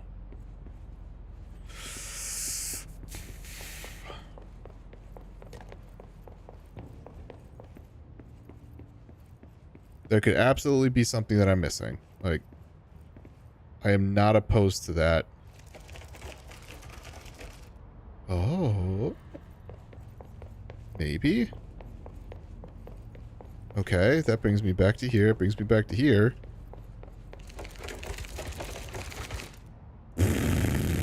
I thought I was smart.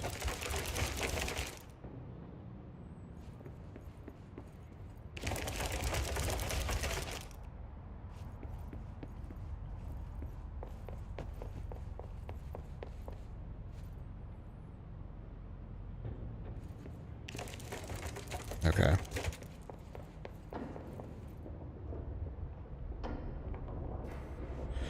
Not something I'm going to focus on right now. I forgot I need to Close these screenshots. Okay.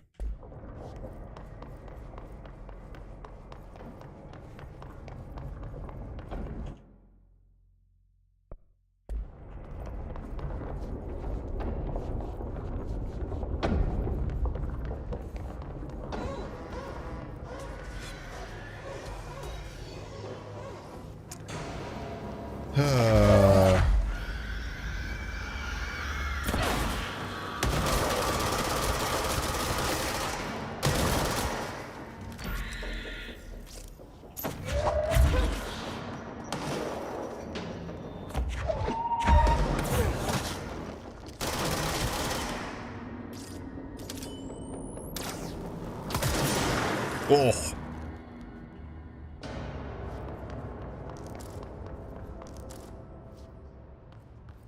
All right, Dr. Darlings.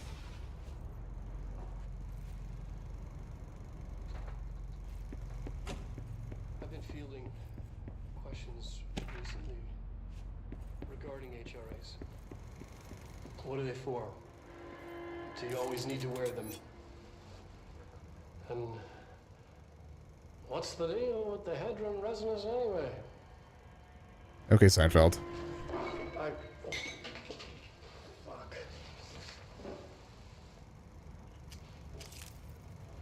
Despite what you may have heard, HRAs are not monitoring devices. We're not tracking your movements. We're listening to your conversations while you're wearing them. We do that regardless whether or not you're wearing an HRA. Cool. Think of them as a life preserver. Only instead of water, the thing HRAs protect you from is classified.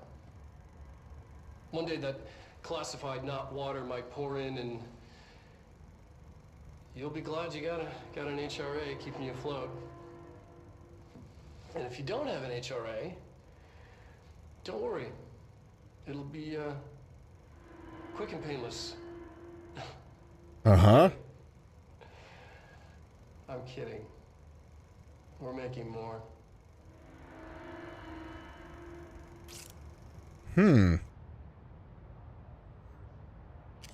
Also, smiley face, frowny face.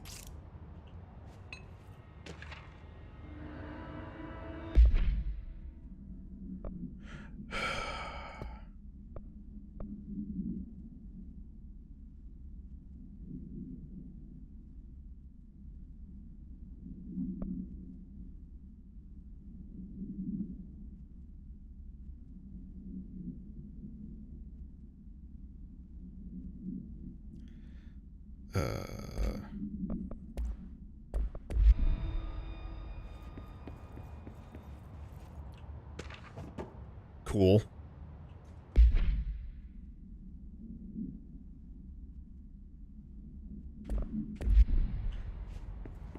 Again, like right now I'm not obviously not saying a whole lot, but again, it's all just kind of like trying to figure out what's going on.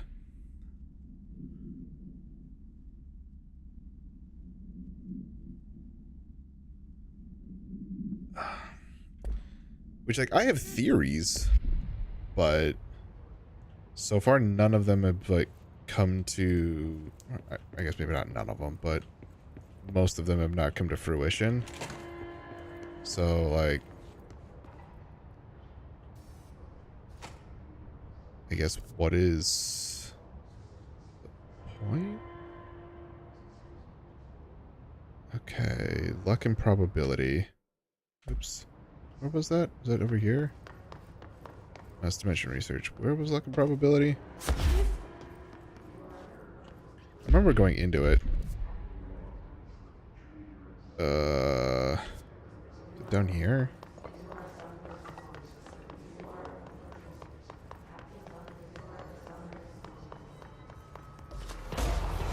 Bye.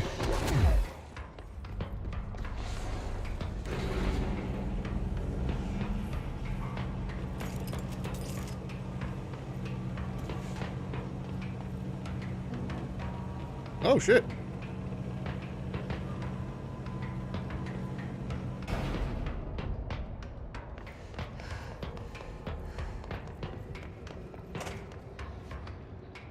You good or bad?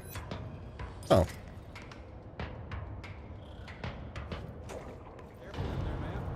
Area's under quarantine. I wouldn't Okay. go in there without talking to Underhill first. Even if you have, I still wouldn't go in. Doing it anyway. Excuse me? Are you lost? Do you normally barge into people's private workspaces? She clearly doesn't know who she's talking to. Do you know who I Shouldn't we be am? in a safe room? Why? Because of those hiss things the Rangers keep going on about. Haven't you people sorted that out yet? The situation down here could spell doom for the Bureau. You mean this mold? Correct. Perhaps you could help me. I require samples of various mold strains, and the mold has made the environment far too dangerous for me to fetch them myself. Really? Mold samples? I thought this could spell doom. It could, and it will, whoever you are. The mold is spreading. We need to find the source before it spreads too far. Any samples will do that? No. Samples of 5 unique strains, when blended properly, will allow you to travel deeper into the pit, where I've pinpointed the approximate location of the source of the mold. Okay. So what do these samples look like? Similar to the one on my table there. I've made a list of the samples I need. Here. You'll find them throughout the threshold. I'll take a look. My name's Jessie, by the way. I'm sure it is. Director. Have you worked at the FBC very long? Not long enough to understand their inane methodology. They want me to solve the mold, but how is one to solve anything when the basic molecular structure of this fungus is an utter enigma? Oh, sorry, are you asking me? It's rhetorical. The Bureau wants to control, not comprehend. That's the name of the game. But to answer your question, I'm a seasoned threshold researcher that's been brought in on a provisional basis to resolve this matter. That's all you had to say. What have you learned about the mold? Firstly, the term mold is a gross oversimplification used only to ease communication. That said, the mold itself appears to be the product of complex microorganisms. They spin the mold, building structures like minuscule cities, swiftly colonizing our dimension, and the speed of these tiny engineers relative to their size is simply staggering. So it grows fast. If you're not going to listen, then why did you ask? So the mold is coming in from... where? We don't have a name for the threshold dimension. The origin point has been identified, but the density of the fungus makes it impossible to enter.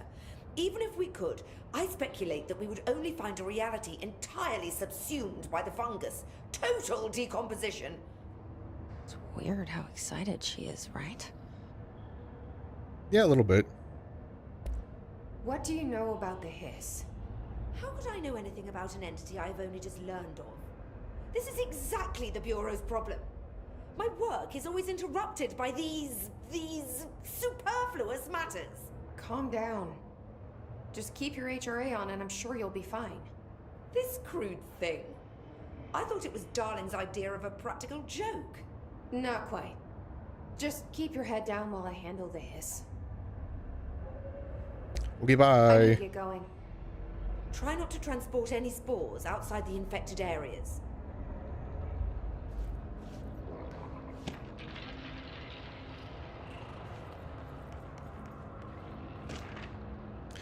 Excuse me while I take all your shit.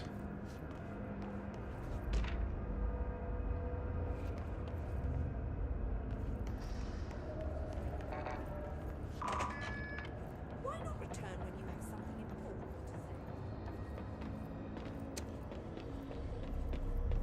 to say? I forget how far I got. Smells really hungry. I wonder how this mold tastes. Ow. I guess I should have known. Are those people? Right, yeah.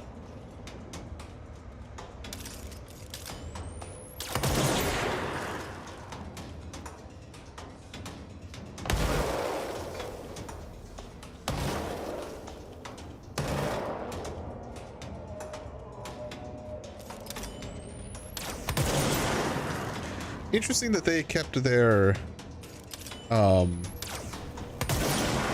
health. Ow! Bye. I remember. Everything hurts. Ow!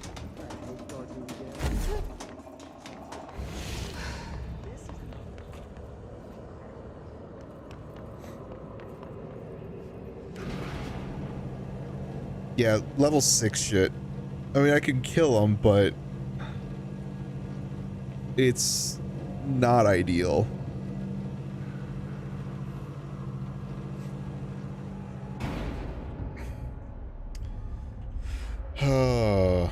There's still enemies here, right?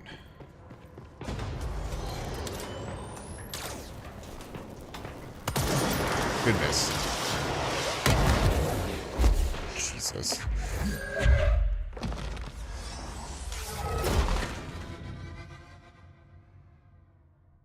Ow.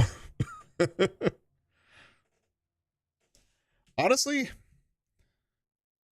maybe worth just stopping there. Because it's going to load me at one of the control points.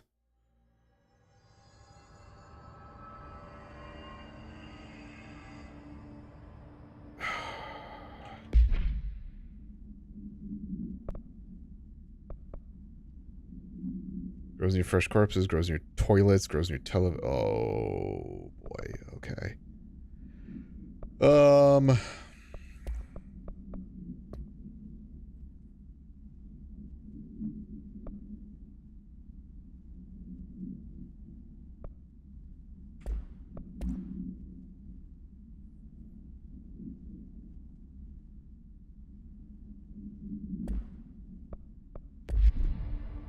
Because if I spawn in here, this is probably where I'm going to end up.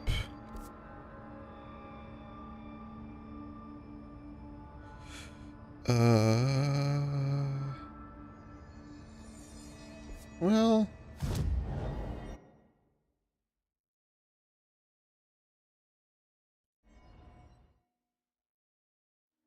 Astral Exhibition. What was the...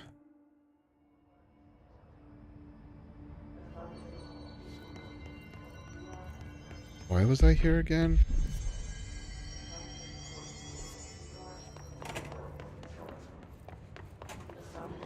Oh, it was this.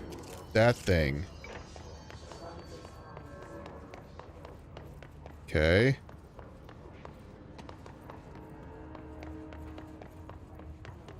Hypnosis lab. Okay, we're on the way.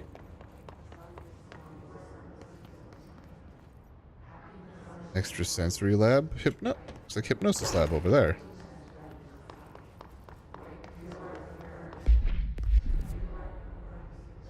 Yeah. And then I might go into extrasensory too, just to see if there's anything I can do in there. Oh, hello everyone.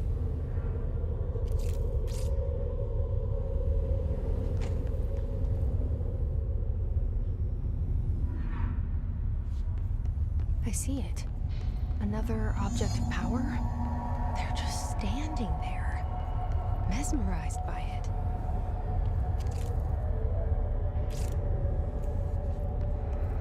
Cool, good thing I'm not affected by it.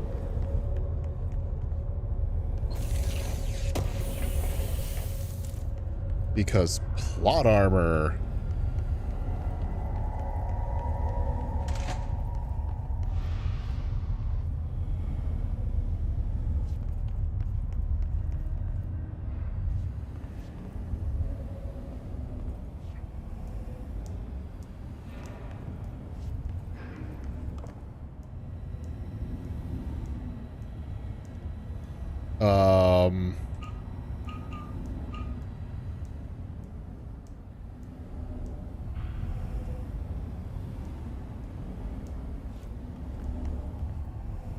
Is it you? Probably you. Yeah, okay.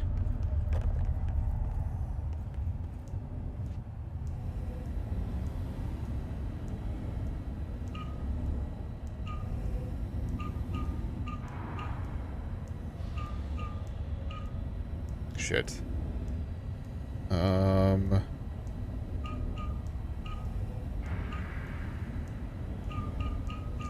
Got it.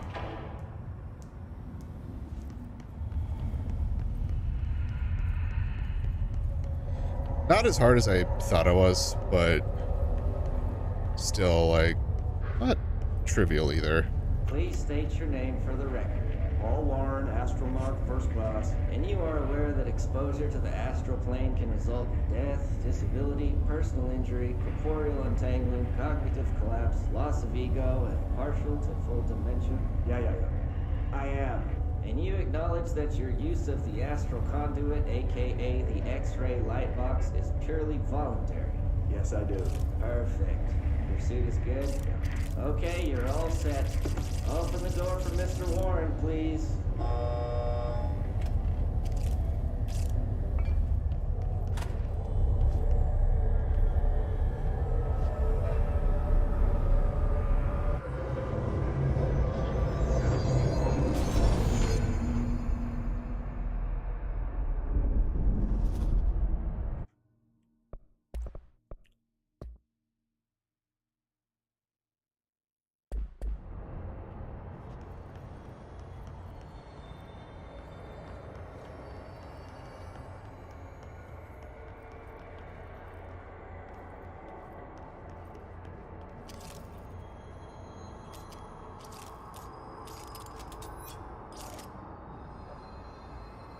Hold on.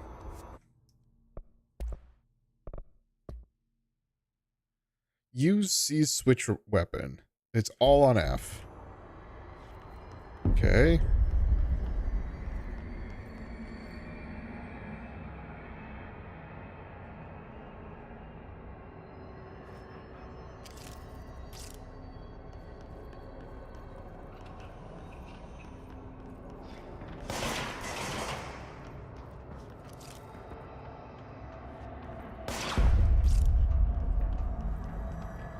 Enemies at low health can be seized.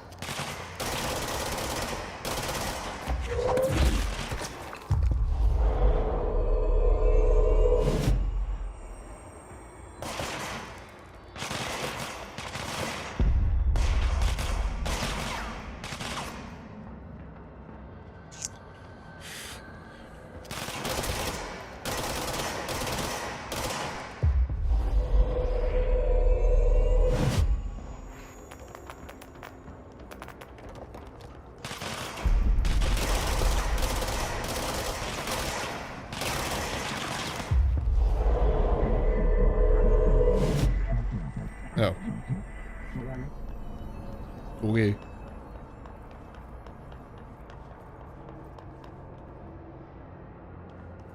I don't see... Oh. Hey, found the fucking pyramid. It's, right there.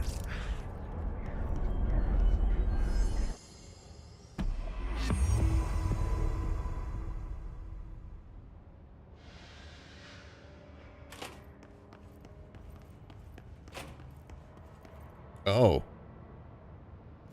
Their brains were fried when I took over the object. Whoops.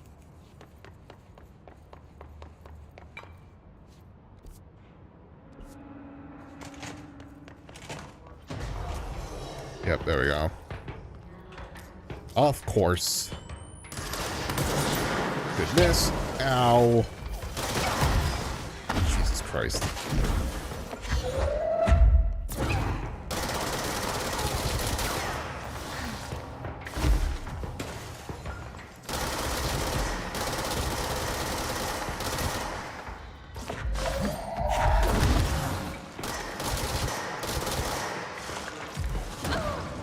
I missed the dodge. I actually hit the dodge or hit dodge on that one. I was just, just few milliseconds too late.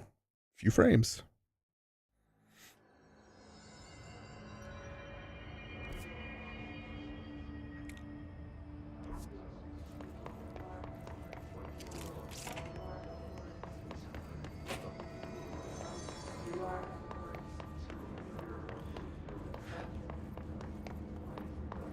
Now I want to go check out the extra sensory.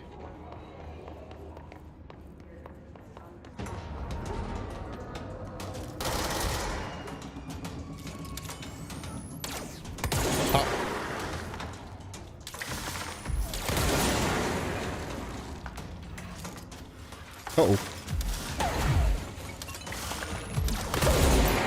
Damn.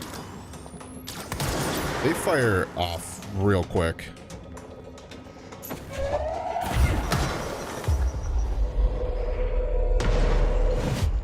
You are mine now.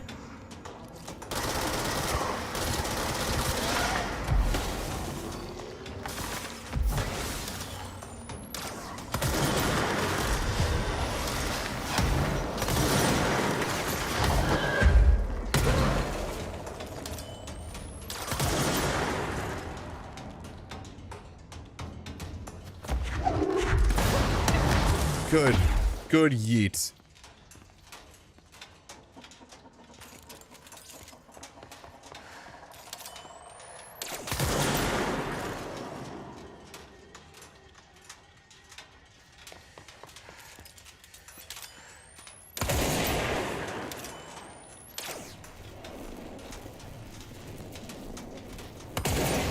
Damn, I can't hold that infinitely. Good to know now.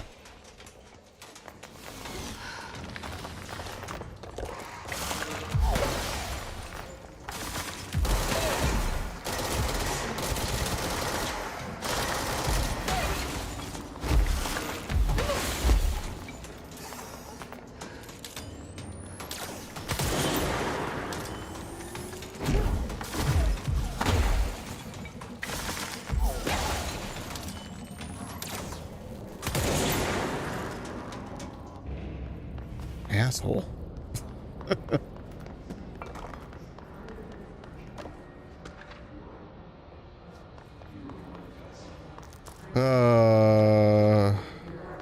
Okay.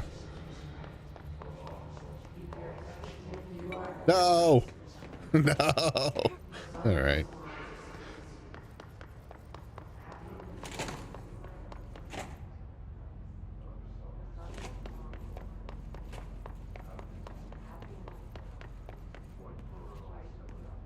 I don't want to flip that switch until I've at least looked in here.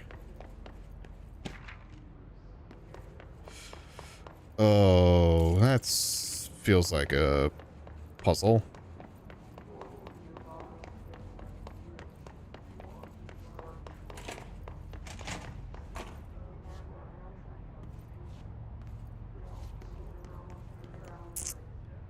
Uh-huh.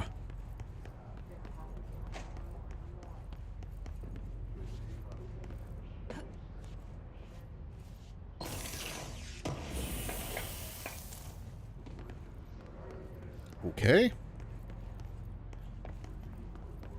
That feels like something I should be able to interact with.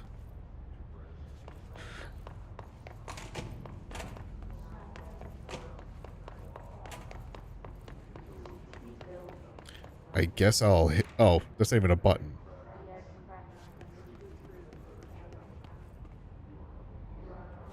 What is... Okay. What do I... Do I do anything in here?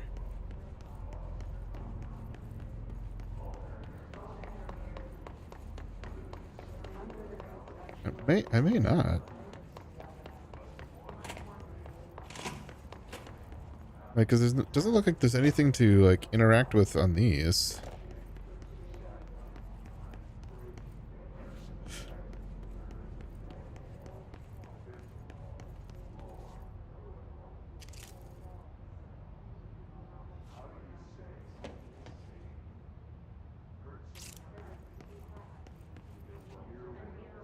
Weird. Okay. I guess I don't do anything there right now.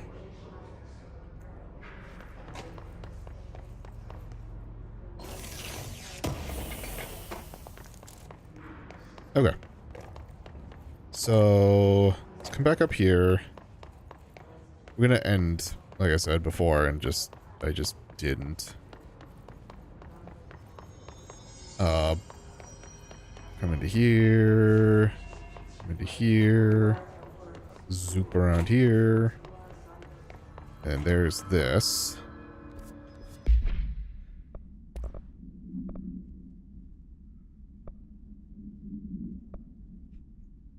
Okay.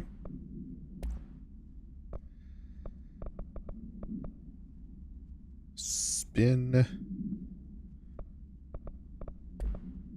Okay, missions. Okay. So that's something I guess I'll need to either look at. I'll look into that later.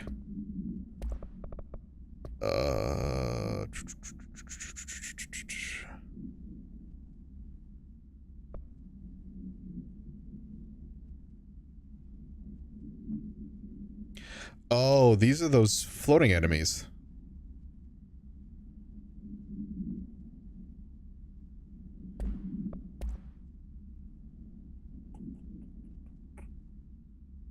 God, everything about this is St. Anne's Hospital.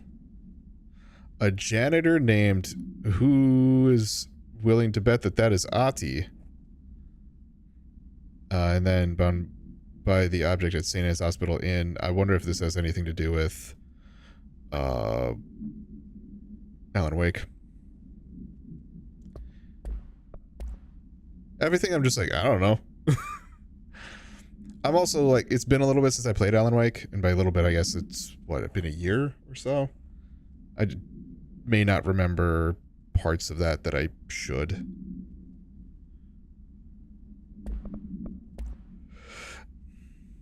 Please state your name for the... Oh, that's what that is. Okay. Central maintenance. Ooh, let me do this too.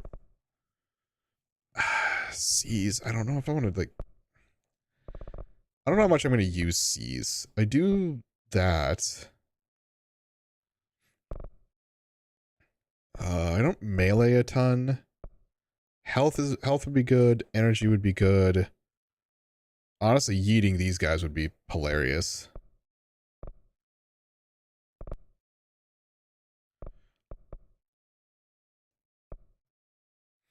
Shield would be good, or that shield would be good.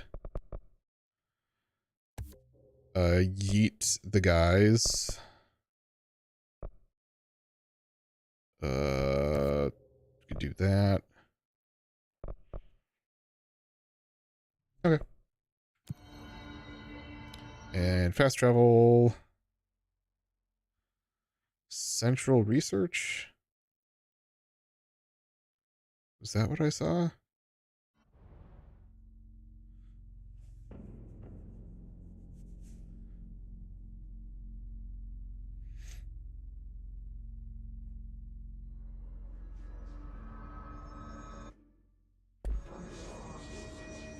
Fuck, central maintenance. I'm dumb.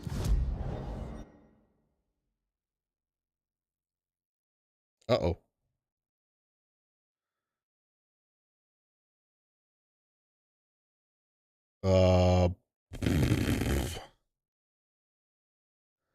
Where would the closest for central maintenance be? I guess here? Yeah. Yeah, okay.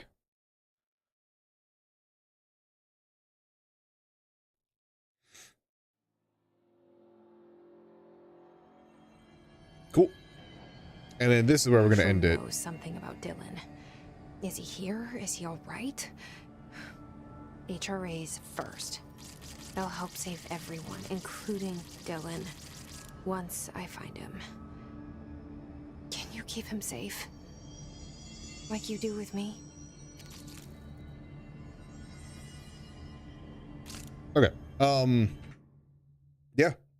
So now that I've spawned here, my guess is that I will spawn, or like when I load up the game again, it's going to put me right here. So that'll be perfect, I think. So, to those of you who are watching the episode on episode 6 on YouTube, never actually said it in the last episode. Hopefully y'all had a good Christmas if you celebrate it. Otherwise, hope y'all had a good day. I know this is this episode is going to be going out Friday, so it's going to be a couple days after Christmas. But yeah, thank you all so much for watching. I'm Blurry Phoenix. Game on. And then for those of you who are watching live on Twitch and YouTube,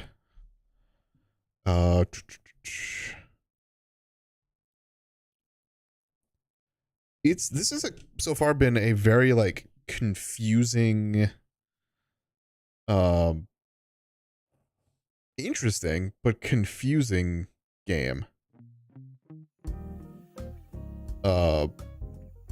There's a lot of shit going on. There's a lot of information that's getting thrown at you through all of the collectibles.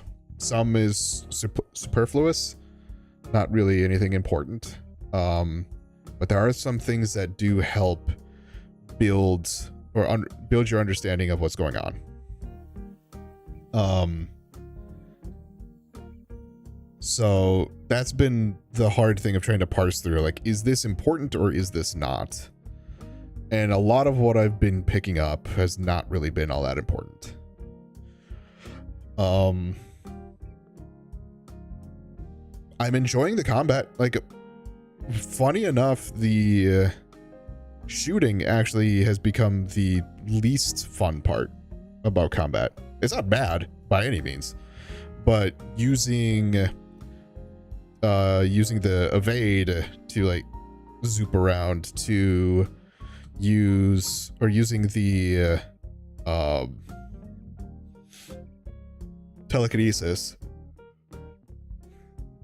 Like I said, I don't know if I'll use the C's all that often. Maybe I will. And the shield probably will have more uses at some point. And I might use it even more now that I've got the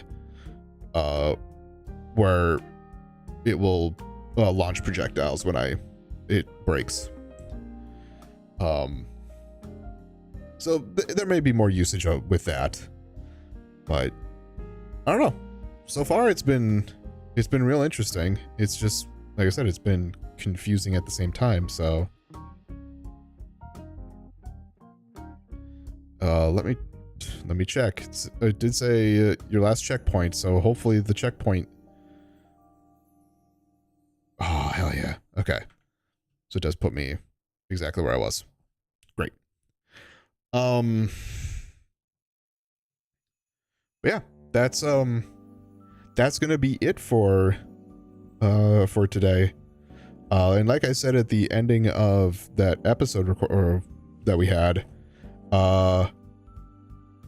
now we can go back to current time, and say that hopefully everyone, if you celebrate, hopefully everyone has a good Christmas. I know I'll be enjoying it.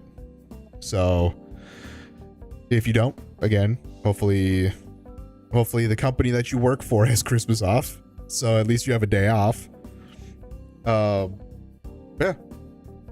Holiday season is always fun. I really enjoy it. I wish this could go on for longer, or at least I wish that I wish that I could keep a number of my decorations up and not feel weird about it, right? I know a lot of that has to do with like a personal opinion. But like there's the people who say that Thanksgiving is like your barrier to Christmas stuff. And I'm like, I'm partially about that, but I'm also partially not. And the reason being is I love having the decorations up here. It's so nice. It gives like, it's a really nice atmosphere. I love having the lights outside. It always looks so cool. And it kind of is sad when it's only up for a month. But, and like I'm in a townhouse complex, which there's an HOA, which there's a clause, I think, in the terms that state that state something about Christmas decorations. And now I think we've had a new HOA since that started, but it was basically you could have the lights up before Thanksgiving, but you could not turn them on before Thanksgiving, and they had to be all Christmas decorations had to be down if you could do it safely by, I think it was January 1st or something like that. And I'm like, I wish it was more winter decoration as opposed to Christmas decoration, you know? But it is what it is. Everyone's got to abide by, everyone at least who lives here has kind of got to abide by it. I follow, from my understanding, one of the people on the board lives in the townhouse complex, and I just am following kind of what they do. So if they have their decorations on before Thanksgiving, I'm going to turn mine on before Thanksgiving. If they keep them on after the 1st, I might keep mine up after the 1st. But other than that, it is time to end the stream. I am going to go make myself a pizza and go relax. So for those of you who are watching live, thank you all so much for watching. I'm Blurry Phoenix. Game on.